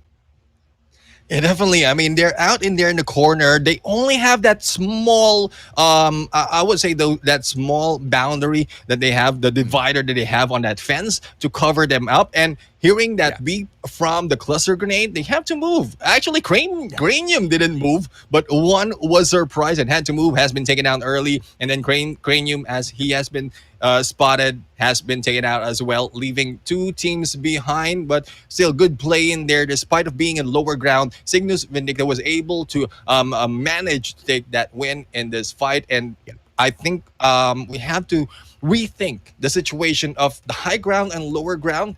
It's not really that important anymore. It's more of how you move towards that, as well as how choosing when you're moving, choosing as to when you are going to shoot against the enemy, despite of being in a low ground.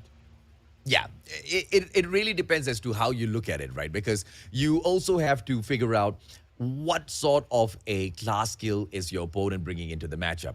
Because we don't really see the spotter in play for the Plunge Battle Royale. But if the Plunge did see a spotter in for the play, I don't think all of the snipes from up top would have been so easy, right? Because one spotter call, everybody would have been off of that bird's eye view, and he wouldn't have been able to bag so many of those shots from up top. But either way, ladies and gentlemen, boys and girls, let's take a quick look at the replay of the previous matchup once again to see what were those highlighted moments and how did Sickness bag the victory. But of course, sorry, before we go on the Neptune, I believe we've got a little bit of an answer for the God community so they can bag a giveaway.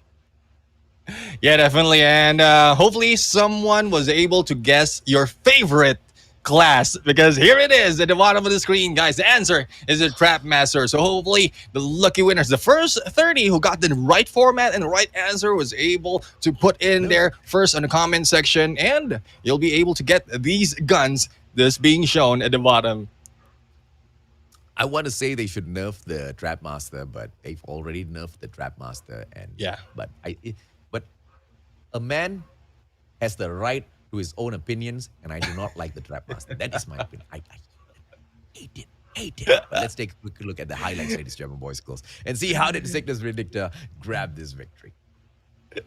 Yeah. While we're looking at the highlights, the irony of it all. I mean, AJ right here, just right beside me, hate Trap Masters that much, but is sitting right next to me on the screen.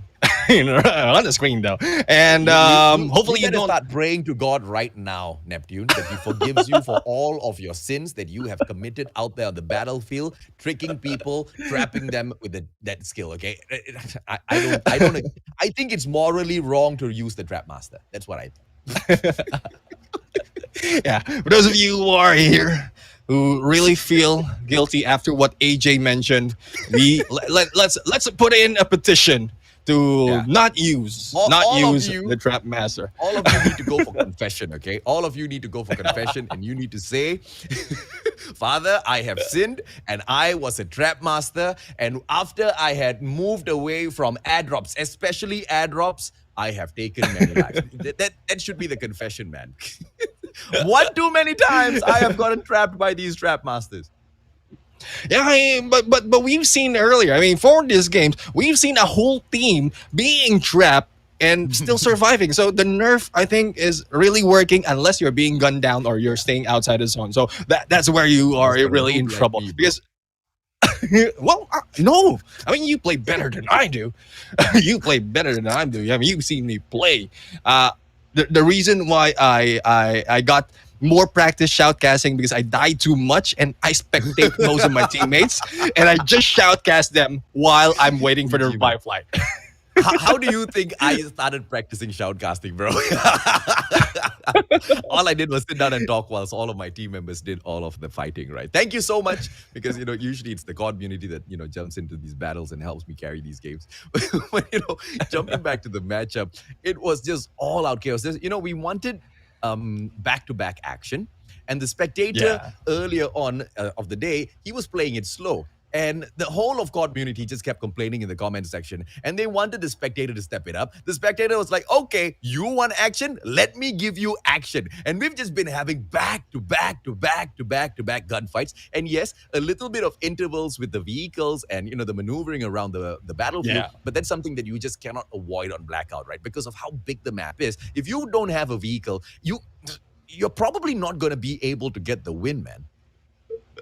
Yeah. And speaking of vehicle, CLN earlier, all of them are in the vehicle, but they stayed outside of the zone. Only one survived. So yeah, you have to think about using the vehicle smartly, as we've seen a clash right here between these two. So the vehicle, having it is 50-50 really. You might be taken down because of it. You might be able to go in for the squad wipe using that. So it's still the skills, the tactics, how you use it that matters. Yeah, absolutely, man. I mean, decision making out there on the battlefield, especially when it comes to taking such a risky play, right? Because once again, this is the play by Vagabond Spogs that I think should have been punished. Where are the spotters in the Battle Royale? Does nobody in the Philippines play the spotter? Well, I've seen a lot of. I've been hit a lot by spotters. I I'm not quite know. sure where they are right now, but Because this it's guy not should just a have been punished, spotter, bro. AJ. It's not just a spotter. I mean, you've been gunned down already. You know it's a sniper. All you have to do is look to that direction and look up and down, and you will see spogs. But probably it's just linear that's the from problem, side bro. to side that they were looking at. Yeah, because of, once again, Blackout. Blackout is the type of map where it's so huge, a lot of teams will survive the final battle. And even the final zone is huge, bro. If you go into isolated, the final few circles are tiny, okay? You can't fit many players in there, but almost all of those players are in the same compound, near the same building. But you look at this. This is almost the final zone already, and the type of fights that we are having in here is so spread out. And once again, so I kind of understand why those players weren't really focusing on Pogs, because yes, you can look up, but down, there's someone shooting me from down as well, but overall, with the smart usage of these classes, you should be able to punish someone like Pogs. And you have to understand that you cannot bring in the same classes, the skills that you play at Isolated into Blackout, because when you have got the open area, a lot of teams will be looking for high ground. And this is something that you can agree with me, Neptune. Earlier in those rounds, Vagabonds, where were they? They were on the roof, bro. Everybody wants the high ground. Bring the spotter in and shut them down. Yeah, definitely. I mean, it is also a great use and isolated. Probably they've forgotten how well it is being used, or probably it's earlier into the match. It has a minimal Decisions, because usage. yeah, the spotter, let's admit it, right? It's quite the useless class. If you don't hit the spotter well, you're not going to Hmm. be able to get it, right? Because most of the time in a real world situation, when you're going out there for a regular ranked matchup, the probability of hitting a player with the spotter, you need a very specific situation, man. But when you come Yeah. into the plunge, where every single player out there is not a bot that can kill you out of nowhere, it's not a bot that spawns out of nowhere, it's players who are specifically looking for the height advantage above all of those other teams.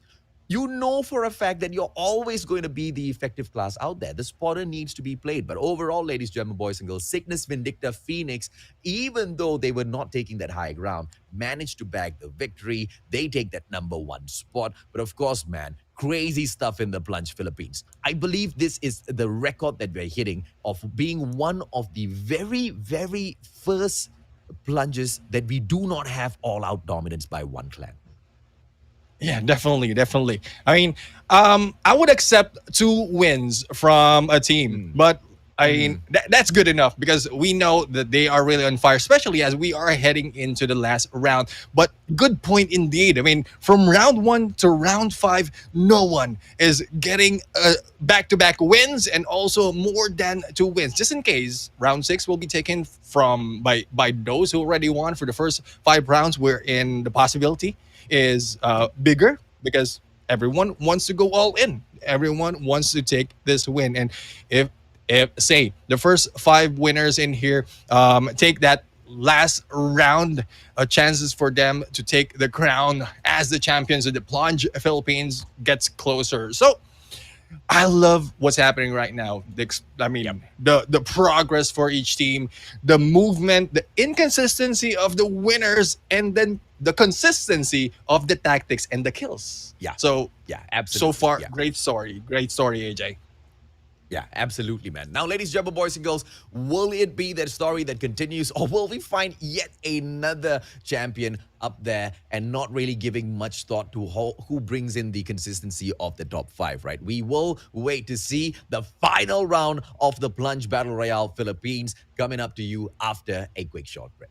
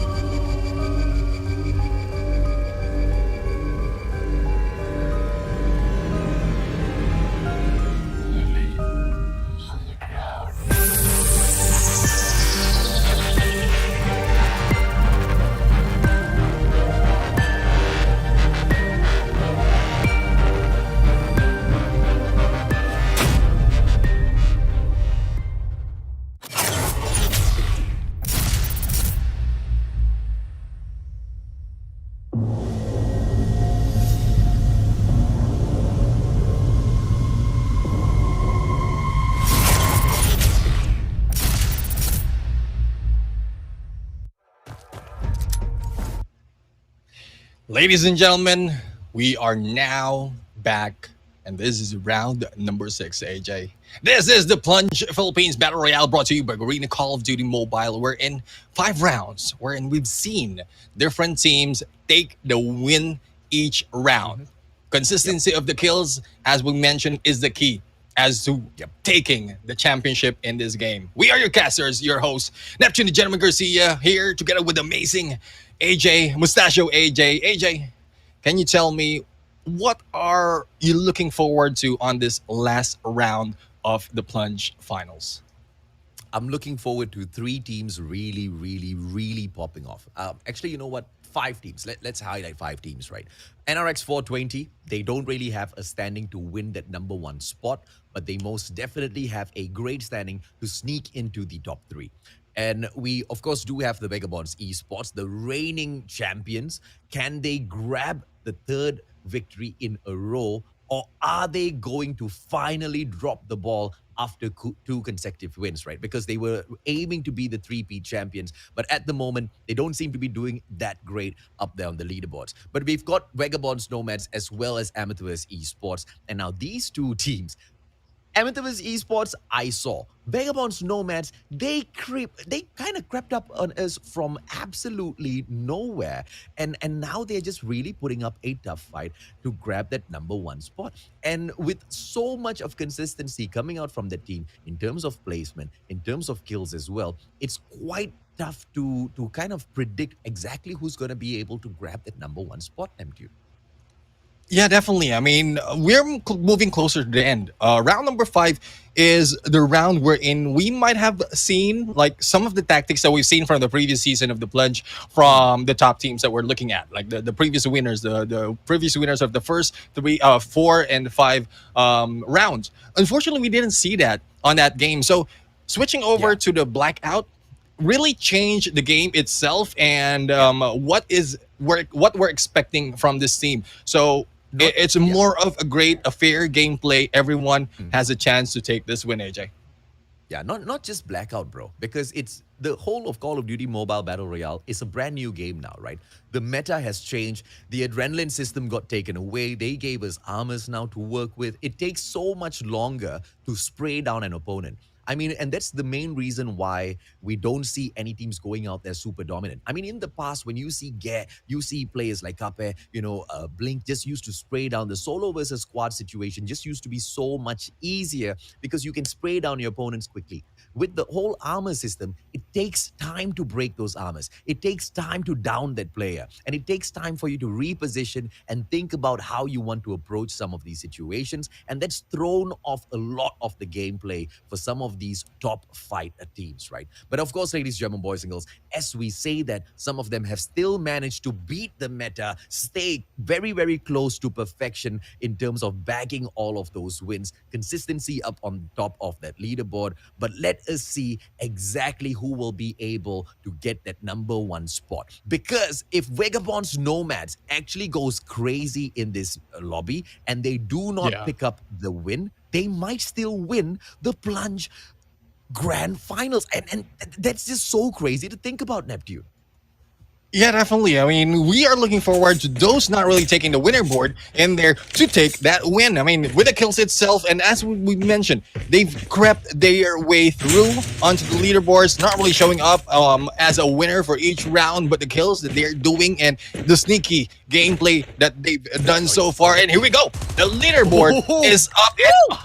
Oh, AJ. Number 2, Vagabonds Nomads my. in there as what you Oh. mentioned, a little bit too close from number 1. Hey, where's the win, bro? No win so far, but sitting down in that 2nd spot. And not only are they sitting down in that 2nd spot, they can smell the fear coming out of the boys from Amethyst Esports. Yes, you may ask, are you sure that's not a fart, Mustachio? I'm pretty sure it's the fear. Yeah, I mean, it is the fear. I mean, the pressure is on for these teams, especially for this last round. The reason why we're taking it slow right now, especially on introduction as well as what we're talking about, is this is the last round, and we're expecting that no one is going to risk Wait. that much on this fight. Yes, AJ. Neptune, how did he get that bag? Where? I know you love the hard bag, and well, we've missed a lot of games. We've missed a lot of the games. We've been busy with what we're doing here as casters and content creators, and we might have missed where they got those skins and bags as well.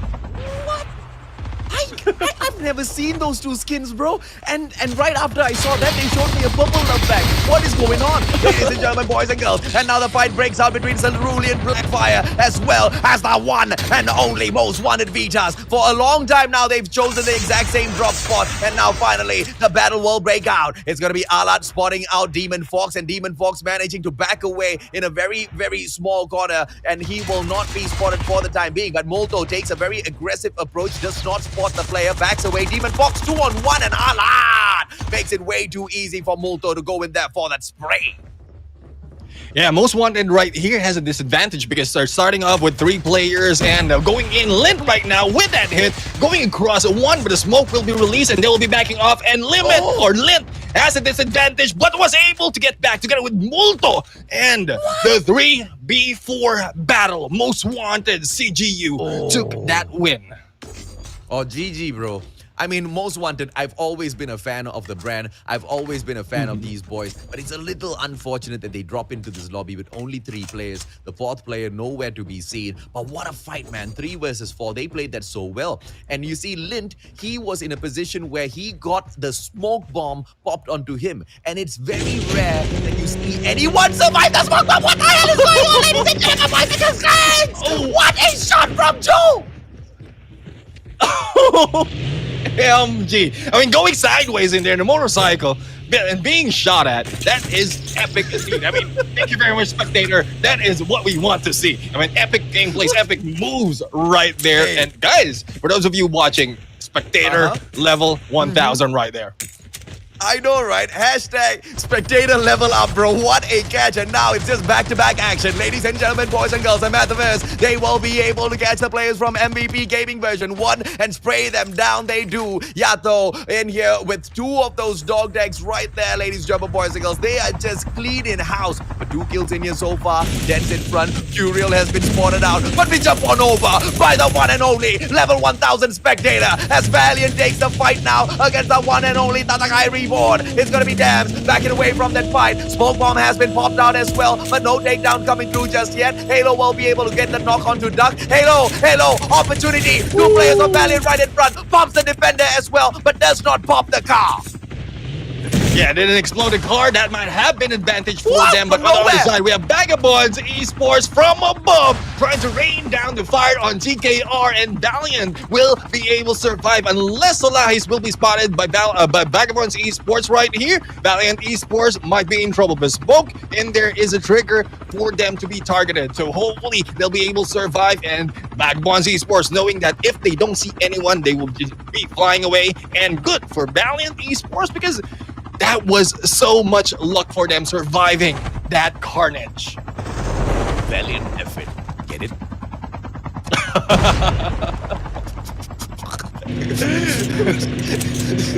Dad jokes aside, ladies and gentlemen, boys and girls, we jump right back on to spectate Tatakai Reborn, who are currently running away from Amateurs Esports. The guys just popping those SMRS hits. You're not going to be able to take down a chopper that way unless your luck is at 1000. That's the same level as our Spectator is on right now, ladies and gentlemen, boys and girls. And Tatakai Esports, they back away from Amateurs, but they find NRX 420 and the quick drive-by. Takedown does not happen from either side, and Yanelo still looking for those takedowns. And we spot over for NRX 420 on the other hand, and this fight between them as well as Tatakai will be continuing, ladies and gentlemen, boys and girls. Yeah, he does not spot Halo right in front. They should be able to go in for the wipe, and Riley takes that takedown. And now Tatakai, they are on the countdown. Can they come back in here for the save, or will they just run with their tail between their legs? Because NRX 420, they are back in here with the aggression.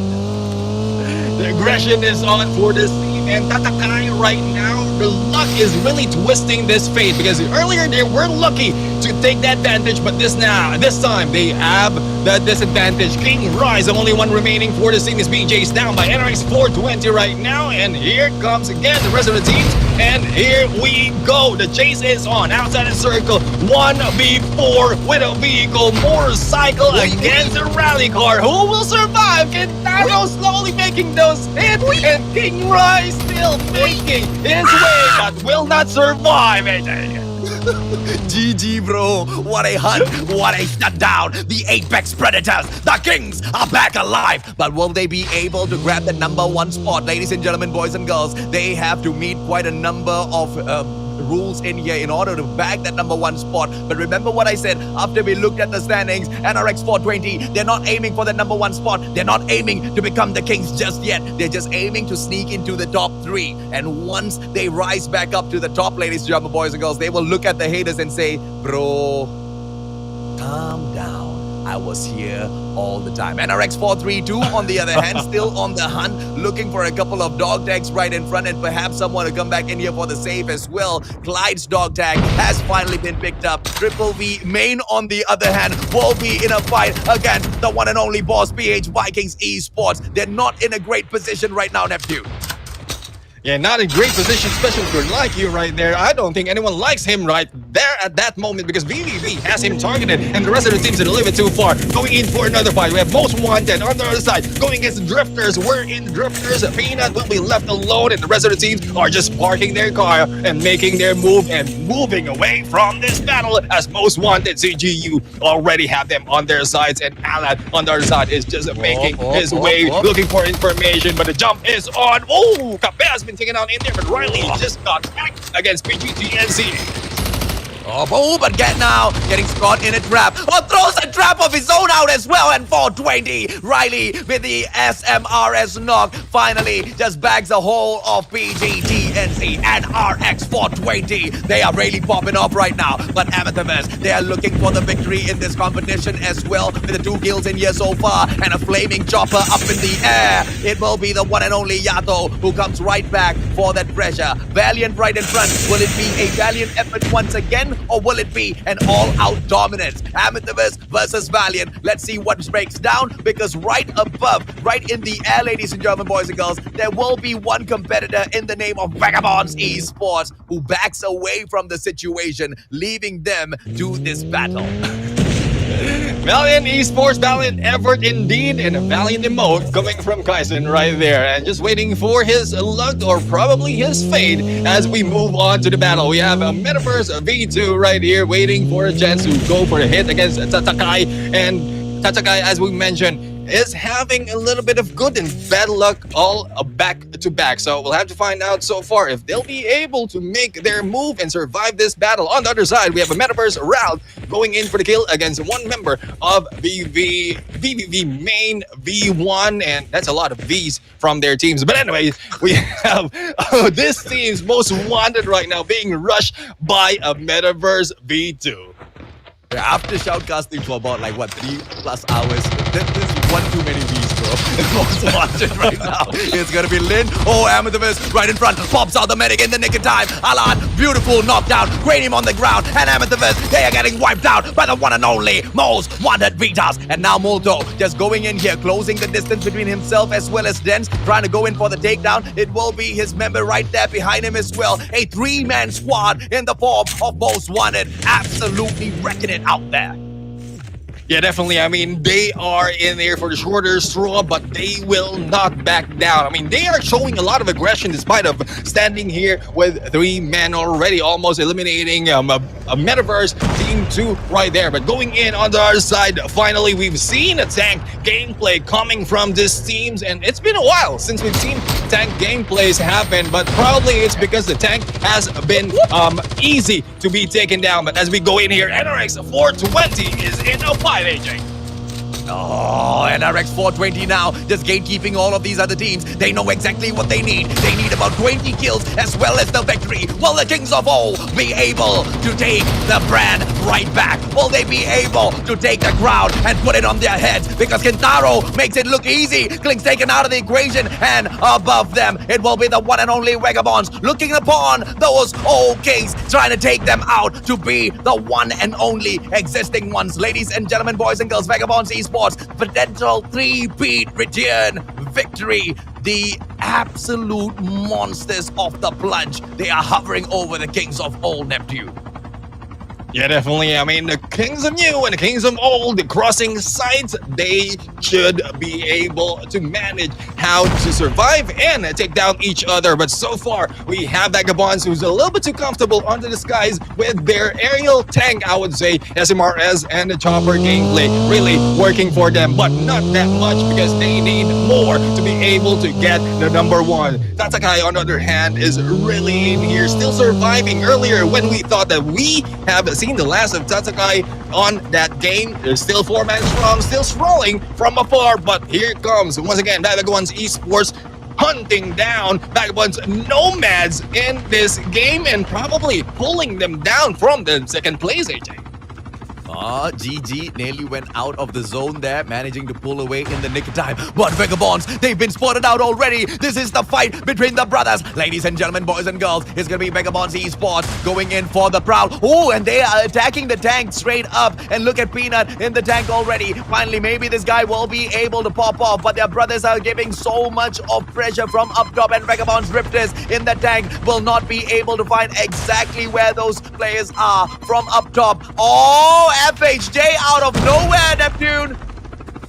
Yeah, I mean, no one is no one is moving. No one really is moving in there. They're so confident holding on to the chopper. They're so clingy on their chopper. Despite of how smoky it is, they're still standing in there. But Most Wanted right now, I mean, 3 members of Most Wanted losing 1 multo. They will be slowing down the aggressiveness that they have earlier. But it is a Metaverse V2 who's going in, or Team 2 who's going in for this rush, and a good bridge camp right here from Most Wanted CGU, because there's no way out for side of a Metaverse Team 2 but dump. And there you go, the trap has been laid by Darnell, but the shotgun gameplay will not work against Darnell because the Echo is really on fire on his hand, but a backstab in there will be done. And we have Yato, the only one remaining for this game.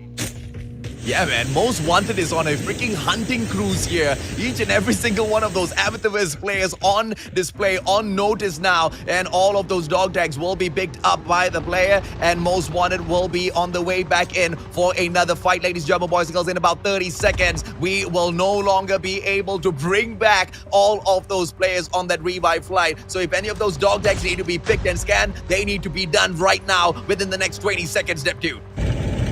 Yeah, definitely. I mean, 20 seconds to bring them back, but going into the fight, looking into the minimap right now, it is out in open. We need to see how these teams are positioned right now to be able to get a view. But right now, we have balance on the edge, going for the defense against different teams who are trying to rush them in, but MVP will not be put down easily. We have Peanut, on the other hand, going in for this airdrop and might be going in across a different member. This is the Drifters right now for the ride, has left the tank from their sides because it has been gunned down by their brothers. And Yang, on the other hand, using the sniper as information gameplay, looking for the enemy and finding a way to go in that circle, the center of that battle.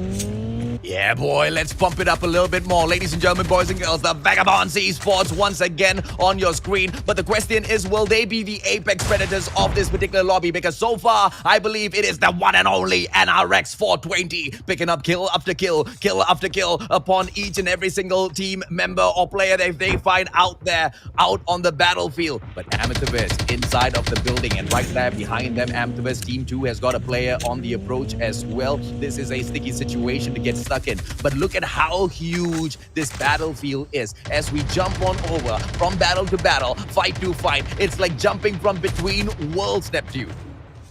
Yeah, definitely. I mean, going in from a different world, the moment that you switch your view from left to the right. But here we go. Moving into the left is Vagabonds Esports trying to get away because they're out in the open. The gunshots that they have might be a cue for others to backstab them. So they are getting a better position. But on the other side, we have 420. Yeah, going in for that hit. And Riley with the help. Travis has been taken down. And Vagabonds and Nomads might be in trouble. Pogs having a good position earlier, but right now in the worst position ever, in front of NRX 420 plus at the sides or in between other teams as well, AJ. Oh, the impossible run party. Are they going to be able to bag the 20 kill as well as victory? That will be the day where NRX 420 once again becomes the talk of the town, ladies and gentlemen, boys and girls. To pull off the impossible is what they are all known about. But of course, it's not going to be easy. Out there on the battlefield, Vagabonds, Nomads, they are on the lookout as well. As you can see, SR with the SMRS will be able to fire up against NRX 420. And what a snipe coming through from Kintaro. And it is going to be a BBN attack onto the players of NRX 420. Young with the kill onto Kintaro. The dog tag can no longer be taken back. Riley Gare as well as Kape, they need to move out of this situation, and they are cornered now by so many of these Vagabonds, Brand. Yeah, definitely. We have Kape right now on the left, trying to defend against Vagabonds, Nomads, and a lot of battle happening on the right-hand side. I mean, drive-bys might be happening, and a push as well from other teams. But Kape, a little bit too bold, moving it too close, and will be backing off a little bit, using this car as their cover, as well as their deterrent against anyone riding against them. And Sean right now, NDD, I think this is just a bold move right now, trying to take one at a time with that vehicle, as I think, Sean is the only one remaining for NDD, AJ. Smart plays coming through from NRX 420, but unfortunately gets taken down again. And Vagabonds from afar, like I said, from both corners, ladies and gentlemen, boys and girls, the Vagabonds boys just hitting down, just pressuring out NRX 420 from this equation. And that's it. NRX 420 are down and out of the lobby. And now from afar, valiant boys, valiant effort, but you do not get past the Vagabonds as they go in for the shutdown. Young, one more pop of that smoke, will be able to cover himself from the right. Fox gets taken out of the equation. What a turnaround! Blue, he shuts down Peanut. Kotaro's still alive. The Vagabonds is running amok on this final circle. Yeah, the final circle indeed, but still we have Sean still surviving, and Sean is just making for the placement point. We have the Vagabond stuck in the corner right now, needs to defend himself, but their Virus has been taken out by Blue, and Blue going for the accuracy gameplay, and Dance from a Metaverse as well, getting information, but how long will that survive? And there goes Kotaro being taken down. Blue right now taking down another Yang, and Dance is the next target. 3 teams remaining, and Dance right now is just moving back and forth, finding a way to go across Vagabonds Esports, but with the 4 members of Vagabonds Esports right here, it might be very difficult. And here we go, the shot against Sean. 1 man remaining, and Dance right now is out of the corner, and Vagabonds Esports going in for round number 6 win, AJ. Oh, what a play coming through from the Vagabonds brand, ladies and gentlemen, boys and girls. Vagabonds Esports finally managing to bag that victory in here for themselves. Has it been enough to rise back up to the top? Amethyst, they've done so much already, but unfortunately not able to bring out all of those pressure plays because of what Most Wanted, just did to them. Both teams, I believe, came across Most Wanted, the 3-man team, and they just couldn't take them down. Yeah, definitely. I mean, seeing a 3-man team, you are going to think that it's an advantage for you, but when you see it is the Most Wanted, I mean, leaving just Alat alone. I mean, we've seen Alat play a solo versus squad on the Plunge, and he does it best. Now, adding 2 more, despite of the situation, 3v4. Oh, Most Wanted really very deadly, but a little bit too late though on those gameplays. We might have seen a lot more from them if their powers has been activated early, AJ. And unfortunately in that final circle there, all we could see was just Vagabonds players all around, because all 3 of the teams made it through to that final circle, and it was 2 Vagabonds team spraying down NRX 420 at the very same time. Taking the fight on the left, taking the fight on the right just was not possible, and I believe they weren't really running the smoke bomb on their side. It was NRX 420 running a smoke bomb because they just couldn't make that play at all. None of that cover was being given. They were caught out in the open, their vehicles taken down, and that was the weakness of the vehicles on display as well, Neptune. Yes, it gives you the mobility. Once it gets taken down, wherever it gets taken down, you are a sitting duck from that point on. Yeah, definitely. I mean, one problem as well with the smoke is it usually is a getaway from a team. So if you pop that smoke and your opponent has an SMRS, just target the smoke and you might be able to hit the one. So probably that's one reason why they didn't use that. There's a lot that might be happening in the minds of these teams. And with few seconds, quick decisions has to be made, and their decision at that point is just back off a little bit. They attempted for to rush for left, but was gunned down. Went back into the boulder, the cover of the vehicle. Had no choice, being gunned down from left and right and above. NRX 420 at that point really had no choice but just to fight them off and survive the circle. Yeah.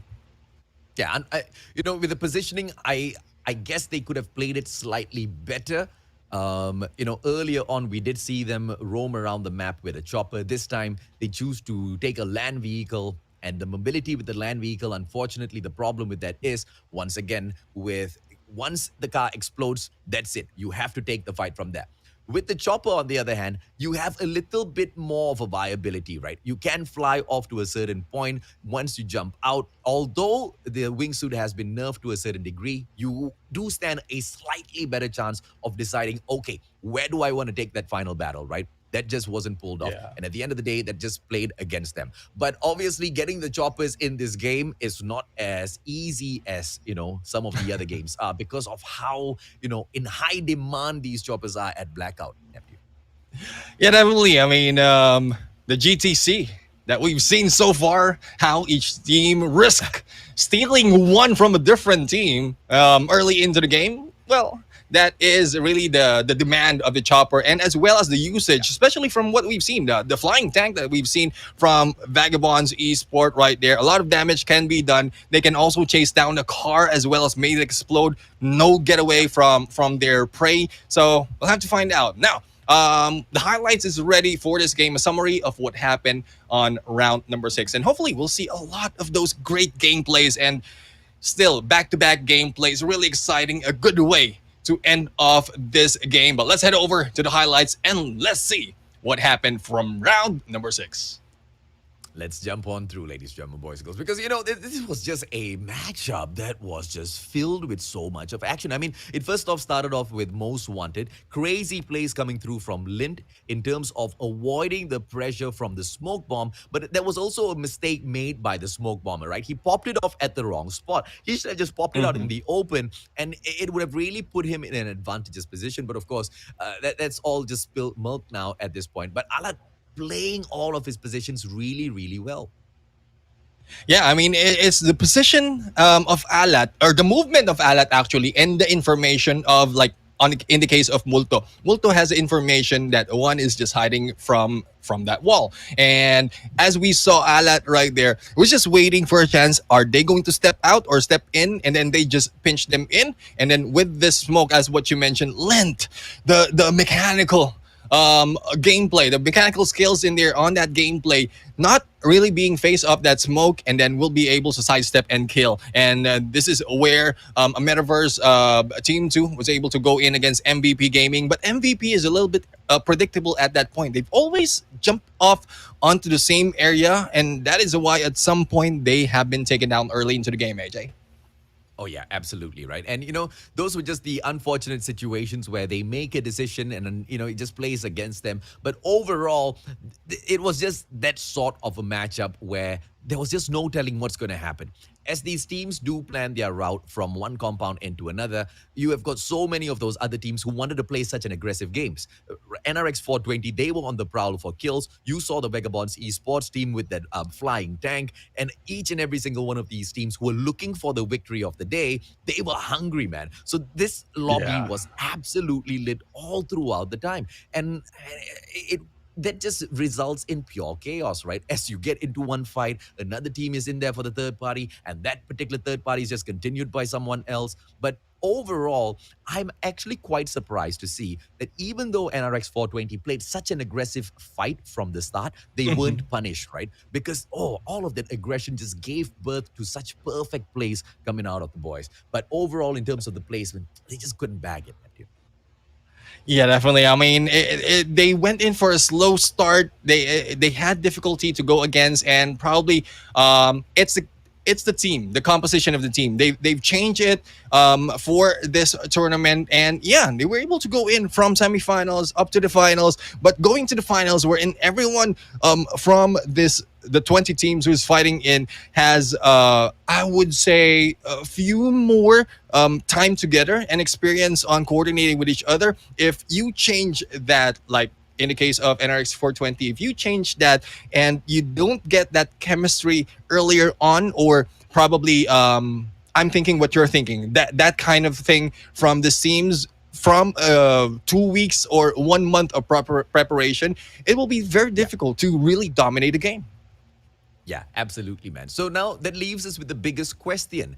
Do we have a 3P champion? Do we have Vagabonds esports as not just the kings of Call of Duty Mobile Battle Royale, but the undisputed kings of Call of Duty Mobile Battle Royale? Or has it turned into a situation where, in the most unfortunate of moments, that throne has now gotten stolen away by one of these other teams? You know, Vagabonds Esports, they bought an insurance policy for themselves because they are the only team in here, Neptune, that has managed to bag Yeah. 2 victories from today.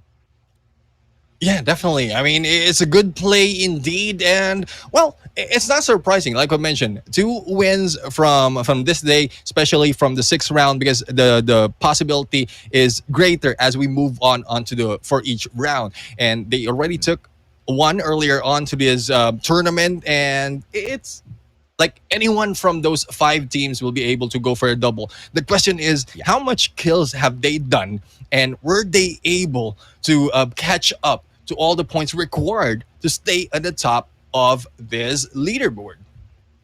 Yeah, man. I mean, I'm just so nervous thinking about how the leaderboards could look right now, ladies, gentlemen, boys and girls. But the one thing's for sure is the previous time we did manage to take a peek into the highlighted leaderboards, right? We could see that Hmm. so many of the Vagabonds team were up there in the top 10, right? Which kind of makes sense as to why we were spectating them so much throughout the whole day. Because in terms of the kills that were being dealt out there on the battlefield, this clan truly knew how to hit where it truly hurts for the other teams, Neptune. Yeah, definitely. I mean, they understand how to move, though they move slowly, but they understand how to move swiftly and do some damage, and probably not really as aggressive as as we've seen them previously, but they are doing some damage in here. They know that putting it out on blackout, as well as the few changes that changes their tactics, is I mean, they have different games from, I mean, different gameplay compared to previous ones. So we were not really expecting them to pop off later part of this match, but we'll have to see on the numbers itself, because yeah, they had 2 wins, but is the kill sufficient for them to catch up and go in for the leaderboards from whatever place they were from round number 5? Yeah, absolutely. Now, ladies and gentlemen, boys and girls, this was the winner of round 6/6, Vagabonds Esports, as they bagged the second victory of the day. But was that enough of points to put them in that number 1 spot over Amethyst Esports, the squad that was put together very, very recently, the clan that was developed, put together after so much of thought, ladies and gentlemen, boys and girls? They've managed to deliver top-notch quality in the plunge. But has it been enough for the most awesome debut of them all? Because if Amethyst manages to bag this, my friend, and grab the title away from the 2-time champions, Vagabonds Esports, and, just spoil their 3P champion reign, I think that will really, really mean a lot to the Amethyst clan, right? But Yeah. anything, once again, can happen because of how close the points were on the leaderboard, Neptune. Yeah, I mean, we've seen already. We keep mentioning, guys, that there's a lot of teams taking the win, especially for the first 5 rounds. Now, those difference plus the kills, the engagement that we've seen from each round really adds up, and it makes it very difficult to understand compared to the previous one that we've seen. It's like early on, you know already who is going to take like bag the tournament, like taking the championship, because you're just hoping that they will not end up as a winner, or not really, or being taken down early into the game, so as to lose the tournament. But right now it's really, really unpredictable as to who is going to end up like we might have an idea of who's on the top five, but how it is ordered, that Yeah. is the biggest question. So we just Yep. want to understand that as well, to know that as well. But don't worry, guys. If you're waiting, if you're excited, if you're the suspense is building, don't worry. We have the same feeling, AJ. We most definitely do, right? And of course, we wait in anticipation of the final leaderboard, ladies, gentlemen, boys, girls. But let us know, who do you think managed to get up to the top, right? Because NRX 420, although they managed to bag quite a number of kills in that final lobby, it was way too late of a performance. It was way too late for them to come, like, rise up to the top, right? If they had maintained such a performance from the get-go, Neptune, I think Yeah. without a doubt whatsoever, they will be one of the main contenders for that number one spot. But unfortunately, I'm not keeping them in contention for that number one spot. I'm keeping them in contention for the top three spots. Have they done enough to sneak in to that top three, right? And for a brand that has most definitely been struggling ever since some of the others, like Vagabonds Esports, started rising up in ranks, this was a tremendous performance out of them. They are finally hitting that stride. Perhaps one more plunge away, Neptune. Yeah.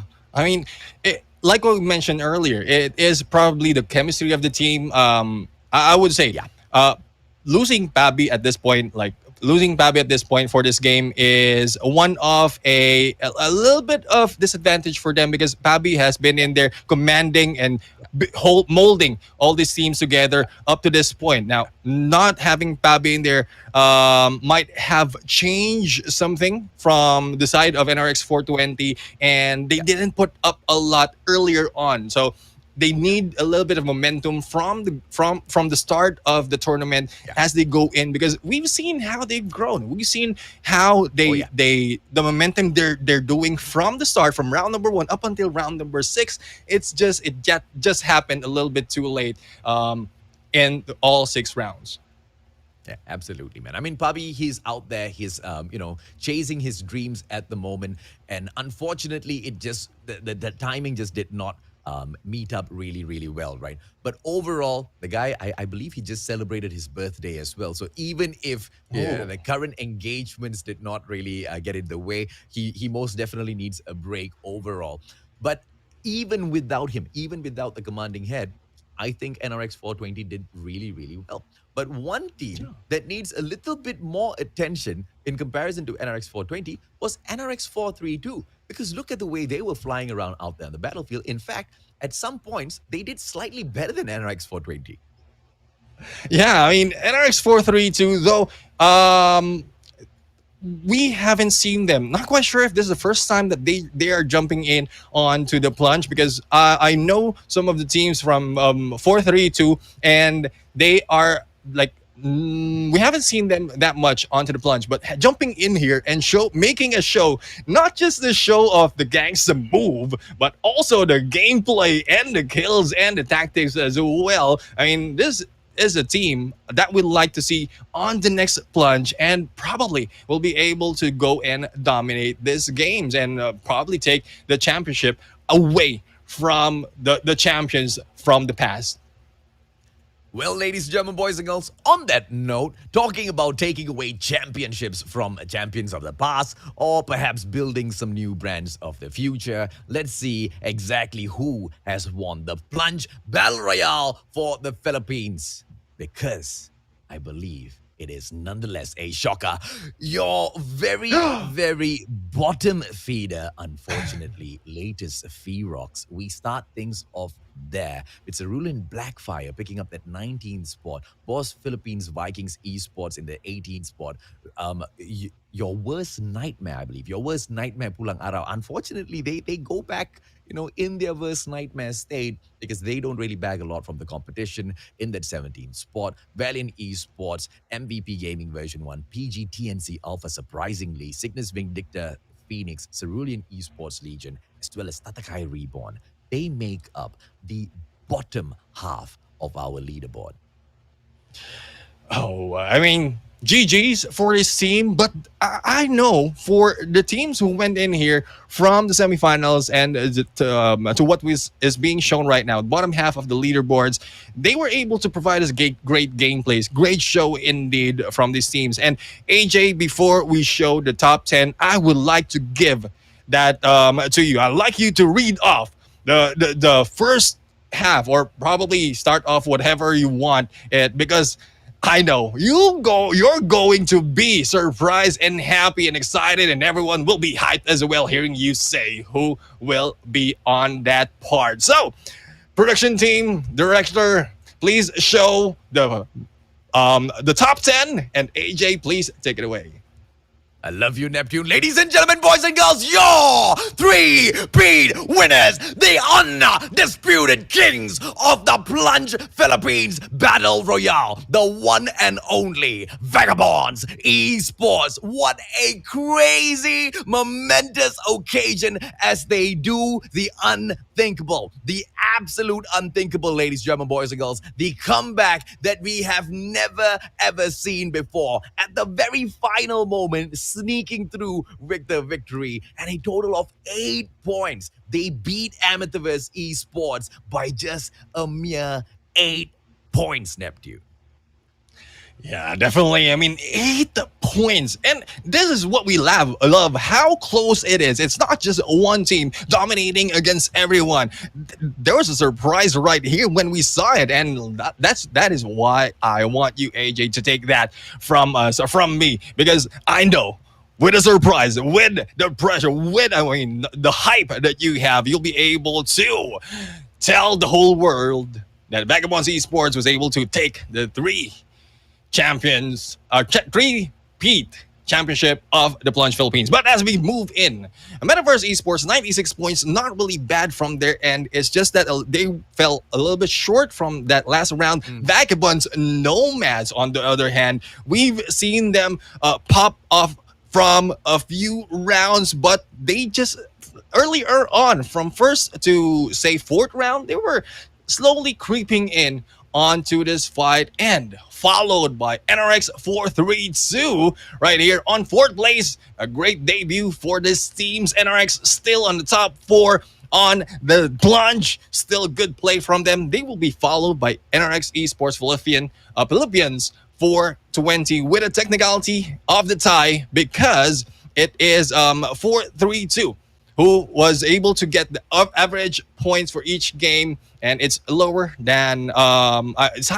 than 420. But here we go with 104 points. Vagabonds Esports, the champions of the Plunge Philippines Battle Royale, and three-peat in here. AJ, really excited, really happy for these teams, and hopefully viewers are happy as well, because AJ, we know there's a lot of topics so far that has been happening, but they were still able to take this game, this championship from everyone else.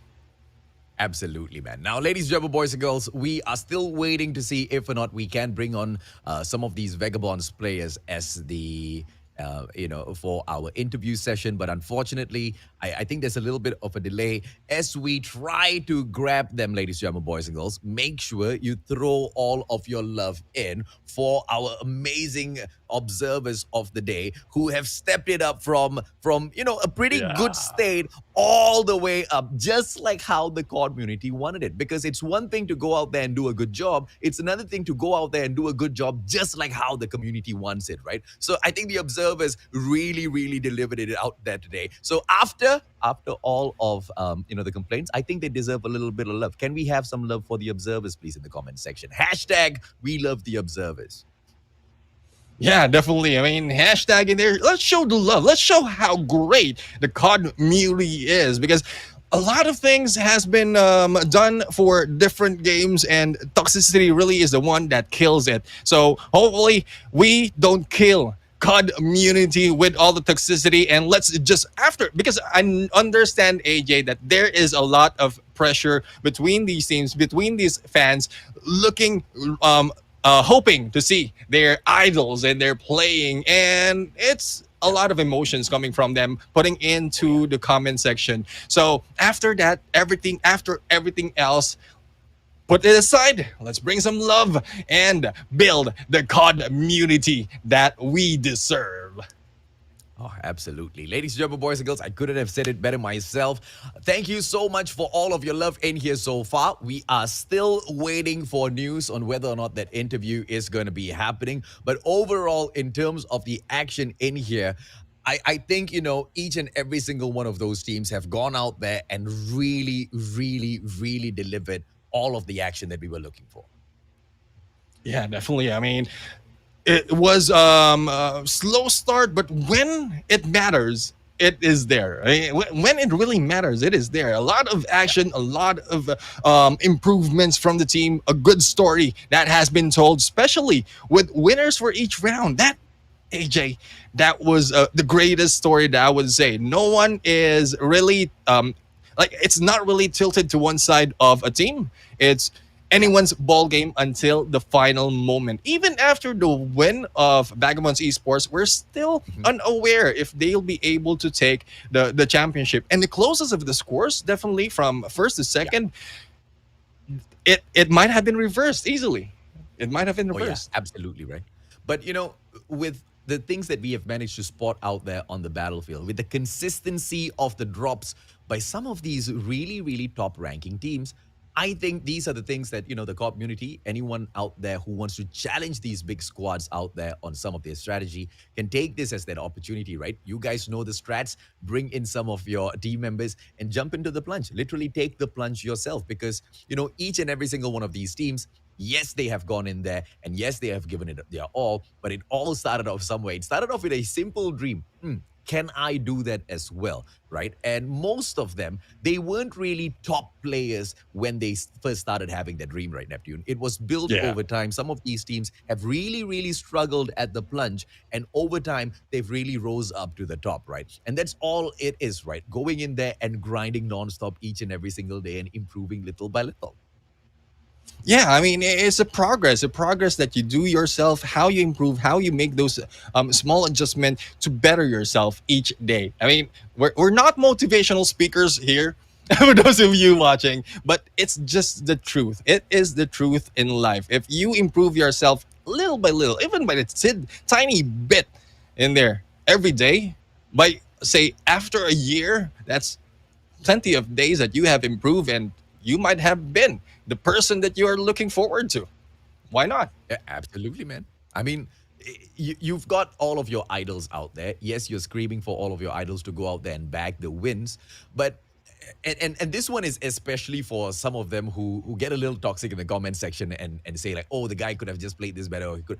Yeah, this is that perfect opportunity because I do believe that there are many players out there who can play the game, who can really come out here and show us a really good time, they just haven't made that decision just yet, right? And Yeah. from clearly what we have seen, from the very first plunge all the way up till today, each and every single time, there are new brands, there are new teams in there that are making quite the name for themselves. And if you never know, man, you might just be the next team that the whole of the Philippines, or in fact, the whole of the community falls in love with. Yeah, definitely. I mean, um, if you make your goal, like the plunge itself, the title itself, if you think about that goal, just think about our hashtag for this tournament. Yep. Take the plunge. And if you take the plunge, make that decision, then it might be your chance to show off your skills and also take championship. But AJ, I think we are ready to go in on an interview. And let's see. Absolutely. Who are we going to interview this time from Vagabonds Esports? And I love to see, we love to listen to them as well as to what is behind the team because so far we've seen them their in-game character, but we like the real life version though. Absolutely, man. Ladies and gentlemen, boys and girls, we've got the one and only Blue from the side of the Vagabonds esports team. Welcome, Blue, and congratulations on your win. Thank you for congratulating us. Okay, Blue. The first question that I've got for you, bro. Yes, you guys are the three-peat winners. How do you feel? And what are you guys going to do right after this competition to celebrate this? For the celebration, I think there's no plans yet, but I am very happy that we defended the title with my team, and Oh, yeah. I'm so very, very happy right now. Neptune? Yeah, I mean, definitely. Who wouldn't be? I mean, being able to go in there, taking three seasons of the plunge, and when we were talking earlier, Blue, that we're still unaware. Like even after round number 6, we're still unaware who's going to take it. Yeah. Like, how did you feel at that moment? Are you sure? Mm, Like by the end of the game, are you sure that you're like with the points that you have and the placement that you'll be taking the championship and the the wins crown. on Yeah. this game? Yeah. Oh, that wait lang. May interview ako. The tragedy that happened on fourth round, I think it's the most crucial moment for us because we are going for the points, but they earlied us. That's why Yeah. we need to step back and bring and go back to the top on fifth round. And God gave us a sign because I prayed that when we go back on the fifth round, we can win on the sixth round. And God is truly powerful. Blue, what message do you have for some of your fans out there, or people who are not even your fans, but want to become like you and want to Oops. achieve like the Vagabonds esports team as well? Because what you have achieved today is it's truly big, right? And some people might think that this is a dream that is too big to dream, but you guys dreamt it. How did you achieve it? What advice do you have for them? For me, small small progress is still a progress. Always think about yourself and your team. Always be consistent on practices and never disappoint your teammates and others and always be positive I and pray to God. absolutely love it, man. You threw in the last one as well, and I think that that part, just sums up everything really, really well. It ties a cute little bow on it as well, because you can go out there and you can put in all of your hardest work, but you got to put it out to the universe as well. You got to make it loud and clear Yeah. what your Yes. goals are, and somehow, with the right amount of hard work, it comes your way as well. And that's something that we were definitely talking about just moments ago as well, Neptune. Build on it little by little, and that's exactly what Blue has done. Congratulations once again, man. I am absolutely stoked that you guys have done this for yourself, because you have just created history, Blue. Yes, with my team that I dreamt last year that we will conquer and make a name on the VR community. And I also like to thank my teammates, especially Shao, Yuki, Kebsop, Nash, Demon, and our managers and sponsors as well. That and also our fans that they don't disappoint us and they always supported us from the start. That's a Yeah. I great shout mean, out, man. definitely. Yeah, Neptune. I think we've got two more questions in here. You can fire off one, and then I'll wrap things up, buddy. No, I mean I really don't have any questions. You've asked about their plans already. For tonight, like it's more of in the future what would be like. Oh, there's one though. There's one though, AJ, because we keep talking about this on during all 6 rounds. Given the changes from previous one, the gameplays, the updates, um, we've seen that you were a little bit different right now. Is that really the plan, or is that something that you just had because it's going in on a different gameplays already? Because we like to find out how teams are thinking from the background. Because we mentioned, AJ, how these teams can possibly, I mean, the viewers Yeah, can possibly join the plunge in the future, yeah, but yeah, how yeah. do you think, how do you plan out all those things changes within the game and the difference that you've shown so far with these Yeah. matches?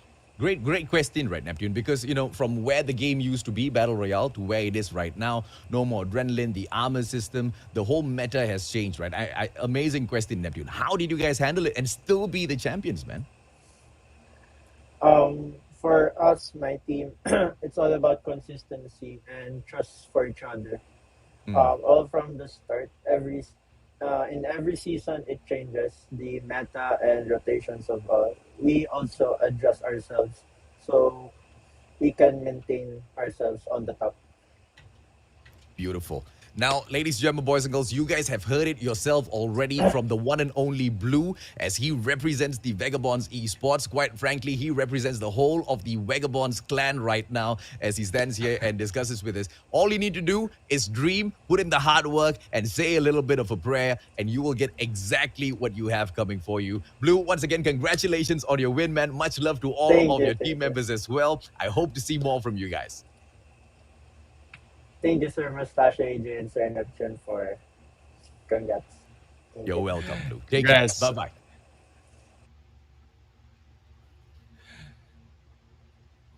There you go, Neptune. Well, yeah. I mean, what I know, we are a little bit.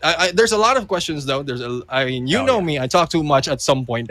Yeah, talk too much at some point. There's a lot of questions, but I was a little bit holding back because I don't want to open a can of worms in there. But Oh, yeah. at least we were able to pull out a little bit of like mindset and what they're thinking, and provide it to viewers as well for those who are dreaming, Yeah. like hoping to be in there taking the championships, not probably not the plunge, maybe other tournaments as well. So at least you heard it from three-peat champions, those who have done it, those who have stepped on that plate and Yes. just waiting for you to do and make that move. So, well, AJ, there you have it. It all starts with a dream, man. I mean, this is not a sharing session. We are supposed to close off the show already, but I really want to share this with you guys. It all starts off with a dream, and it's continued with a little bit of hard work and a little bit of a prayer and a request to the universe, and you get exactly what you want. I started off as a dream. I wanted to be a content creator. I wanted to be a shoutcaster for Call of Duty Mobile. I got what I want. Neptune started off with the exact same dream. He got what he wanted. Blue and his team, they had a dream. They went out there with the hard work. They are your three-peat champions. Ladies and gentlemen, boys and girls, if you have the dream and if you want to be something in Call of Duty Mobile, Neptune and I, we are waiting to scream all of your names out loud and proud. On that note, ladies and gentlemen, boys and girls, this is the closing of the Plunge Battle Royale Philippines and your three-peat winners, the champions, Vagabonds Esports. This is not the end for them. It's just the beginning. Let's see if they can continue to bag many, many more championships in the future. My name's AJ. I'm the Mustachio. Once again, down here with the one and only Neptune, the gentleman Garcia. We're signing off. You guys take care. Good night. Bye-bye.